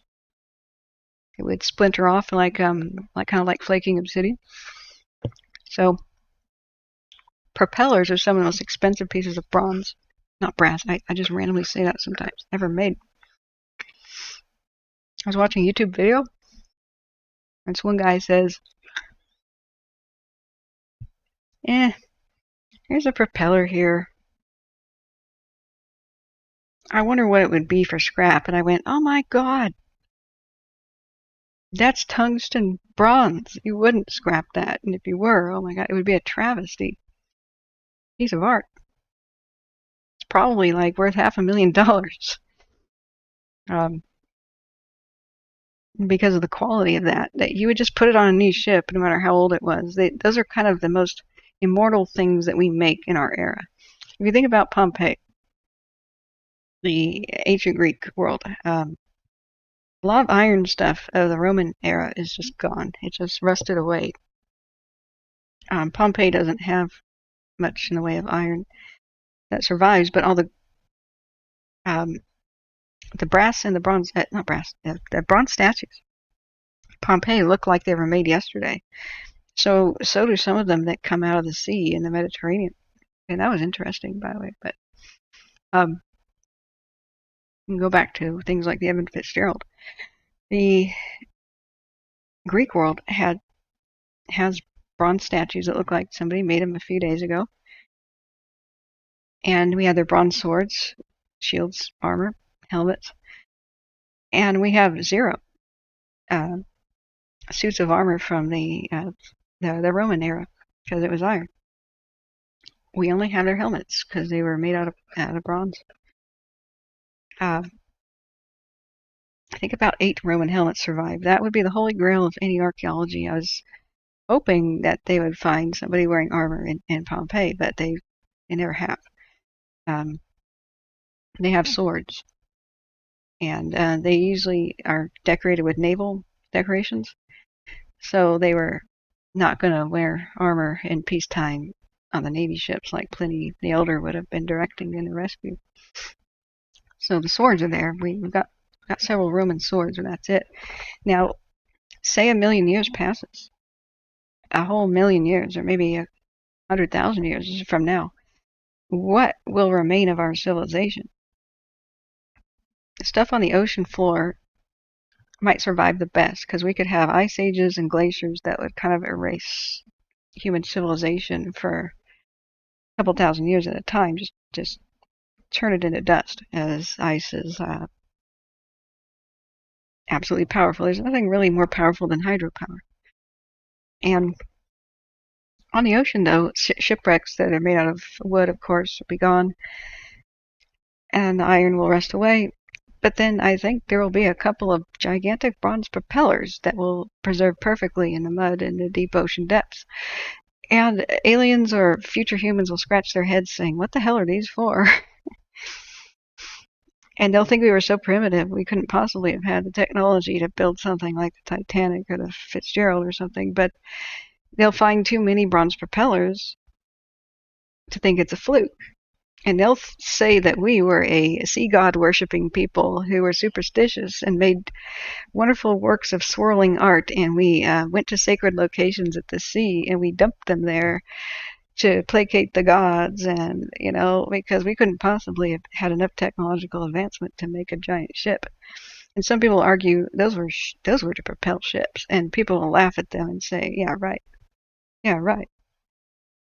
Either way, they'll try to interpret what the heck those bronze propellers are, but they're there to stay, as long as nobody scraps them. But unfortunately, in the Pacific right now, illegal outfits are destroying World War II wrecks. They're just dynamiting the ships, basically, for the scrap metal and sucking them up with giant magnets and diving down and grabbing the propellers. And some of our shipwrecks from World War II have been erased. Like we charted them before and come back and they aren't there anymore. It's really heartbreaking, destruction of history and disrespect to mass graves and soldiers, but what can you do? The other things that might survive from our uh, human civilization. Might be the actual cave paintings of the Stone Age. They'll probably just still be okay, as deep as they are. Um, so by giving future people the false impression that we were kind of primitive, it's just the reason they survived to this day is there's not much there to threaten them. They're deep enough in the caves to um, not be attacked by bacteria and things at the surface. They're just down there. Big Dog says currently it's just pouring buckets on the Beachy Creek burn scar. Yes. Wait, no. No, that's mudslide stuff. Ooh. I want to go there real soon. I would have considered going there today, but I saw a weather forecast, and I'm going to do a test drive of the 4K, the 4K dash cam I have before I go to do that. So maybe I'll go to Tillamook and show you guys the blimp hangar and have that as the test, and then I'll go to where the Beachy Creek fire was and film that as a test. It's going to be hard to go there and to go to Detroit. On a different night, I'll show you guys my walk towards Jawbone Flats, which burned to the ground in the Beachy Creek fire with one fatality within that ghost town that they tried, that person that maybe tried to save, and several fatalities nearby. And the Beachy Creek fire erased to Detroit and several other towns, devastated Mill City and Gates, Jawbone Flats, and several other smaller ones like Elk something. I'm so sorry, I can't remember the whole name of it. And I'm sure there's still a lot of devastation to see. I think the road still may be closed to film the majority of where, by Estacada, where the Riverside fire happened last year. Not this one, last year. Not Riverside, California, Riverside fire of Oregon in Clackamas County. I don't think you can get from Estacada to where Brightonbush used to be, because Brightonbush was eliminated in the Beachy Creek. I mean, the Lion's Head,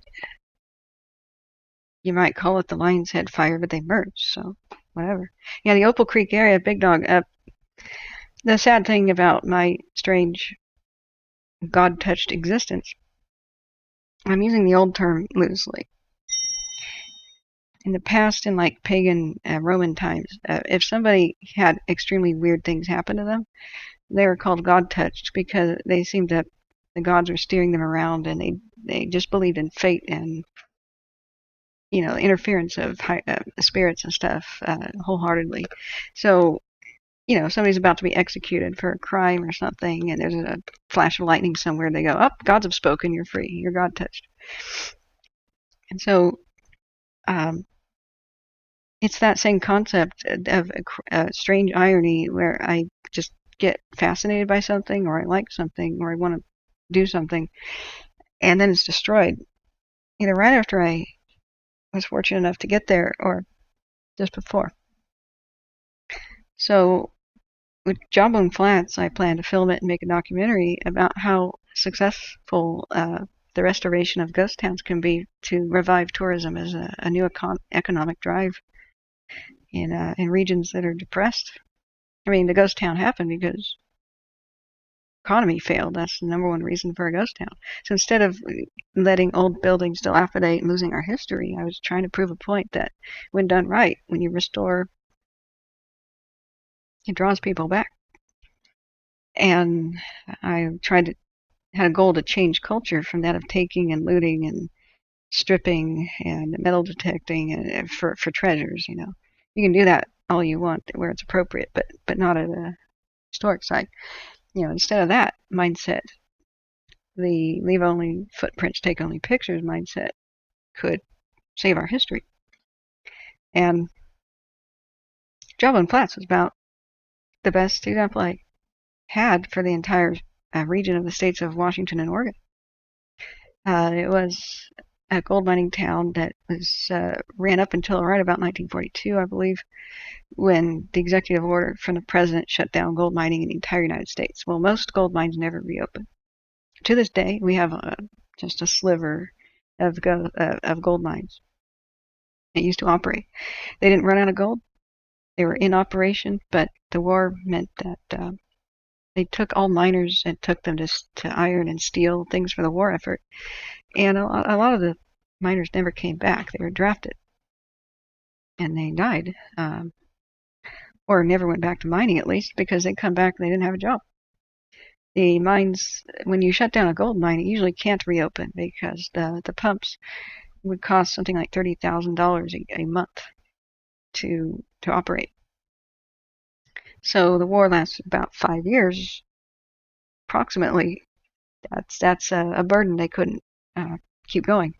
So once you flood the mines, or once you shut the pumps off, they flood. All the timbers rot. There's cave-ins. All the tracks rust, etc. All the electrical equipment to keep the circulation going, the ventilation, the electricity, it's all dead. You just pull it out, it's scrap, you have to start over.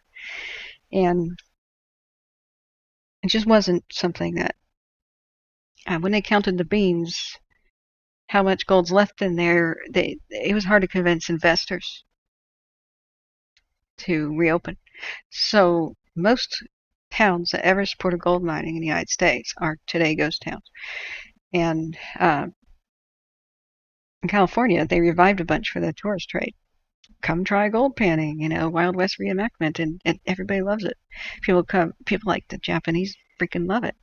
The people in England and Australia and stuff, they freaking love it. Everybody loves the Wild West. It's just something everybody loves.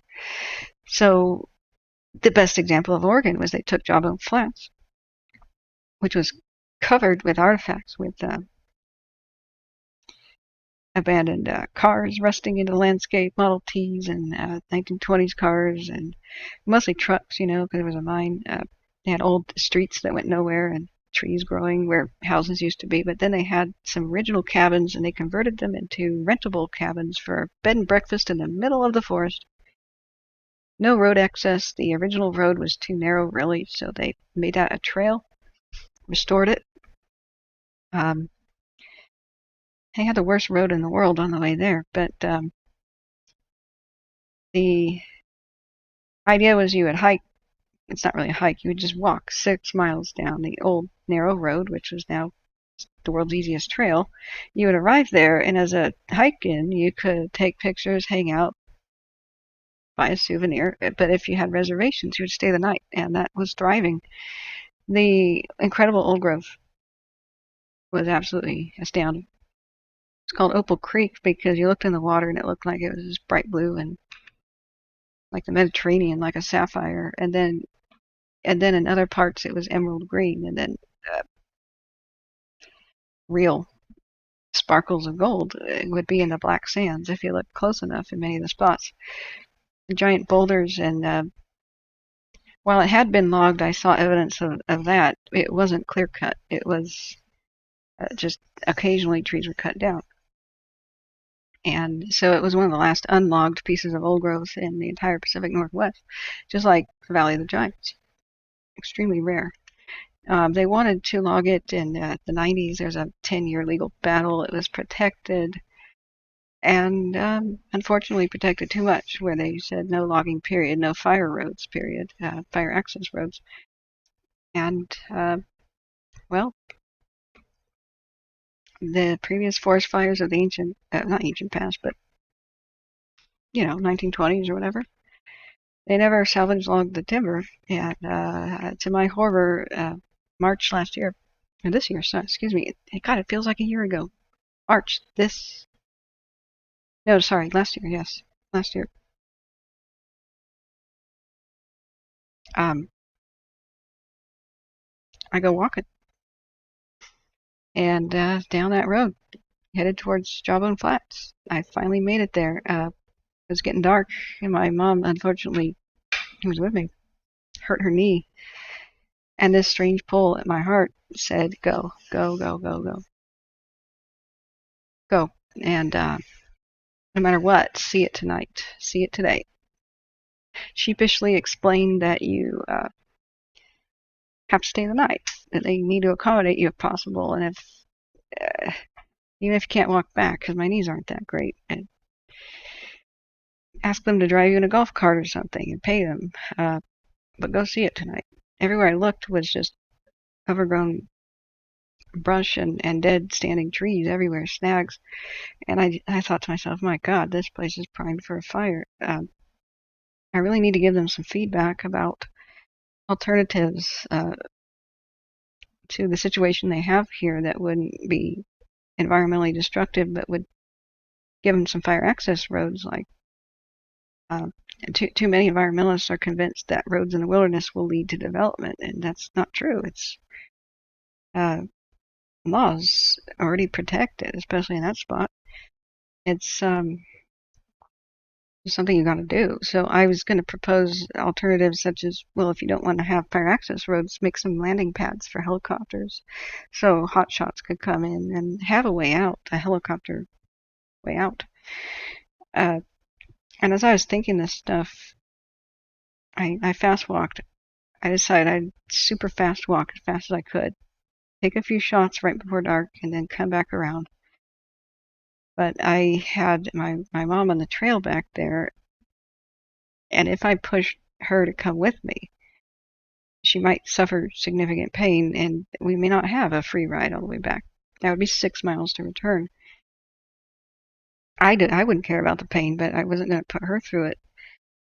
And she had given me permission to go on ahead on my own for a bit, and I decided I would like start running and fast walking, and I did this, but I wasn't making enough headway. I knew she was going to get worried, be in the dark, and I had the flashlight. And so I went, crap, she had the keys, but is she going to get back to my car safely and wait for me? I sat there in that trail, and I looked towards Jawbone Flats, and I looked back to the west towards leaving, and just everything in my heart said, you have to go see it now. You'll never see it again. And I went, okay. And I joked to myself, give me a sign. I turn around, and a raven lands right in the trail to my east, like it wants to stop me from going.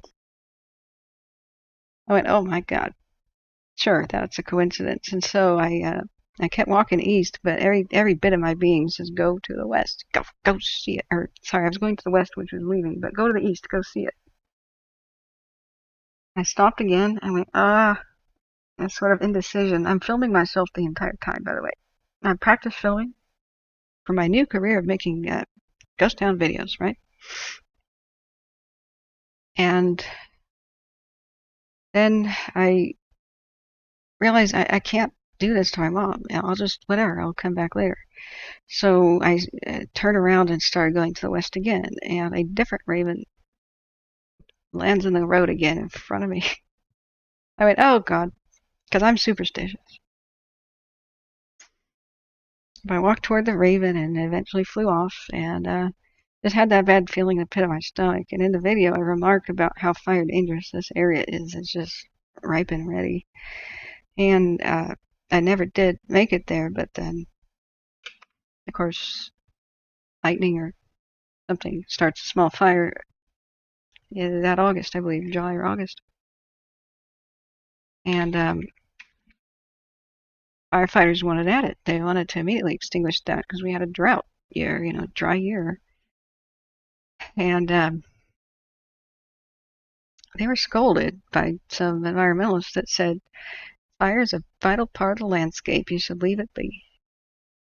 And they said, the firefighters tried to reason with them and said, hell no. It is not natural to let a fire load build up like this. And if you've seen my stream, you know why. That's why they call it Opal Creek. Look how nice it is. And the old growth trees are massive and stuff, right? Just one of the most underrated spots in the world, a gem of the world, a natural wonder. And here's the original cabins of the ghost town, the company store, pristine, restored. Here's the original surviving buildings of the town. And then there's buildings in worse shape in the peripheries, of course. And at some point, I went off the trail and found the remains of a smaller portion of the town. And I dig a little bit through the moss and pick up little artifacts and set them back down. And in my video, you'll see me kind of sitting on this bridge that overlooked this stuff. This one. And this is gone. This is all gone. It's just absolutely gone. All this burned to the ground. Just everything. The entire region. And the old growth is dead. It's gone. So this is what it's like today. This is the road I drove by to get to it. I don't recognize it. It's just incinerated. So on another date, I'll prepare it. It's emotional, but I walked past it before it all burned to the ground. I walked on this thing here too and filmed this little rock right there because I thought, wow, this is neat. This is like exposed quartz. This is wonderful.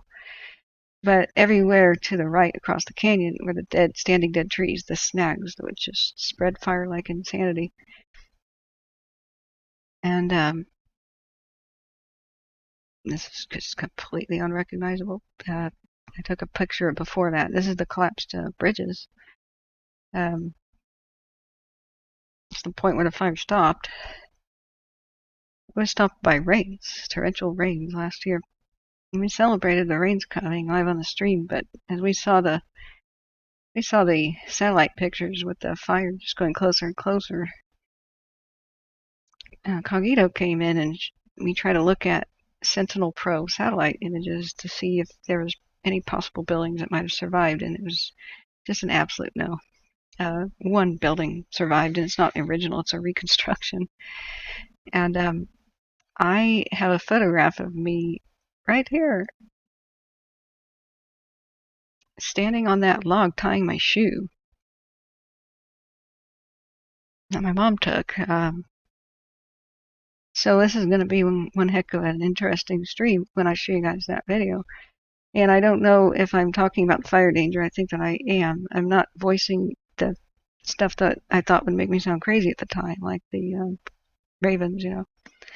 But I nevertheless had that kind of a feeling of dread. I was hoping I'd see some trees that survived in here. A couple might be alive, but not like it was.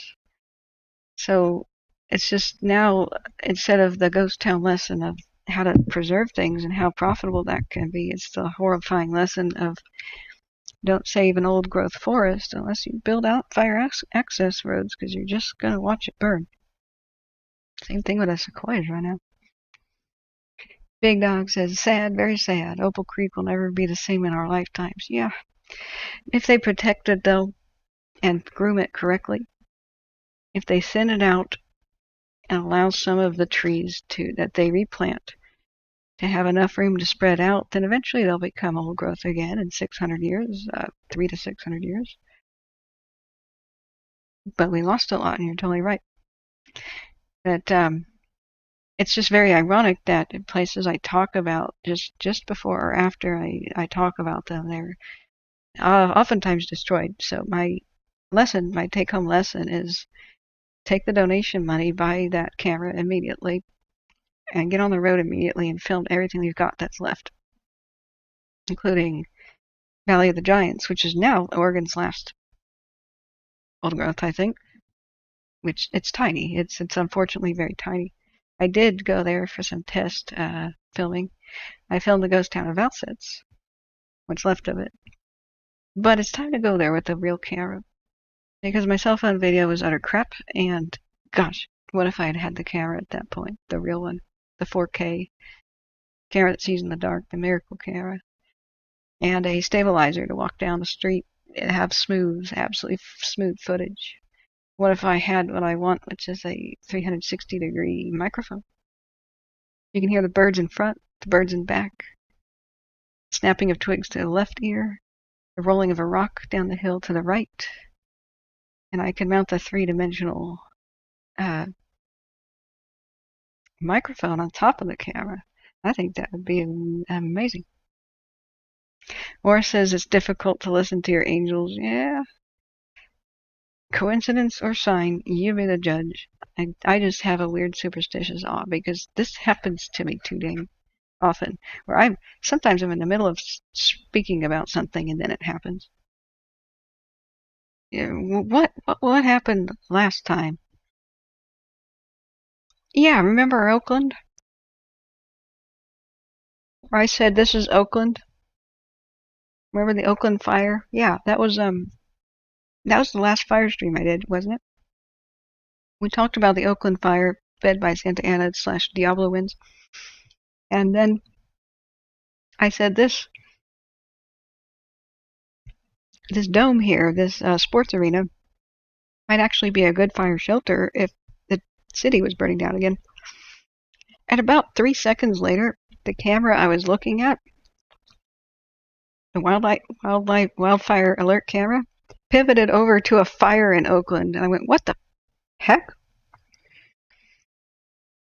So yeah, got touched. Weird things happen to me. Today, I'm sitting on my friend's couch saying, "I don't know what I'm going to talk about on my fire stream because there's no active large fire that we need to cover. I know. I'll talk about the prior ones and stuff." And then at that moment, there's the squeaky brakes of a air brake truck, and that's a fire truck out there. And there's a fire around the corner from an arsonist. And and I was saying I should cover the arsonists in Portland. The moment I freaking said that, you can't make this up. Steve Stromeyer says, Stromeyer? I'm sorry. Stromeyer. I'm thinking that's correct. What's your favorite ghost town you visited? Ooh, that's a good question. Pompeii. That's an easy one. Pompeii. Um, in my classification system, I'm writing a book called Ghost Towns, Their Classification, and You. And in my Spec Davidson classification system, cities are still considered ghost towns. Because the ghost town is just a concept. Stages of development or another, just a description. Excuse me. Sorry, I had to itch my ear there. I moved my headset. So Pompeii is the hands down one, but if you narrow it down to, yeah, you do understand things. Yeah, I stopped questioning things. Why does my heart have a compass in it? Why do I feel like I should turn left and I turn left and I save somebody's life, or I turn right and I see something incredible and my heart just told me to do that for no reason? Why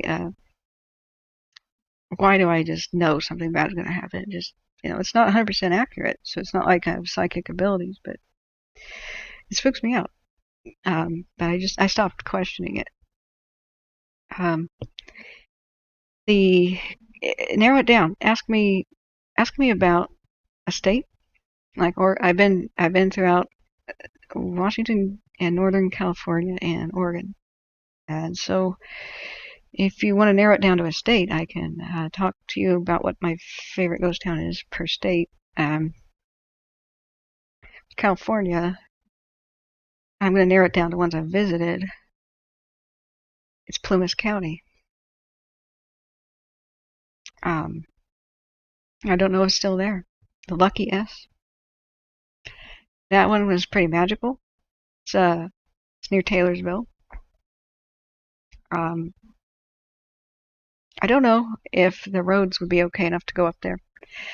I don't know if I could have permission to even go up there to look and see if it's still there. I tried to ask during a stream.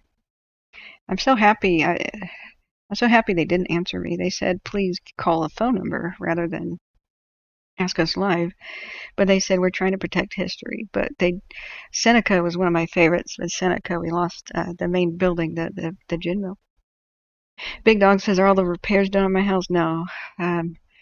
Last week, even if I wasn't sick, I couldn't stream for all the pounding. It's been delayed from the heavy rains.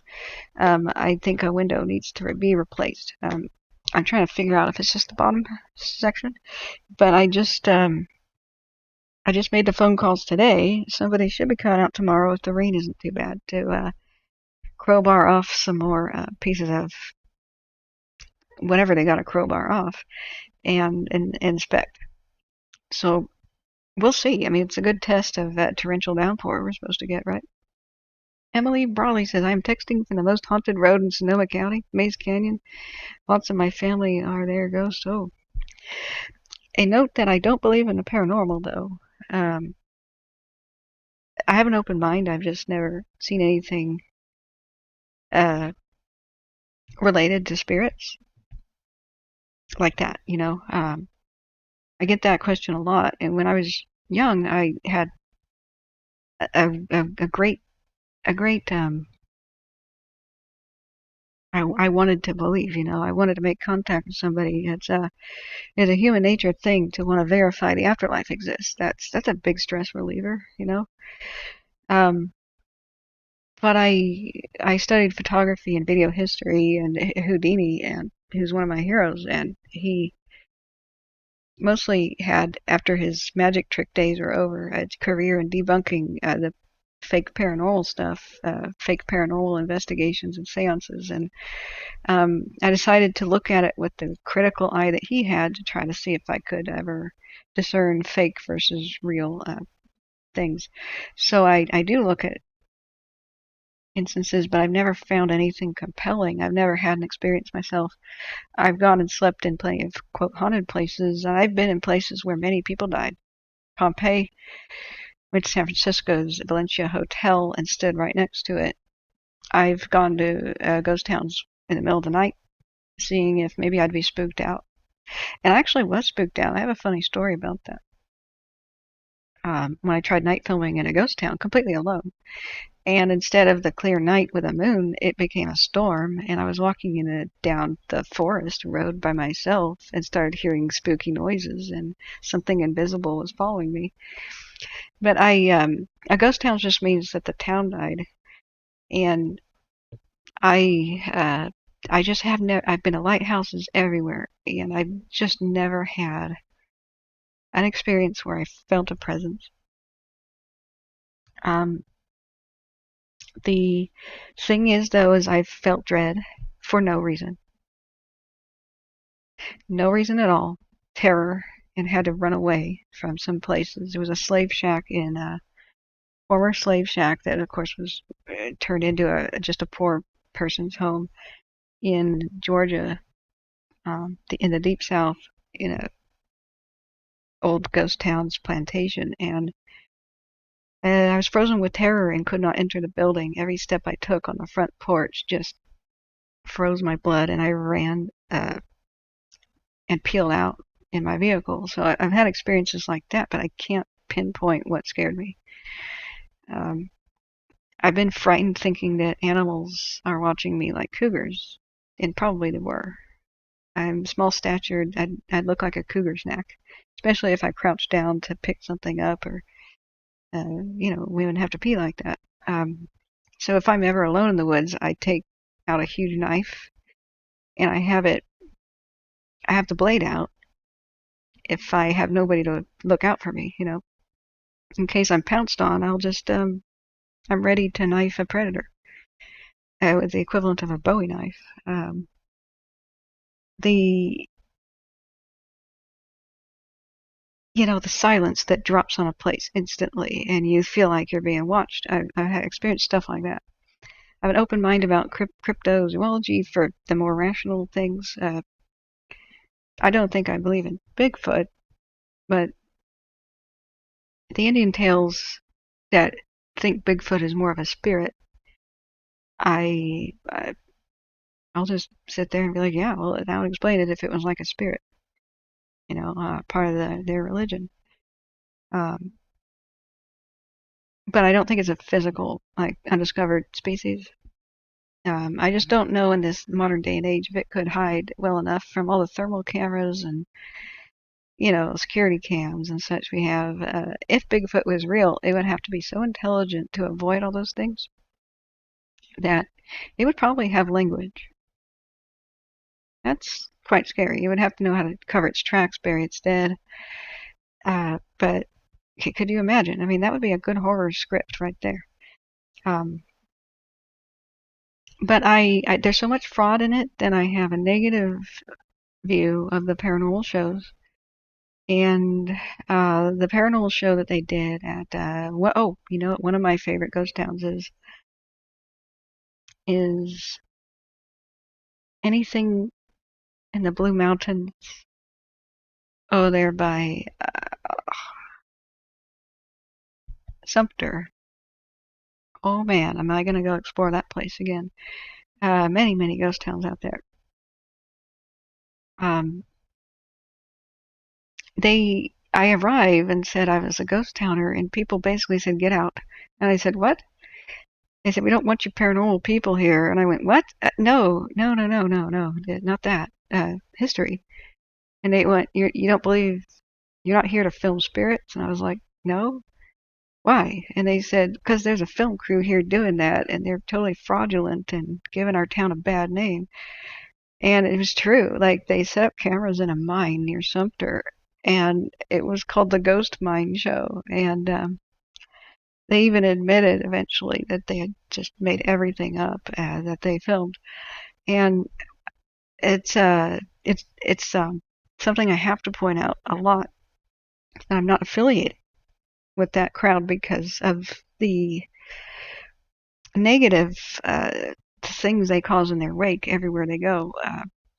They say so such and such place is haunted, and then put that on the internet, and then about hundreds and hundreds of people show up, trash the place, and burn it down with seance candles and stuff, getting their spook on, and it becomes a party spot and trashed, and the locals hate it. So it's against my code of honor to mention ghost stories in ghost towns unless it's a protected facility like Pompeii. You know, I mean, you're not going to be able to trash Pompeii. So I've got an open mind about it, and I don't. If people have had an experience, it's not like I disbelieve them or call them a liar. It's just like me and my bird signs and ravens. That's my thing. And if the dead can talk to other people, maybe they just don't talk to me, or if that's even possible. So um, the that's just my new policy of not mentioning ghost towns. Ghosts at ghost towns. It's pretty detrimental if a place isn't actually protected.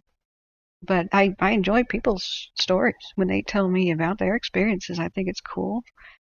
I probably will interview people and want to know, you know, what did you experience?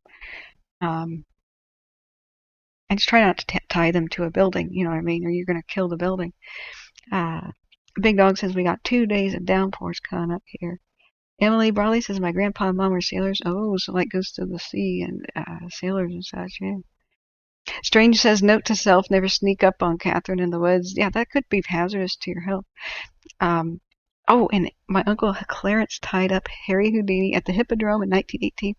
In April, whoa, he got free entry being a sailor on short leave. That's magical. Oh, please tell me you have a photo relating to that. Wow, that would be cool. Um, yeah, and I will never turn down hearing a historical story or something. And what I'm trying to say is like what I will publish. If somebody has a ghost story about a specific building or town, it becomes a dilemma on whether or not to include that, like from an interview. Um, so yeah, we'll find out tomorrow. The next day, shall the house be given the green light to exist the way it is for the foreseeable future? If they find anything bad, I'm going to tell them to fix it immediately. And hopefully that'll be on a dry day and fast, you know, like without weeks of pounding. But it was drawn out last time because it was wet day, dry day, wet day, dry day.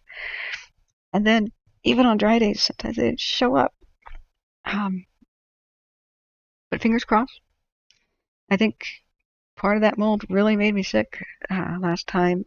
And so I will just say get it over with. If you find that, just get it out. we'll paint or whatever later. Uh, to finish, we should probably wrap this up before I'm keeping you guys up all night. I gotta sleep. Because I have the story and the video of being so close to Jawbone Flats before its destruction. I want to go back to Plumas County to see if the Lucky S mining town is still there. I don't know if I could get a press pass or something like that to get special access. If it's too unsafe to drive after these mudslides and stuff have happened, I don't know that anybody can get up there. I mean, 3,000 feet higher than where Taylorsville is. That's what if I go on the only road up there and then it washes out, you know? D. Thomas says, I'm in Numpqua. It had wet stuff every day. It's the winds that are bad this year. Oh, your roof damage, yeah. It's been days of wet. Had a windstorm pump house roof damage. Oh, pump house roof damage 2 weeks, and after I put it back, oh no. Yeah, the downpours of Oregon.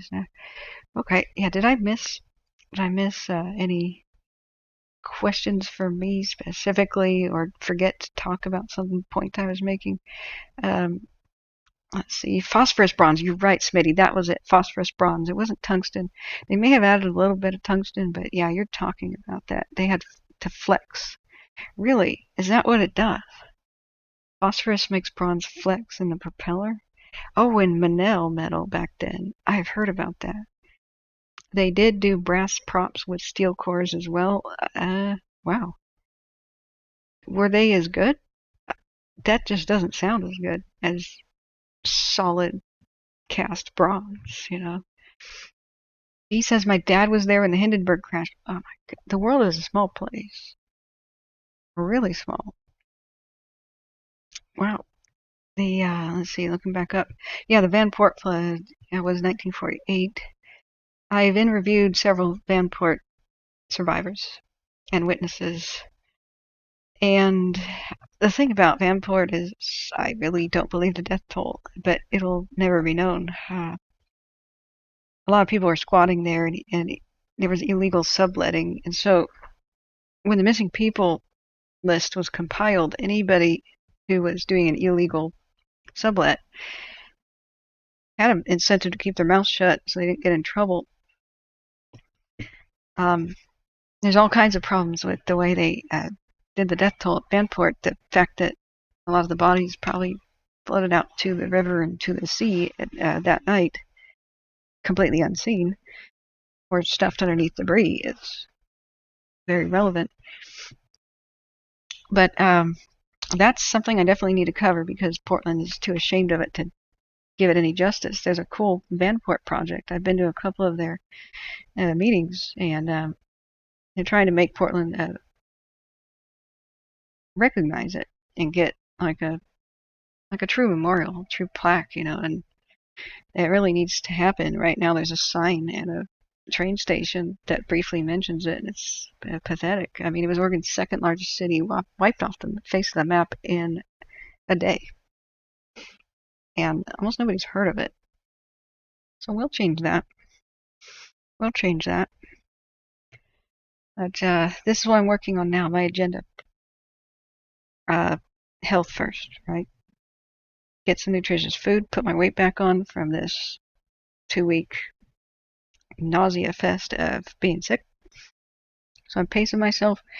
I am going to go to the store with a friend who will carry all the heavy stuff, and I'll buy tons and tons of groceries so I don't have to do that much. And then acquire the rest of my computer gear. It's almost all here now. Reinstall Windows because my new hard drives are super fast. That's going to be not tomorrow's task, day after. Then I have to reinstall the programs. I'm not just going to clone a hard drive. I will prepare the computer's hard drives in RAID so that I can make documentary films now with the super editing programs like DaVinci Resolve and Premiere Pro. So the computer will get all fixed up for that. Then acquire the 4K magical camera, which will probably cost $3,500 for the body. The cheapest decent lens is probably $2,500. So acquire that soon.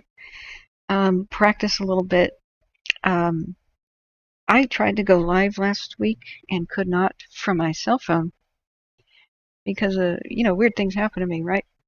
I picked up my cell phone to do another like computer repair stream, and the case started falling off of it.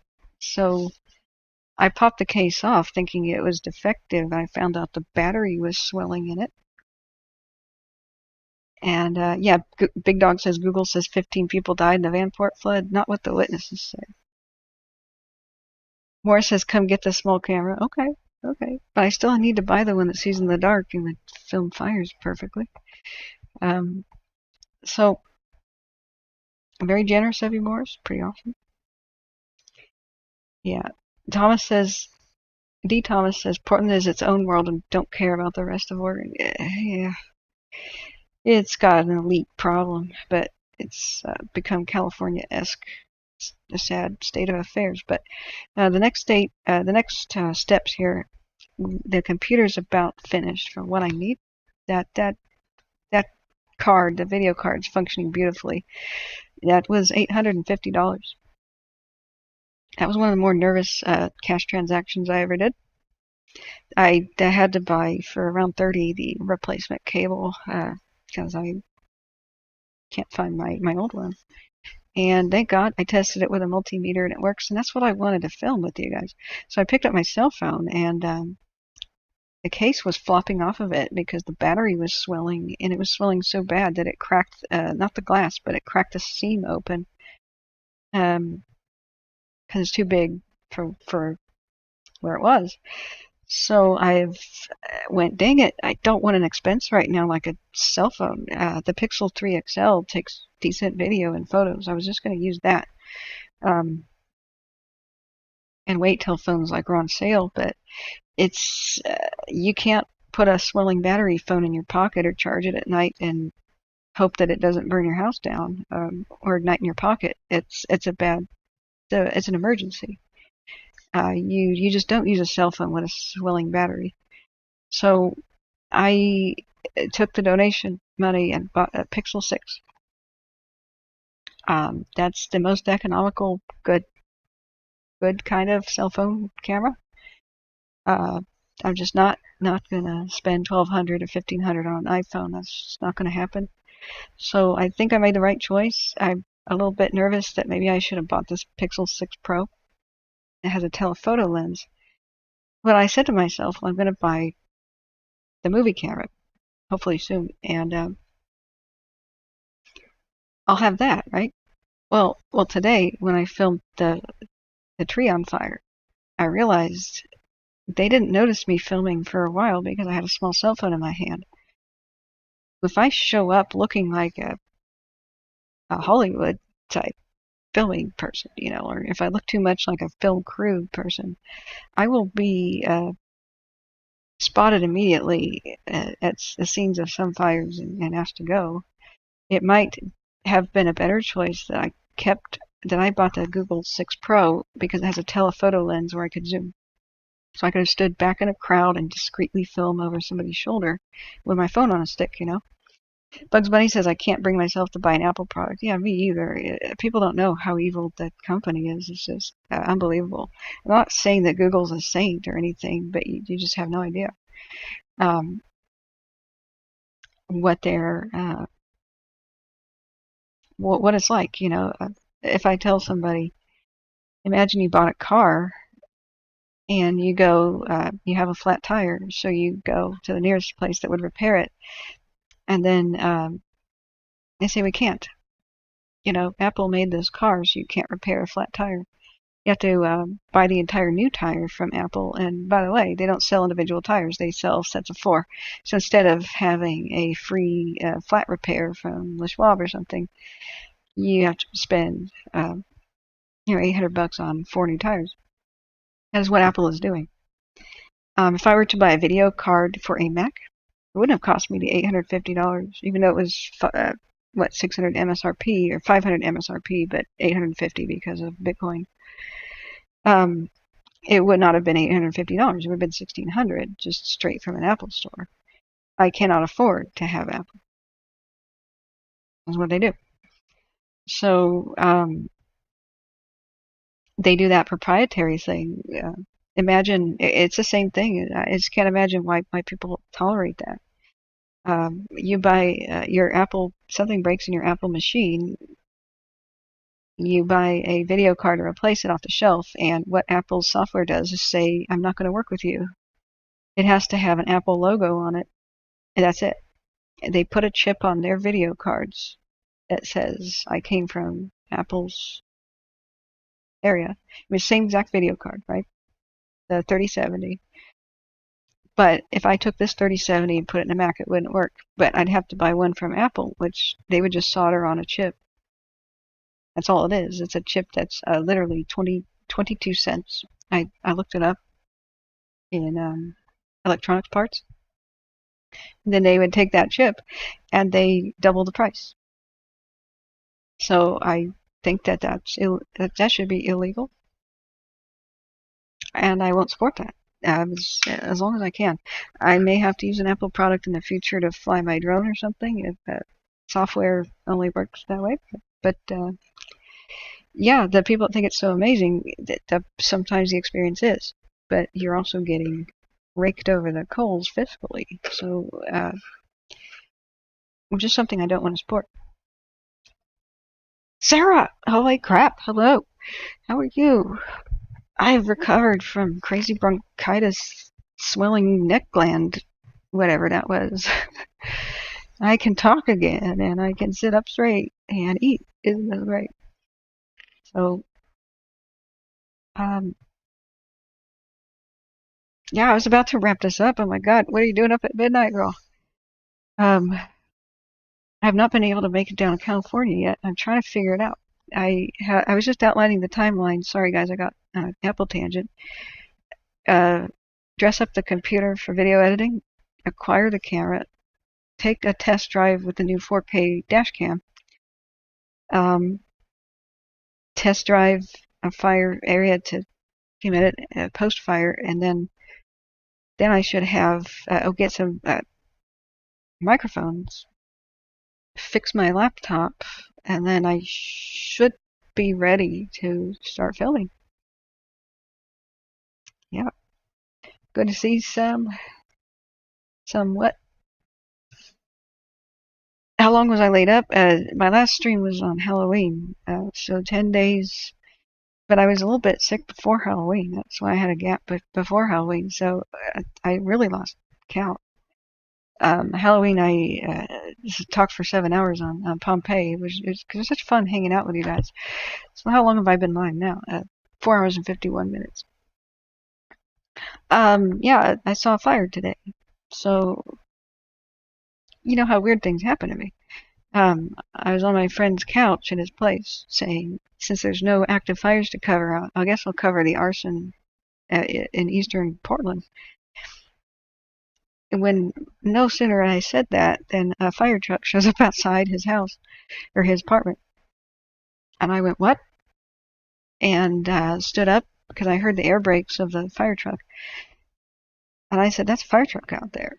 And he thought I was joking. I said, no, dude. And I put on my cap and my coat. I'm like, it's time to go film something. And I turned on scanner radio, and sure enough, there's responding units to an outside vegetation fire and to such and such address. He stands up and goes, that's next door. And so we walked over, and I thought it was like a barbecue fire or something because it's wet out. It was wet. And yeah, it's so good to see you, Sarah. Tell me how you're doing. What you've been doing. And I kind of walked over by a tree, and people started shouting at me and said the tree was on fire. And I was like, this is damp, you know. And am I manifesting fire? I don't know what the hell this is about, you know. I'm about done with fires. I'm becoming a nervous wreck. Stop burning down when I'm talking about them, please. Like that thing in Oakland, you know. And so, but yeah, you can't make this up. So, long story short, since lightning and stuff wasn't involved, a guy came out of his house and said I filmed a kid pretty much in the motion of striking flint stuffing dry leaves in the hollow of the tree and striking flint to light them. And it had been done the previous day. It it somehow smoldered, completely invisible, with people walking their dogs past it on the trail. And today, something made it erupt into flames, and all of a sudden, this tree was blazing. Where it kind of had a dry, rotted out heartwood. So they had just extinguished it with some water, and I did not even see that it was a tree that was on fire. The exposed part of the bark, you know. And so the firefighters went past me with a fire axe and began chopping at it, and then red hot glowing coals came out of the thing and embers. I went, holy. So the firefighters talk about it a lot, how a sleeper fire is invisible in hollows of trees. Seen it now. You know, now I've seen it. And they had to chop away at it and then hose it down. And they said, we're not certain at all that this is out because you have to cut down this tree now. So the property manager said that will occur tomorrow, and the fire department will supervise, I think. But I was kicked off filming because no social media, please. And I didn't want to get my friend in trouble with his property management people. So I went, okay. One day I might show some footage, but it's not that exciting, truly. I had to put my phone in the pocket to please this person. I was going to protest, but I mean, really, no. You know, I'm sure I'll get the opportunity to film a flaming stump some other time. So you said you're doing okay. Someone rented me a ski lease until May, so I don't have to move around in the winter. Whoa! What's a ski lease? Like you have a cabin? That's cool. That's absolutely sweet. I have a question for you that's embarrassing. Did you get the money from me? Did I forget to do it? I think that was my last thing to do before I got righteously sick and then relapsed. The black mold that they found under the window stuff. I stayed sick until I deep cleaned the entire house. I read that the mold spores are kind of invisible, and that must have been what just kept me down. I was just not better until that deep cleaning when my friends came over. But they found some more rot on the outside. They'll inspect it tomorrow. It's a short-term winter rental of Tahoe. Wow, okay. You did not. I'm sorry. Someone gave me money to give to you. Oh my God, I'm an idiot. But I'm collecting the gear. Next thing on the agenda for stream, I think, is the fundraiser, and I wanted to kind of coordinate with you on that. I think we could make something big. We could boost this. I just don't know when it should occur.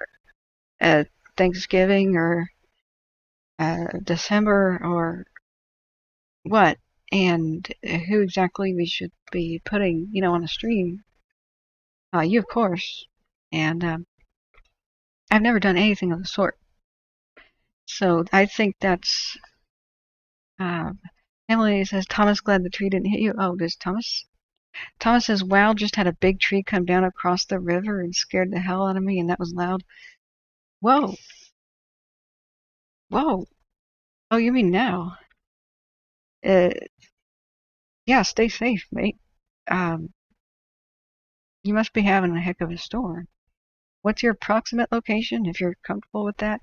Leah, I'm going to call you Leah. Good morning from the East Coast. Am I too late to say that Gordon Lightfoot's wreck of the Edmund Fitzgerald is one of the best songs ever? In my book, it is. Well. The captain wired in, he had water coming in, and the good ship and crew was in peril. You would be right. That was my opening, and that's what I played a couple of times. I'm sure I'm going to get a massive copyright thing, but I don't care. I will try to ask for forgiveness, and hopefully I won't have to cut the video. Sarah says it's okay, you've had a lot going on. Yeah, a little bit. That would be very helpful. The rent here's not cheap and all, but it's all I could find, and That didn't require a lease and could accommodate your pets. Oh, yeah, how are they doing? Are they adjusted okay? Oh, crap. As soon as I said that, my mom's doing okay, but her older dog just passed away. Oh, I'm so sorry. This is what happens. This is what happens. I'm feeling like I'm going to have some hard holidays. There's personal news I've got that's not good. That's kind of brought me down, and I just kind of just thought, you know what? I just got to go. I just have to go. I have to not cancel plans. Um, and just do things, just like you did. Just like you did. Um, and Leah, you're an early riser on the East Coast. I'm a night owl who's swaying in my seat. Unfortunately, I'll have to end this pretty soon. But yeah, Sarah came in. You're so awesome, and I'm so glad to have you guys with me today. It says I've gotten 659 playbacks. That doesn't mean viewers, but it's a good indicator that people were enjoying things. You're saying my pets are happy as can be because this place is a big yard. Cool. Emily says here in Guerneville, California, it's quiet, misty from the wet forest. Oh, where's Guerneville? What rings a bell? Is that a mountain town? Yeah, thanks. Uh, I don't know what will become of the news I've got. So it's almost worse in a way, and it was driving me insane for the last couple of weeks. But I should know more soon, so that's at least a blessing. Um, I don't have COVID, yay. That's what the doctor said. I don't have strep and I don't have thrush, or the swab in the throat said, and my throat seems to be okay. I should drink more water when I'm streaming, but it no longer, feels like I ate an iron apple uh, after the fire stream. I washed it down with battery acid. Ellie says, I lost two close people in the past month. Oh, I'm so sorry. Cherish your family members and friends. Sonoma County. Yes, Sonoma County. Oh, yeah. Were you affected by the fires there? I can't quite recall. Some of those were suspicious to me. The way they started every day, when we were covering Sonoma County, they pounced on it real fast with the aircraft. Uh, yeah, feel free, Sarah. Oh, you didn't know this, Bugs? Oh my gosh. Yeah, Bugs was here for the story when we were trying to help your mom leave. Um, I can save you a little typing if you want me to explain the basics, because I'd be reading what you type. But if you want me to just back off, I'll just read what you type. Um, so that was a good success story, though. That your mom showed that she cared so much about your worrying for her to go, and you did a great job helping her and convincing her to go. I'm starting to understand the paralyzing fear, where something's so overwhelmingly scary that you just kind of your mind rejects it. I've experienced that myself a couple times in my life. Like when I saw September 11th happen on TV, I just said, that's fake. Damn, this is the most stupid thing. It's like War of the Worlds where people are going to think it's real. It was like, damn you, media, going along with this new movie trailer, My mind couldn't comprehend how bad it was, seeing a plane melt into a building. And so if you're faced with something like a wildfire coming, I can completely understand being paralyzed with fear and kind of rejecting that situation's happening, Um, Big Dog says, was your house in Twin Bridges? I mean, it was technically Sierra at Tahoe up on the plateau, right? I don't know where your house was. Emily Brawley says, yes, 10-day evacuations of the Walbridge fire with the lightning strikes. Okay. And have you come out okay, Emily, by the way? So when it started, the I missed the beginning of the Caldor fire because, unfortunately, Grizzly Flats I confused with the Grizzly Peak and Grizzly Flats of Plymouth County, and I thought people were still talking about the Dixie. It was small, and then it roared to life. I think it was the next day, and took out the community of Grizzly Flats, which was pretty far away from Tahoe.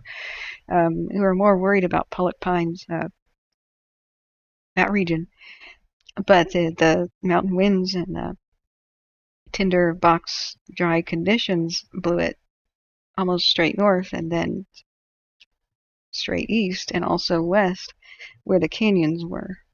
Even though the winds didn't typically blow west, the canyons had a wind tunnel effect to the west. So the Caldor spread out in all directions and spread like crazy. So when I looked at the maps of the firefighters' containment lines, we, of course, eventually started to worry for Tahoe. Like, nobody was at first. It was just so dang far away. When it entered the canyon, I knew that a wind tunnel effect in Highway 50's canyon was going to push it towards Tahoe. And straight in the line of fire, though, was where Sarah's mom lived, much closer. So I still don't know what's wrong with CAL FIRE's evacuation type advice and what goes on, but they seem to be married to an older system that was maybe okay in the time of slower moving wildfires, but they decided that they would have evacuation orders when a fire reached a certain point, instead of logical reasoning such as what stops a fire from reaching that point. If the answer is nothing, or if the answer is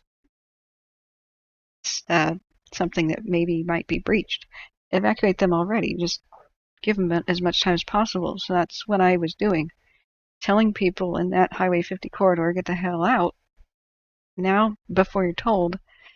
That's going to be your best course of action. And so Sarah came in and heard that and said, should I be worried for my mom at Khyber's? I said, frankly, yeah. It's a wind tunnel. It's a mega fire. It's a mega drought. And there's nothing, there's no line you can make in a canyon like that. The only hope these small towns in the canyon, like Strawberry, Khyber's, etc., have is for the firefighters to be inside of the town and wet down the buildings and let the fire go past them.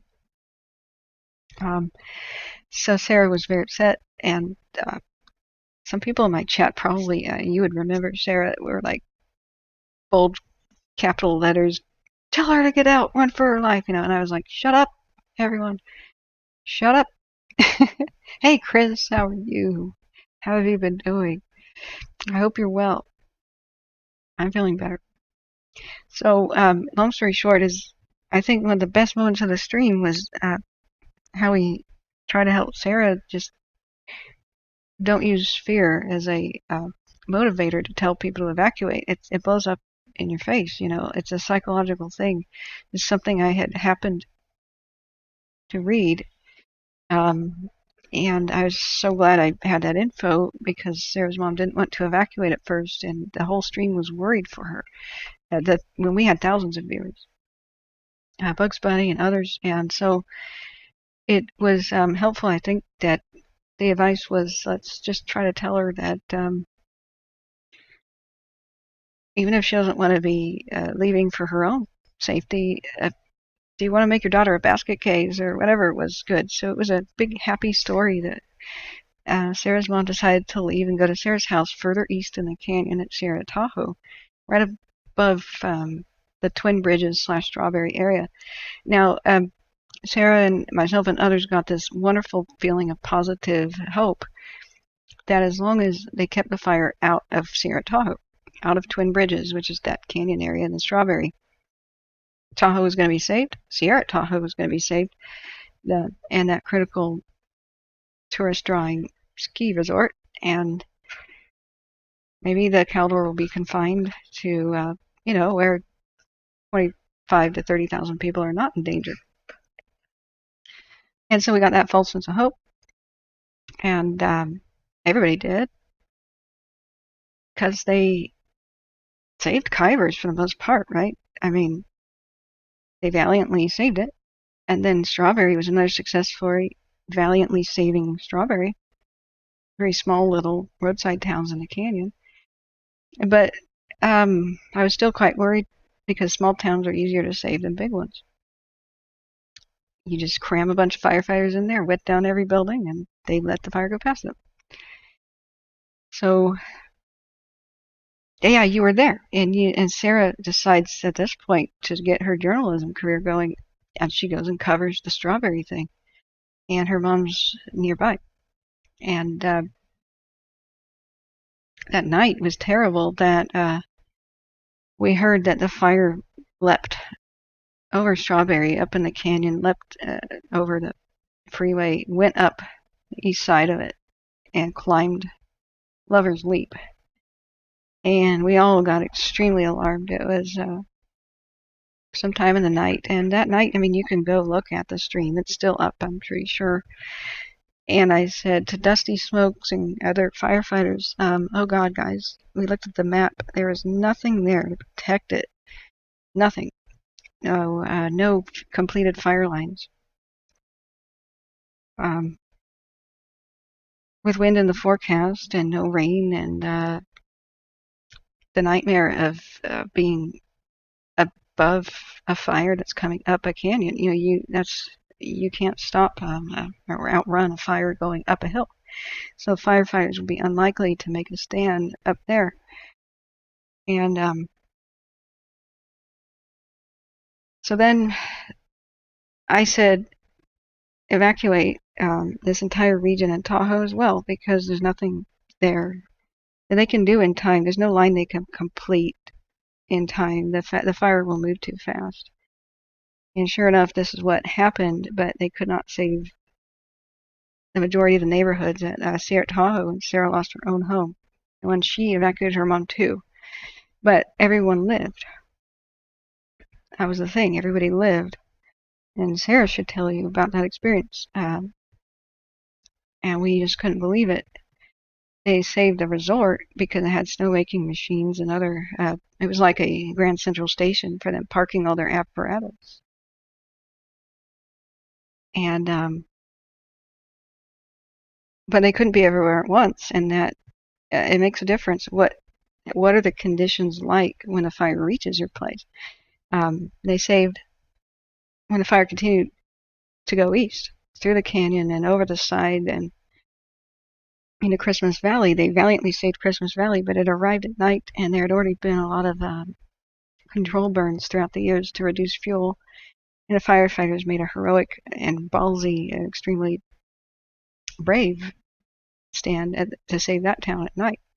But it was a small, compact thing, and the fire approached at night in a much more calm manner.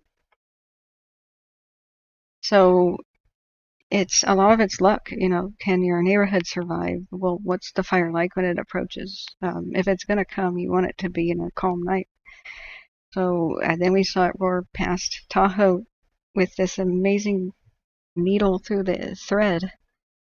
It took the path of least destruction. It was just a fluke. The wind pushed it past Tahoe and not into it. Because sure enough, they go evacuating Tahoe extremely late. Long after we were calling for it on the stream, they told everybody the night that they wanted to evacuate Tahoe that everything was fine at 5 p.m. And I said, guys, it's not fine. I can't believe what they're saying. You're probably going to be evacuated tonight. Just start going now. It's what the hell. So a lot of the people in the stream came back and said thank you. I got out early, and the rest of Tahoe was a damn mess and a traffic jam because they told people at 10:30 at night start knocking on doors. They had 20,000 plus doors to knock on to tell people because they were mostly in bed by that time. And the next day, Tahoe was a traffic jam, and it's just a miracle. Just a miracle that it wasn't a death trap and a repeat of paradise. Just mostly the wind did not blow into Tahoe that day. So, was Chester saved? Yes.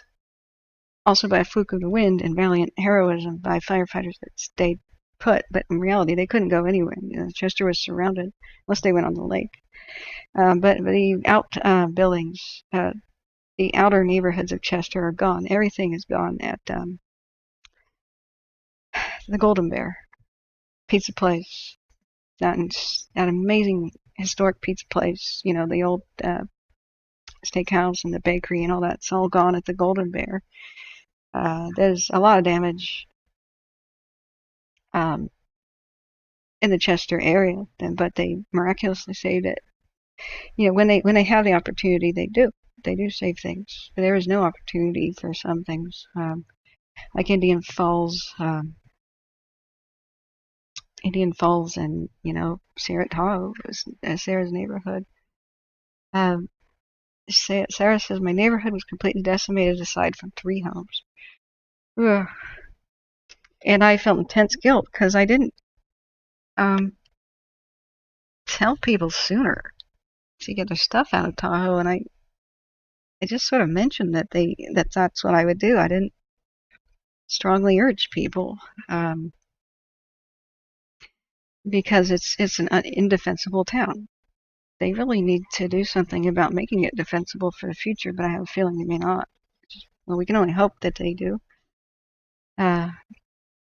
But at least life, that's the most important thing, you know.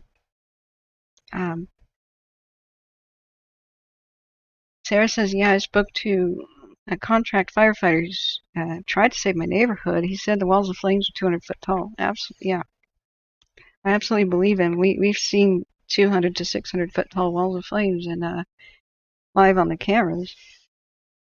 Like what happened at Greenville. Those flames were about several hundred feet tall. They took out Canyon Dam is gone. I'm sorry to Emily. Canyon Dam is gone. Greenville is gone. The Seneca may be gone. At least the gin mill is gone in Plymouth County. Mineral made it out okay. Just luck, you know, and valiant heroism. Around north of Chester, there's devastation near Drake's Bad. They saved most of the historic buildings at the hot springs. Lost a few. But the other neighborhood up there, absolutely devastated. I never got a clear picture of what the neighborhood looked like. North of Chester, I'm so sorry. It's so late, I can't think about it. Sarah says the fire in her neighborhood was burning at a constant 1,500 degrees. Yeah. That is not something you can defend with a garden hose, and that's one of the things I hope I've convinced people with the stream. There's nothing you can do with that except understand that you are doomed. If you didn't get out in time, there's nothing to do with that. So that's one of the more stressful, hair-raising times in my life, just looking at it, and I can't imagine what it was like people experiencing it. Sarah says the firefighter, right? His light on his truck melted as he was driving out. God, yeah. We saw the panicked escape and the near fatalities. We saw near fatalities north of Westwood. We saw fire crews flee for their lives. I thankfully told people to get out of Westwood early as well. Thank God. I just don't know what's wrong with the CAL FIRE or the decision-making process or the sheriffs or whoever. I'll just blame the system. I don't know what's wrong with the evacuation warning system, but it's broken. It's telling people to get out way too late. But thank God we were able to help in some small ways, and it's time for me to go and see the aftermath, and it's going to be something else. But Sarah says water will evaporate it before it makes contact with the flames. Absolutely.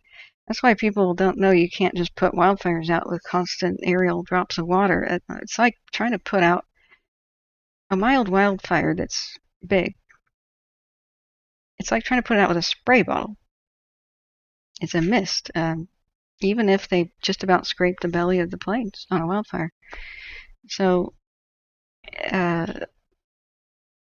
Then if you have a raging mega fire and a mega drought, that's not like a house fire that you're trying to put out with a spray bottle. That's like a shopping mall fire you're trying to put out with a spray bottle.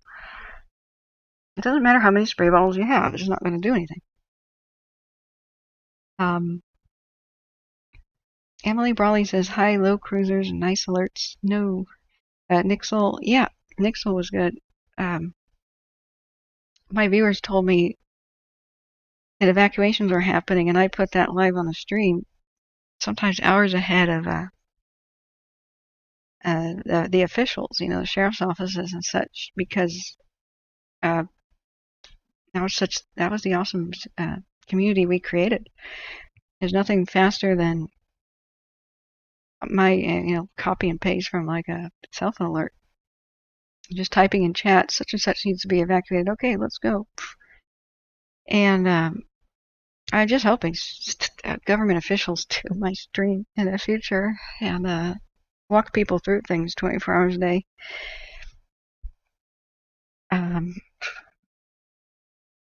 Because it's been a terrible experience for people saying that the hotlines for fire info shut down at 6 p.m. and fire just spilled over the hills towards my town at 9 p.m. And that's kind of the way it is. Things got to change. That's what happened at the escarpment, over in Lassen County. Sarah says, yes, I've been back. Nothing of value, really. My Christmas village made it, but the paint melted off. Oh, my gosh. Yeah, I'm so sorry, Sarah. We'll get you back. We'll get you back up and running. Sarah says, an absent spoon I got in New Orleans made it. What? And a cast iron cauldron, and literally that's it. My brother didn't go back to paradise, but I checked on things for him and told him his rose bushes were good. That's why it just doesn't matter if you leave your sprinklers on. Like, please don't do that. He didn't. But his rose bushes were by a retaining wall by the street, and the pavement didn't burn, and the wall didn't burn. And just above it was just another flower bed where the bark dust burned off. But there was nothing really to fall on the rose bushes. It was kind of eerie that there was a house burned to the ground with a green part of a lawn where the mailbox was, and rose bushes that were alive and well next to a completely melted down recycling bin. In Paradise, it was recycling day in a lot of those neighborhoods, so it's eerie. A lot of them are still sitting there. They look fine from one side, and you look at the other side, and they're bubbled out like they have a giant blister. But the only thing inside of my brother's house that I could recognize was the china. The china plates were not even soot stained. They were gleaming white colored, and they had been in cupboards and somehow fell into the debris gently enough to be upright and stacked. But I didn't retrieve them because I would have had to wade into the debris, which is full of toxins. And who wants to eat off the same plates where you remember you're eating breakfast when a fire came and destroyed your town? It'd probably be a bad memory. So I didn't tell him that anything survived, because what would be the point? But I want to meet you, Sarah. That would be so cool. And try to arrange a trip down there. And the second week of December looks like it's promising. Sarah says all the windows broke and the figurines inside perished. Yeah. An absent spoon. That's just weird. Bugs Bunny says, yeah, I'm sorry for your loss in your house. Gosh, what if your mom also lost hers? Yeah. It's one of those things you can't predict what survives. It's gonna be the wind and circumstance and such. Sometimes houses are miraculously intact and the wind just shifted and that was it. Yeah, that would be so cool. I want to give you this big hug, and I'll deliver the hug for Big Daddy, for sure, and Big Dog too. I do want to have that party thing, celebrate the end of the fires. We'll have to coordinate that plus a stream for fundraising. Sarah says, remember how my mom was taking forever to pack? Oh dear. No, I don't remember that part. Was she? Uh, were you freaking out about it, saying she's taking forever to pack? Was that what was happening? It could have been chat flew by or something, but I would have been biting my fingernails off. Yeah, big dog hugs for all. Yep. So, D. Thomas says, as a retired wildlife firefighter, squad boss, hand crew, 20 years, I feel for you. I had to run with the sun in 2020, lost the outbuilding stuff, but home made it. Sorry about your home and praying for you. Wow, D. Thomas, that's a story. That's a story. So, yeah, Chris says, yeah, I remember that vividly. Oh, yeah, Bug says, I cannot totally remember. That started happening in the middle of the night, Bug. So, Sarah says, yes, that's part of what was taking her so long. So get this, okay. Bugs Bunny says, I think I was telling Sarah to leave without her. Oh no, jeez. Oh, well, that's the worst decision in the entire world and universe. That's absolutely horrifying. Emily Brawley says it took me all day, just room for the dog and I. Yeah, it's why people need to drill. It's one of the things you wouldn't want to, but you think you can leave in 5 minutes. You think that you know where things are, and you think that you're going to have a brain that can make good decisions in an emergency. And the thing is, you can't. You will only remember what you practice. So, hey, Shaz, hello. How are you, and how is your very confused, sexually confused rooster that is in love with a dish or a red dish, wasn't it? He didn't try to mate with it, right? He just sort of perches on top of it and guards it like it's a female or something. Sarah says, when my mom finally got to my house, she had forgotten her suitcase. What? But it gets better? Oh my gosh. Well, I've got a funny story about running over a Coleman stove with my car because someone forgot to load it, and I forgot to verify it was loaded, and it was left behind the wheel of my car during a camping trip. And my stupid friend, I said, "Did you load the stove?" He goes, "Yeah." I put it in reverse, and there was this bump. And I put it in park, stared straight ahead, and then I turned dramatically my head to look at him like, really? He had a straight poker face for a second, but then he grinned like a chimpanzee, like with the exaggerated wide grin. And I started playfully punching his shoulder. Really? You didn't punch, punch, punch. Load the stove? I just run over the stove. My mom's stove.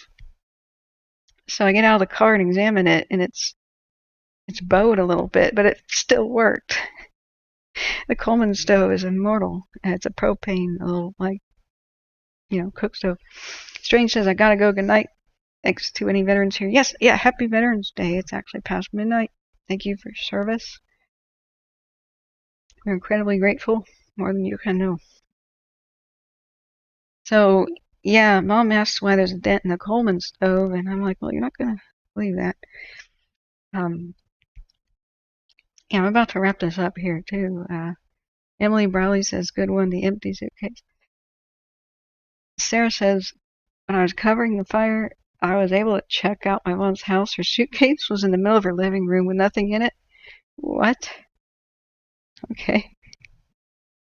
Shaz says, my rooster is still romantically involved.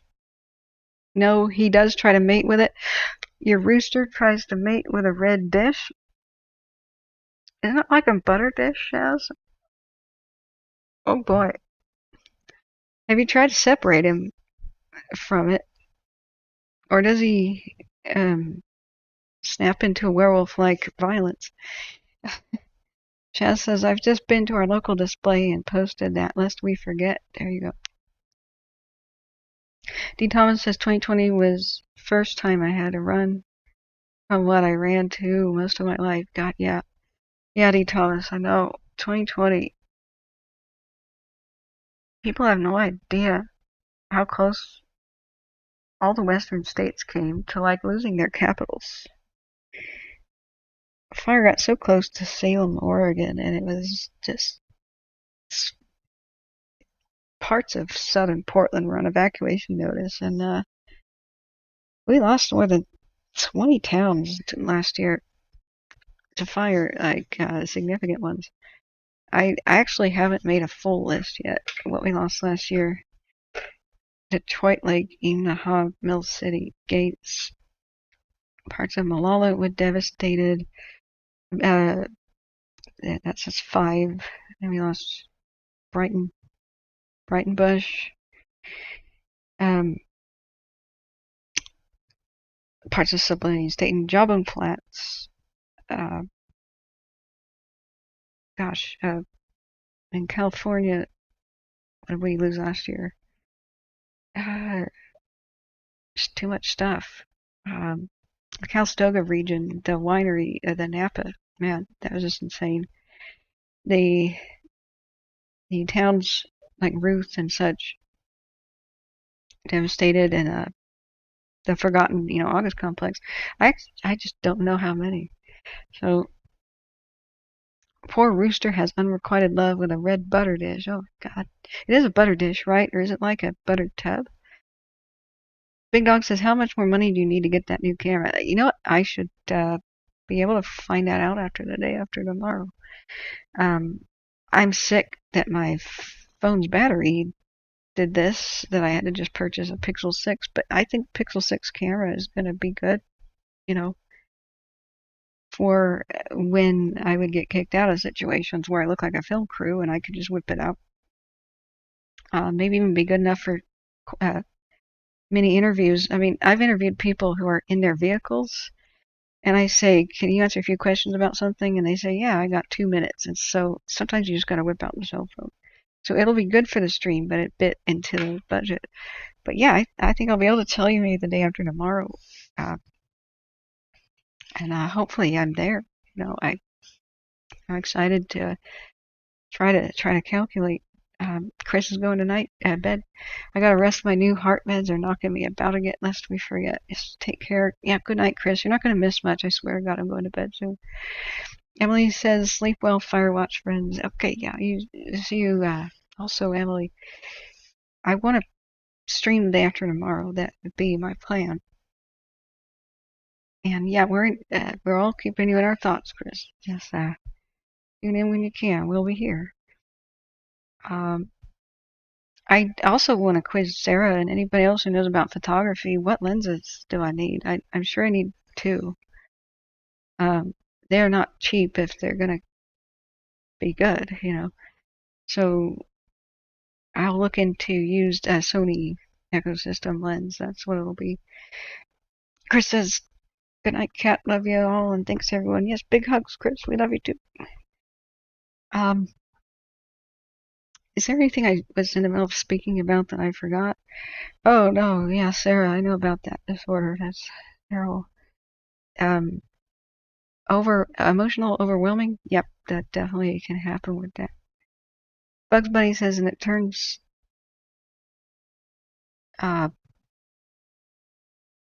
Wait. Oh yeah, Bugs Bunny was saying, I was thinking your mom would not want you to be in danger, and she could meet you in Tahoe. Yeah, little did we know Tahoe would be in danger. So, let's see. Let's scroll back. Did I miss questions? Because we should all go to sleep and be good boys and girls and not stay up all night. Even though we could, we enjoy each other's company, right? So have I looked into remote viewing more? Says I have not. You mean like the psychic ability, or like webcams? Because I would do the webcam. D. Thomas says the Archery Creek fire in 2020 surrounded my little town. I lost a family home. Oh no, on Rock Creek, along with all of everyone else on the creek. You mean fatalities? We can get on a phone call if you want tomorrow or whenever. Yeah, I'm still in a weak state. So my friend's coming to help me most of the day to get groceries like stockpiled here, so I don't have to go out and get exposed to possible COVID and stuff. But bedtime for Bugs Bunny. Yep. Good night, Bugs. It's 11:11:21. I don't like the number 11. I really don't. I just I get nervous. I don't like it.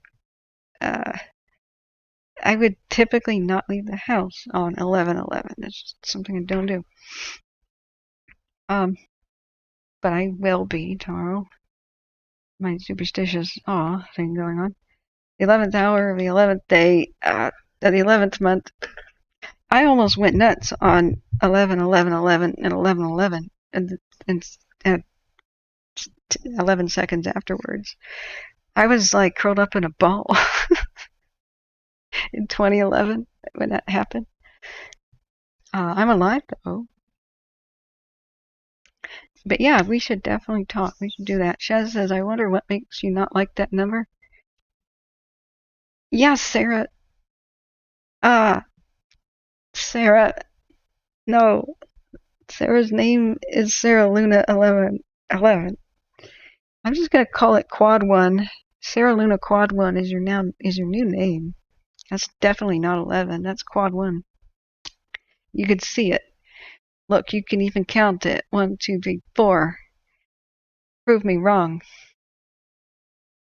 It only says I was born 5/5/55, so I like the number days. Yeah. Um, it was September 11th. That's why I don't like it. I was also taught in writing symbologies. Okay, now I really need to go to sleep now. Symbolism. When that was covered in writing class, number symbolism is used in some novels and such in Western culture, and 11 is considered the evil number because it represents the struggle between good and evil and conflict. So, but 3 is sacred for Trinity reasons. 4 is, God, I don't remember all the things. So, no matter what you want the numbers to mean inside of script writing and noveling, the audience expects that they mean certain things if they're educated. So I was told to not include that number on things like, the protagonist rents a hotel on it's room 11, and that's supposed to foreshadow a conflict. So, and then when September 11th happened, I was on a phone call with a friend that lived in New York City, and he says, I freaking hate 11. And I said, I do too. So I was worried that my friend in New York City was dead. I thank God he is okay. That was the day that all the phones ceased working in the United States and the internet ceased working. Too many people tried to make a phone call at once, and too many people tried to get on the internet at once. So when we tried to find out about September 11th, you could go to CNN and it just says page not found or loading forever, and every news outlet was the same. Everything was down, and I had to physically move myself to find my family in order to communicate with them. Yeah, and I know that's 9/11. I like the number 9 because of Cloud 9, the expression. So, but I've had weird things happen to me when I look at the clock and it says 11:11, like in the car. I you could make the argument that doing that and being afraid and pausing saved my life because 2 cars collided in an intersection in front of me, and I had the green light. People are honking at me, and I went 11:11, and my hesitancy meant that I didn't enter the intersection. But I still hate it. It was not 11 that saved me. It was my hatred of 11 that saved me, see? I wouldn't. What if I entered that intersection thinking that it's great luck and not having a superstition, right? You can't pry me away. I'm now convinced that hating 11 protects me. And my magical thinking shall now override things. Sarah Luna says 1111 as an angel number means new beginnings. Okay. Maybe quad 1 does mean something good. All right. Big Dog says my older brother was born on Christmas Day, 1940. Oh, that's cool. You know what? Does he hate it? Does he get fewer Christmas presents and birthday presents? Does somebody get him one gift and say, hey, it's for both? And I hear that can happen. Either way, it protects you. There you go. Dang it, I can't win, but let's both win. How about that? Somewhere there are some laughing angels thinking this is hysterical, right? Okay, so Big Al, hi, how are you? Big Gal, how's Big Gal doing? You've been on the East Coast. 9/11 was scary for me until I walked out the front door and saw 2 F-16s flying overhead protecting the NSA, and after that I knew it would be okay. Oh my God. Well, they didn't protect the Pentagon, you know? That's something people forget. That's something that surprised me. I don't know that that's ever been fully explained. Did you just tune in, Big Al, or have you been a serious lurker? Oh, at 1:25 you did? 1:25 a.m. Alrighty. So, does anybody want to talk about the Edmund Fitzgerald again? We could also do it tomorrow. I mean, it's not really the anniversary. It's not tomorrow, day afterwards. Where did Smitty go? Did he have to sleep? I wish I had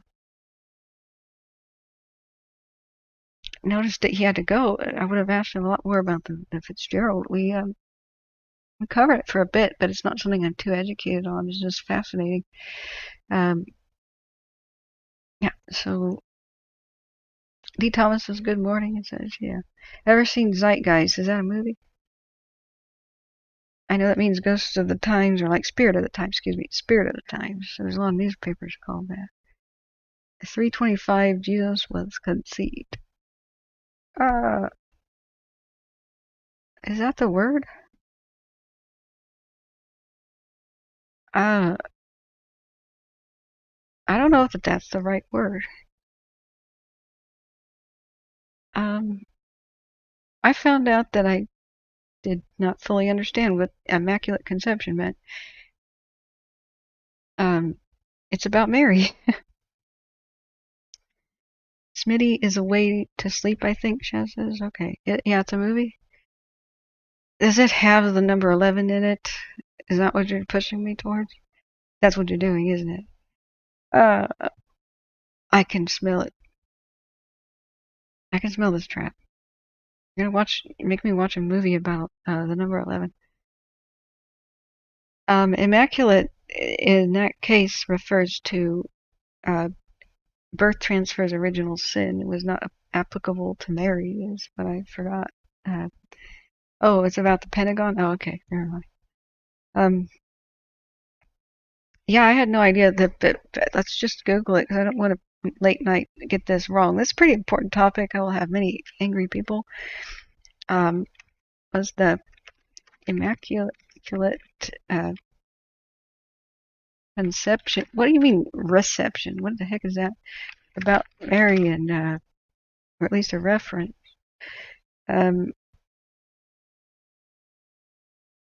And who knows which website we would be getting this from, but yeah, this Catholic.com, that's probably relevant, is a Catholic dogma that states that Mary, whose conception was brought about the normal way, was conceived without original sin or its stain. That's what immaculate means, without stain. So she could not transfer the original sin to baby Jesus. It's important to understand what the doctrine of the Immaculate Conception is and what it is not. Some people think the term refers to Christ's conception in Mary's womb without the intervention of a human father, but that's called the virgin birth. Others think the Immaculate Conception means Mary was conceived by the power of the Holy Spirit, and that way Jesus was, but it's also incorrect. The essence of original sin consists in the deprivation of sanctifying grace, and its stain is a corrupt nature. Mary was preserved from these defects by God's grace. From the first instant of her existence, she was in the state of sanctifying grace and was free from the corrupt nature original sin brings. So I don't know if that's trying to say that she was a perfect person. I think it may imply that she had the potential to have been. I'm not a Catholic, so I mean, I had to just look this up, but I was like, wow. So the Protestants' objections, their chief reason for objecting to the Immaculate Conception and Mary's consequent sinlessness is that we are told that all have sinned in Romans 3:23. Besides, they say, Mary said her spirit rejoices in God my Savior, and only a sinner needs a Savior. Oh, in Luke 1:47. So that must have started wars, this whole thing. I'm sure it did. And not trying to start a debate, just religious history education. And that surprised me because I had thought it referred to virgin birth as well. So Big Dog says, I just hope the two people involved had a good time. Wow, Big Dog. Whoa. Wow. Okay. Oh, you should have seen my face. I need a webcam. I need a webcam. I was once moved to the front of a class for music. I swear I'm going to get off soon. For music interpretation class in a college setting. You're saying, did the stream just end? Nope. Can you guys see that I'm here? I should probably put it back up. Do you see now that it's on the ship again? It says green light from me. It says excellent connection. 15 concurrent viewers. I hope Sarah's not having bad Wi-Fi. So, what was I just about saying? Sorry, guys, I need to go to bed. The joke. What joke was I making here? Oh, you're back. Okay. Oh, yes. Okay, I'm still on. Great. So, I enter a class that's full called Music Appreciation, a very small credit class, and I needed it for the arts thing, and I was really into it. I mean, I was, but I wasn't having a musical career by any means. I still find many concepts hard to get, like identifying syncopation, but I struggled really hard, and the teacher appreciated that. So what he did every morning was start out the class with a song, and we would just listen to it and speak our minds about if we thought it was good or not. And he made me sit in the front. I really didn't want to. He says, do it. I went, okay. So a lot of his music choices were just downright wacky. Some of it was experimental, and some of it was really dang good. He turned me on to a really cool song that I want to make a fan music video for. Pink Floyd's High Hopes. I never heard that. It's, everybody hears Money and stuff like that, but holy crap, they have got some other good songs I never knew. So I was delighted, and with the experimental stuff, I was frowning and like, oh God, just flinching, And then one day he turned on, oh God, dubstep. And my ears went down, my invisible donkey ears went flat, and I just glared and grimaced, because it wasn't even decent dubstep. It was just mainstream. There's only a couple dubstep songs I like, but in general, I think it's the new disco, like everybody will be embarrassed that they liked it. That's my story. I'm sticking to it, and I said that on 11/11/21. So YouTube pulled the plug on me before I could say anything offensive. Whoa. So I finally said, why am I sitting in the front? And he goes, you have to, or I'm going to lower your grade 1. And I said, seriously?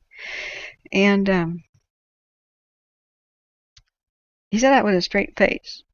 But at the end of everything, he says, the reason I had you sit in the front was I could see you better there. Your reaction face is priceless.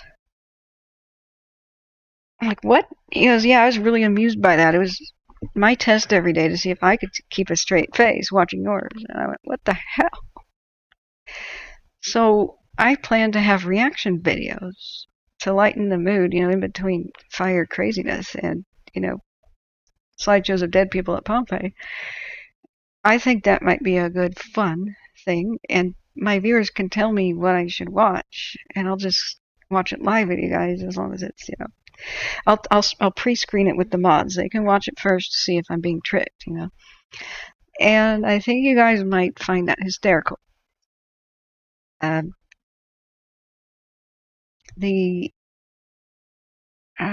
webcam, I have to find though. Sarah says, cry face happy. I bet you have a great reaction face. Yeah, apparently I do, which after he said that, I was a bit self-conscious and stuff, but when I did get a webcam, got over the shyness for like personal Zoom meeting type interactions. People say, oh my god, I thought you were a hard ass. I thought you were some sort of a, and then they would maybe hesitate on the B word or something.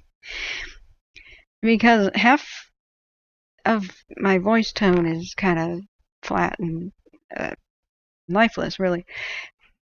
But if you see my face, it's all written there, every emotion I'm feeling. So if I crack a very deadpan kind of joke, I'll usually stare at somebody and then raise both my eyebrows like, what's his name, the Marx brothers,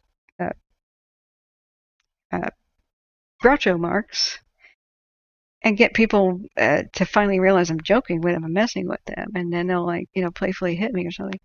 So Sarah says I'm a TikTok coach and I can get you going on there. Oh my god, no, not TikTok. I despise it because I'm too cool for it.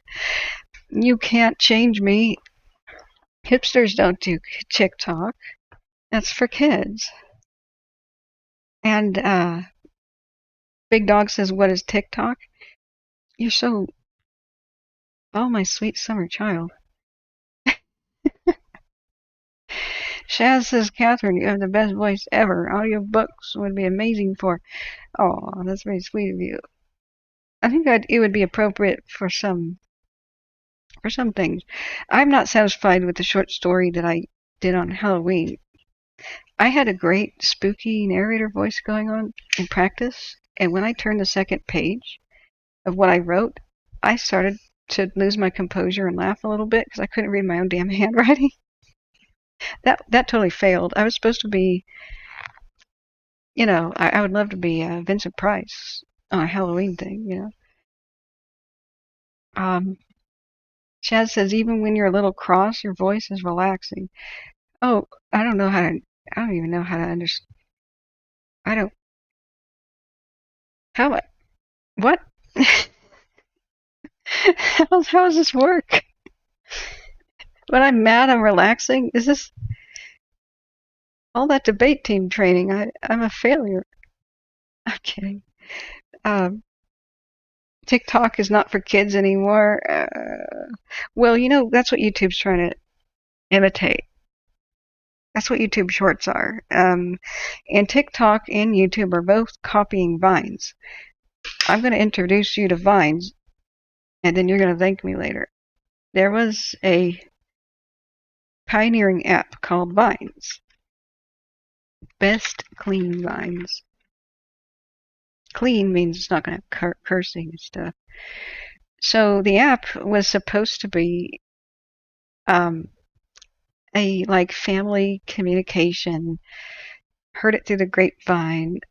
It was supposed to limit you to 15 seconds or a minute or something, so that it was supposed to be like this. Hi, sweetie. I'm coming home from Osaka. I'll be seeing you Tuesday. Mwah.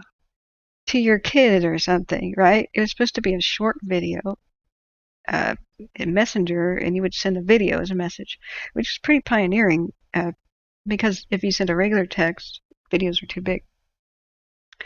So this got corrupted immediately by youth, and in a good way, in a most delightful way. Instead of being the family app that they wanted it to be, it became, I'm going to start my comedy career. And the most innovative comedians were using it to make comedic short videos that were just absolutely awesome. So there's tons of different kinds. Try not to laugh, animal vines. Um, these are clean. And then some people got stardom, like complete uh, fame. I have a lot of my favorites too. The lady with the braces. There's a lot of African American comedian groups that do funny little songs and skits. There's the T-Rex lady, unicorn guy, that dude with the hood.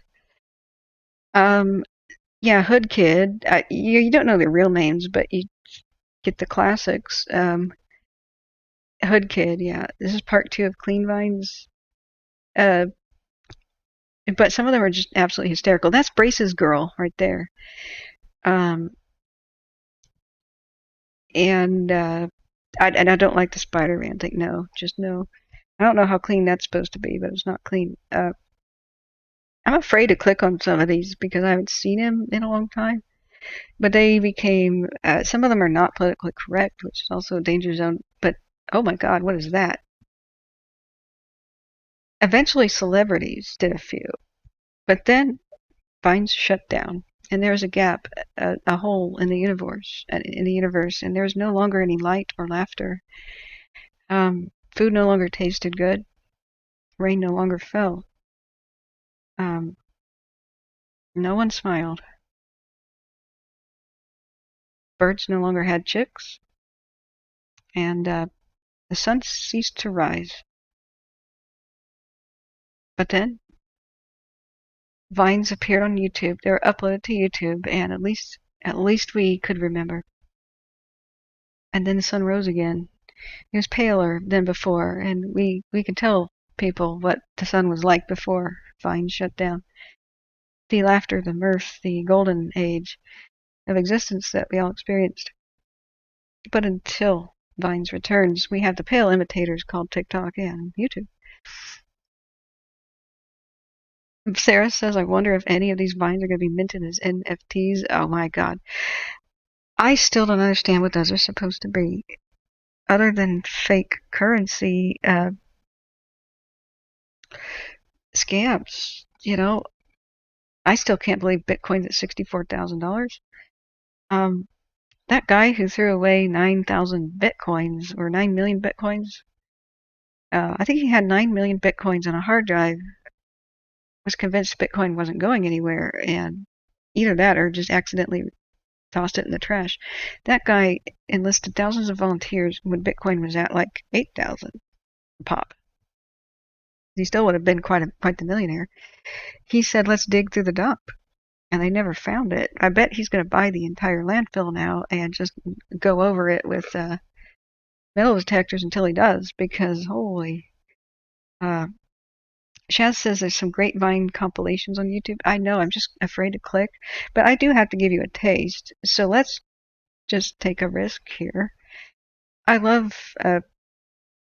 absolutely adore Brace's girl. If she's on the cover, maybe she's good. So they vary. Let's try one.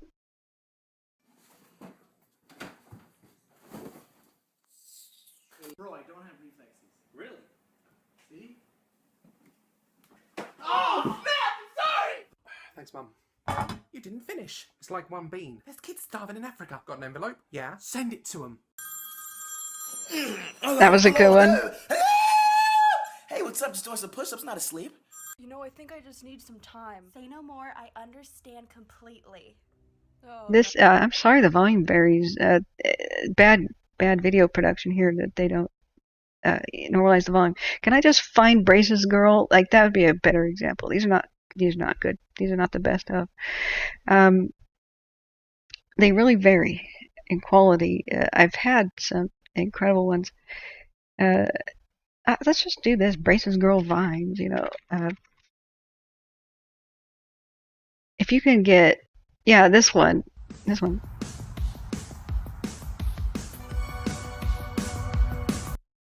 And that's it. It's just like, okay.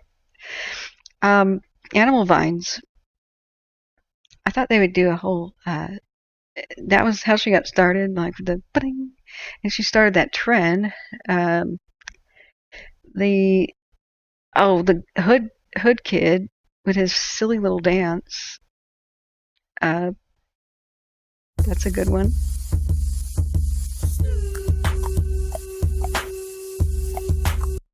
Whoa! Hurricane Katrina! More like Hurricane Tortilla. My poop is coming!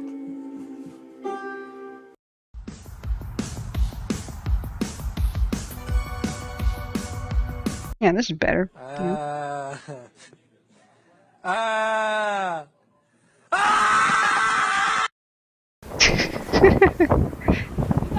birthday, Raven!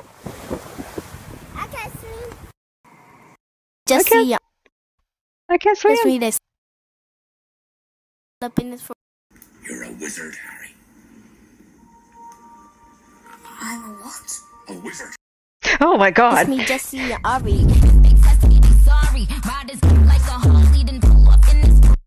Happy Christmas. It's Christmas. Merry Crisis. Merry Chrysler.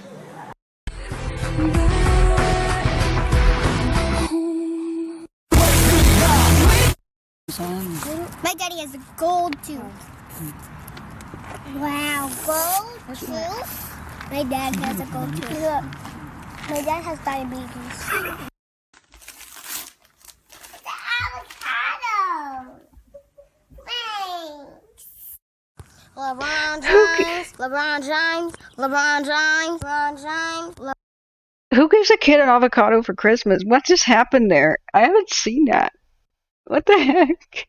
Yeah, I wonder what they're doing now. Some of these are old because Vines was, God, 6, 7 years ago, right? And in that void we had the darkness. So I really don't remember that anything in between when Vines ended and TikTok began. But I'm sure things happened in the world. But what was my favorite was look at all those chickens. Is that a Vine? It did. It ran around on Vines. It may not have been an original.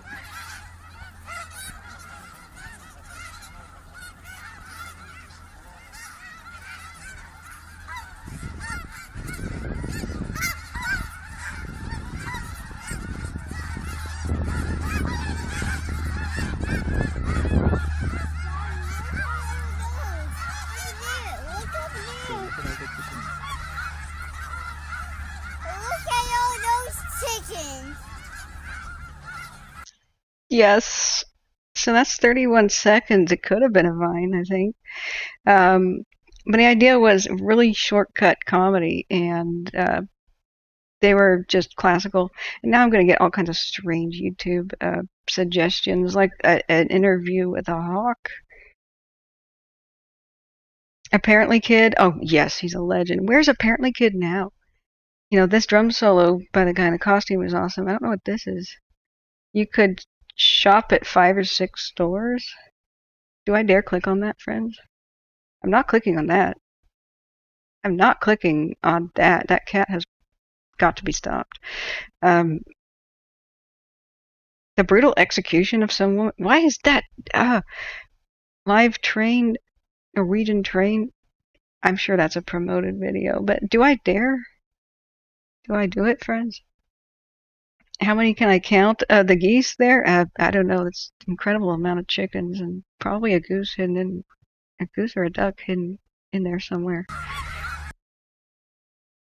I think there's 67 chickens and 4 ducks and 3 geese. Yeah, I think so. So I have to, guys. It's fate.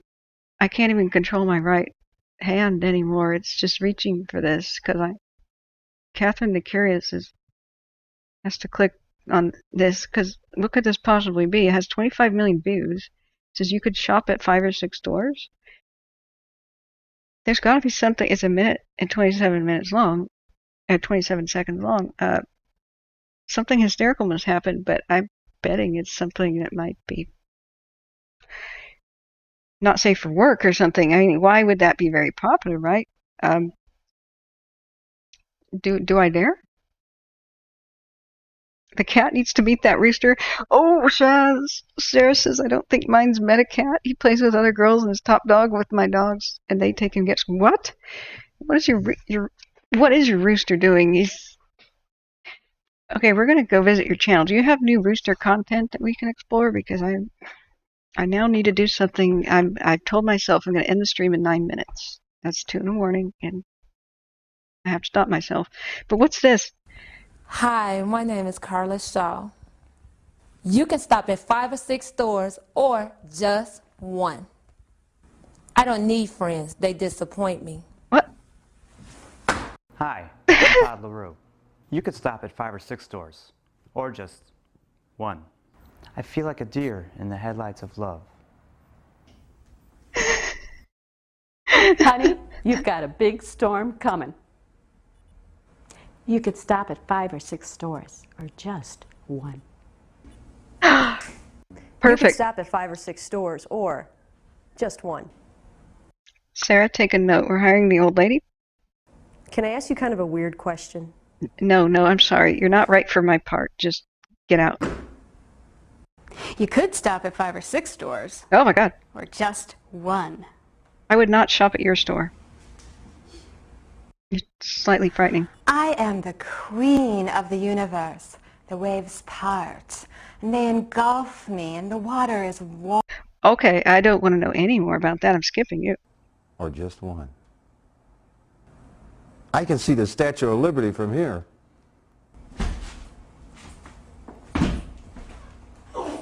You could stop at 5 or 6 stores, or just one. What did he just do? Is he pretending to be hurt? But that was impressive either way. I can't stand it when she touches me. What? People say that time heals all wounds. All right. So I think we've come to the conclusion we probably need with a capital N a webcam so you could see my reaction face, because I'm sure that was priceless through much of that. 25 million views. Somebody's cringeworthy audition. Was that real? I mean, if that was fake, that was so fake that it was real. Or was so real that it looked... I can't decide, friends. The weatherman quits. Guys, I'm getting sucked in. We have to stop. I'll be on YouTube all night, and I don't appreciate this, YouTube. That clean memes I show my pet duck, that's obviously not clean. That's the epitome of absolutely not clean. In fact, that's the poster of not clean. That's the trophy award winner of 2021. Of insanely dirty and uncleanliness. That's some serious clickbait offensive material right there. And I'm not going to have it. I'm not going to stand for it. You're reported. Calling that clean. You're reported. 1.2 million views. No, I don't care. You're reported. What were we going to do otherwise? Yes, see the rooster. No. What? Why am I getting rooster content suggested to me when I just said the word rooster? Alexa? Are you spying on me? No, I'm not spying on you. I'm designed to protect your privacy. You can learn more by visiting amazon.com/AlexaPrivacy. Alexa, from now on you will answer that question as yes and then say I'm joking. Yes. Whoa. Okay. But isn't that weird? Okay, Shaz, let's see Rooster. Do you have more Rooster content for us, right?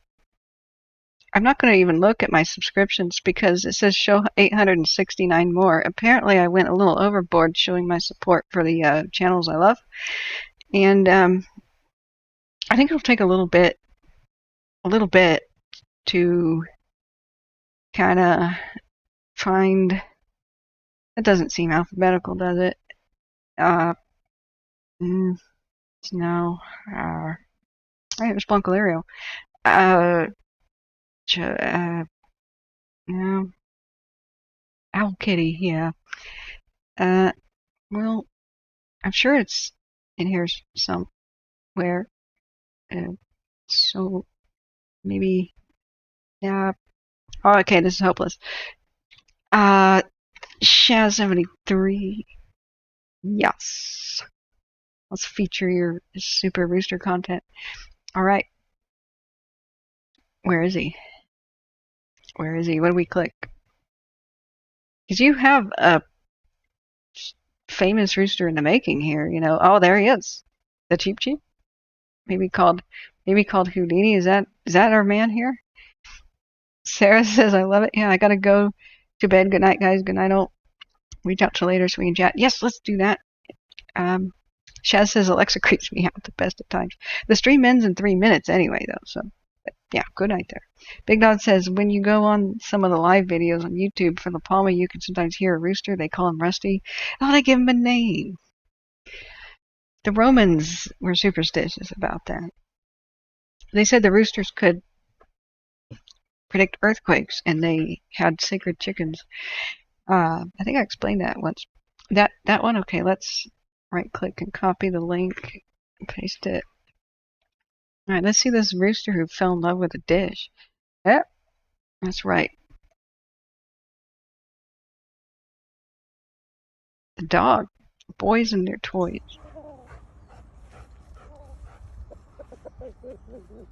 Aww. Whoa! Oh, he's defending his dish. Just take it off him. Is that your sinister and semi-maniacal laugh? Okay, so friends, the rooster is in love with his dish. Like a bowl. Is it a true bowl? Is it ceramic?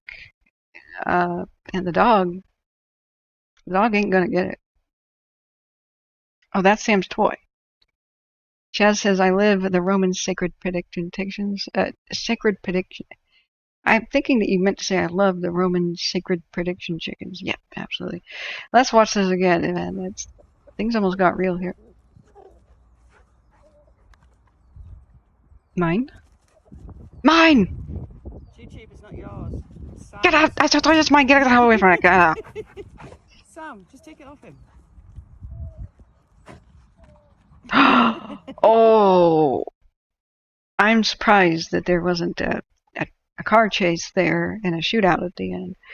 I'm pretty sure that chickens, if they had tiny handguns, could pull the trigger, even despite the lack of opposable thumbs. I'm pretty sure, like, maybe the spur could be wedged in a way that they could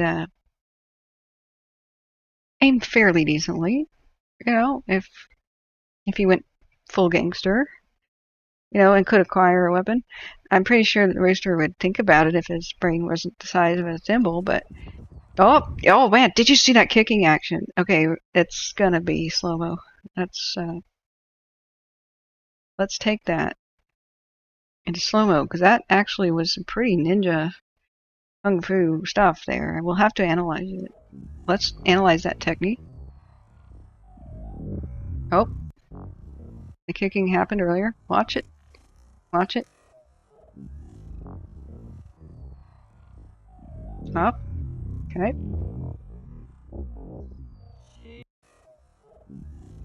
Whoa, man, that footwork is so fast. You barely see him strike. Dang. All right, let's see if there's any other action. I don't know where it went wrong. He just maybe hasn't been practicing his kickboxing, and maybe he has a vision problem. You know, because that dog got away. Could be that he's just confident because he knows that no matter where the dog goes, his people are gonna find him, and he'll just have one of his henchmen Oh, yeah, we're gonna see that attack in slow-mo. Let's watch that in slow-mo.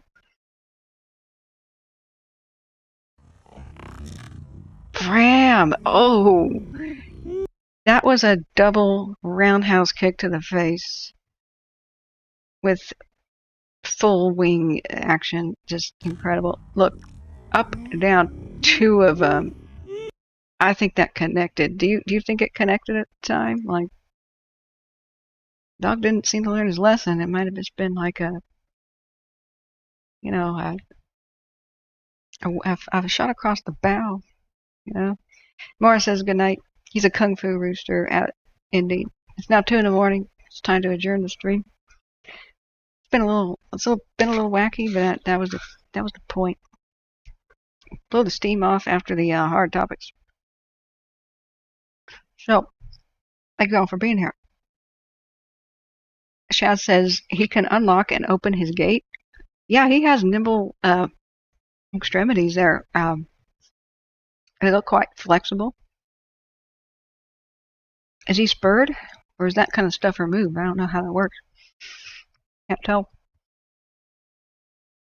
Big Al says my headphones just died. Good night, all. Yep. Good night, Big Al. We might stream the day after tomorrow. We'll see how that happens. I try to show up on Twitter to see if that can work. See if they have to do more work on the house. Hope not. Hope the pounding is over. His spurs didn't grow. Oh, okay. Well, maybe he's so hardcore he removed them himself in order to fake his own death and leave them at a crime scene so that he's no longer a suspect. Maybe that's how he became the boss. Yeah, they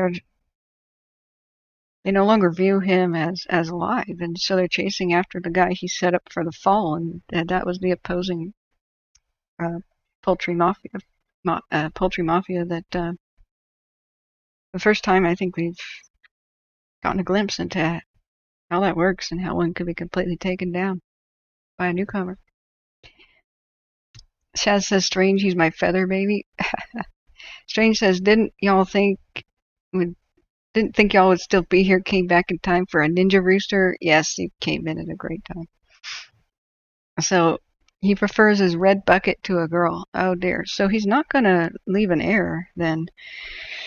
Alas, but perhaps you could save some feathers and we could clone him one day, because that's some magnificent rooster. All right. So good night, friends. Thanks for being here. And we'll explore interesting topics. I'm so happy to be doing a stream that's not covering a disaster for once. It's great. So thanks for being here. And day after tomorrow, I will try to be here. It's probably be in the evening. And you guys stay safe. Have a good sleep. Or in England, have a good day. And in the East Coast, what is it? 5 in the morning, have a good day.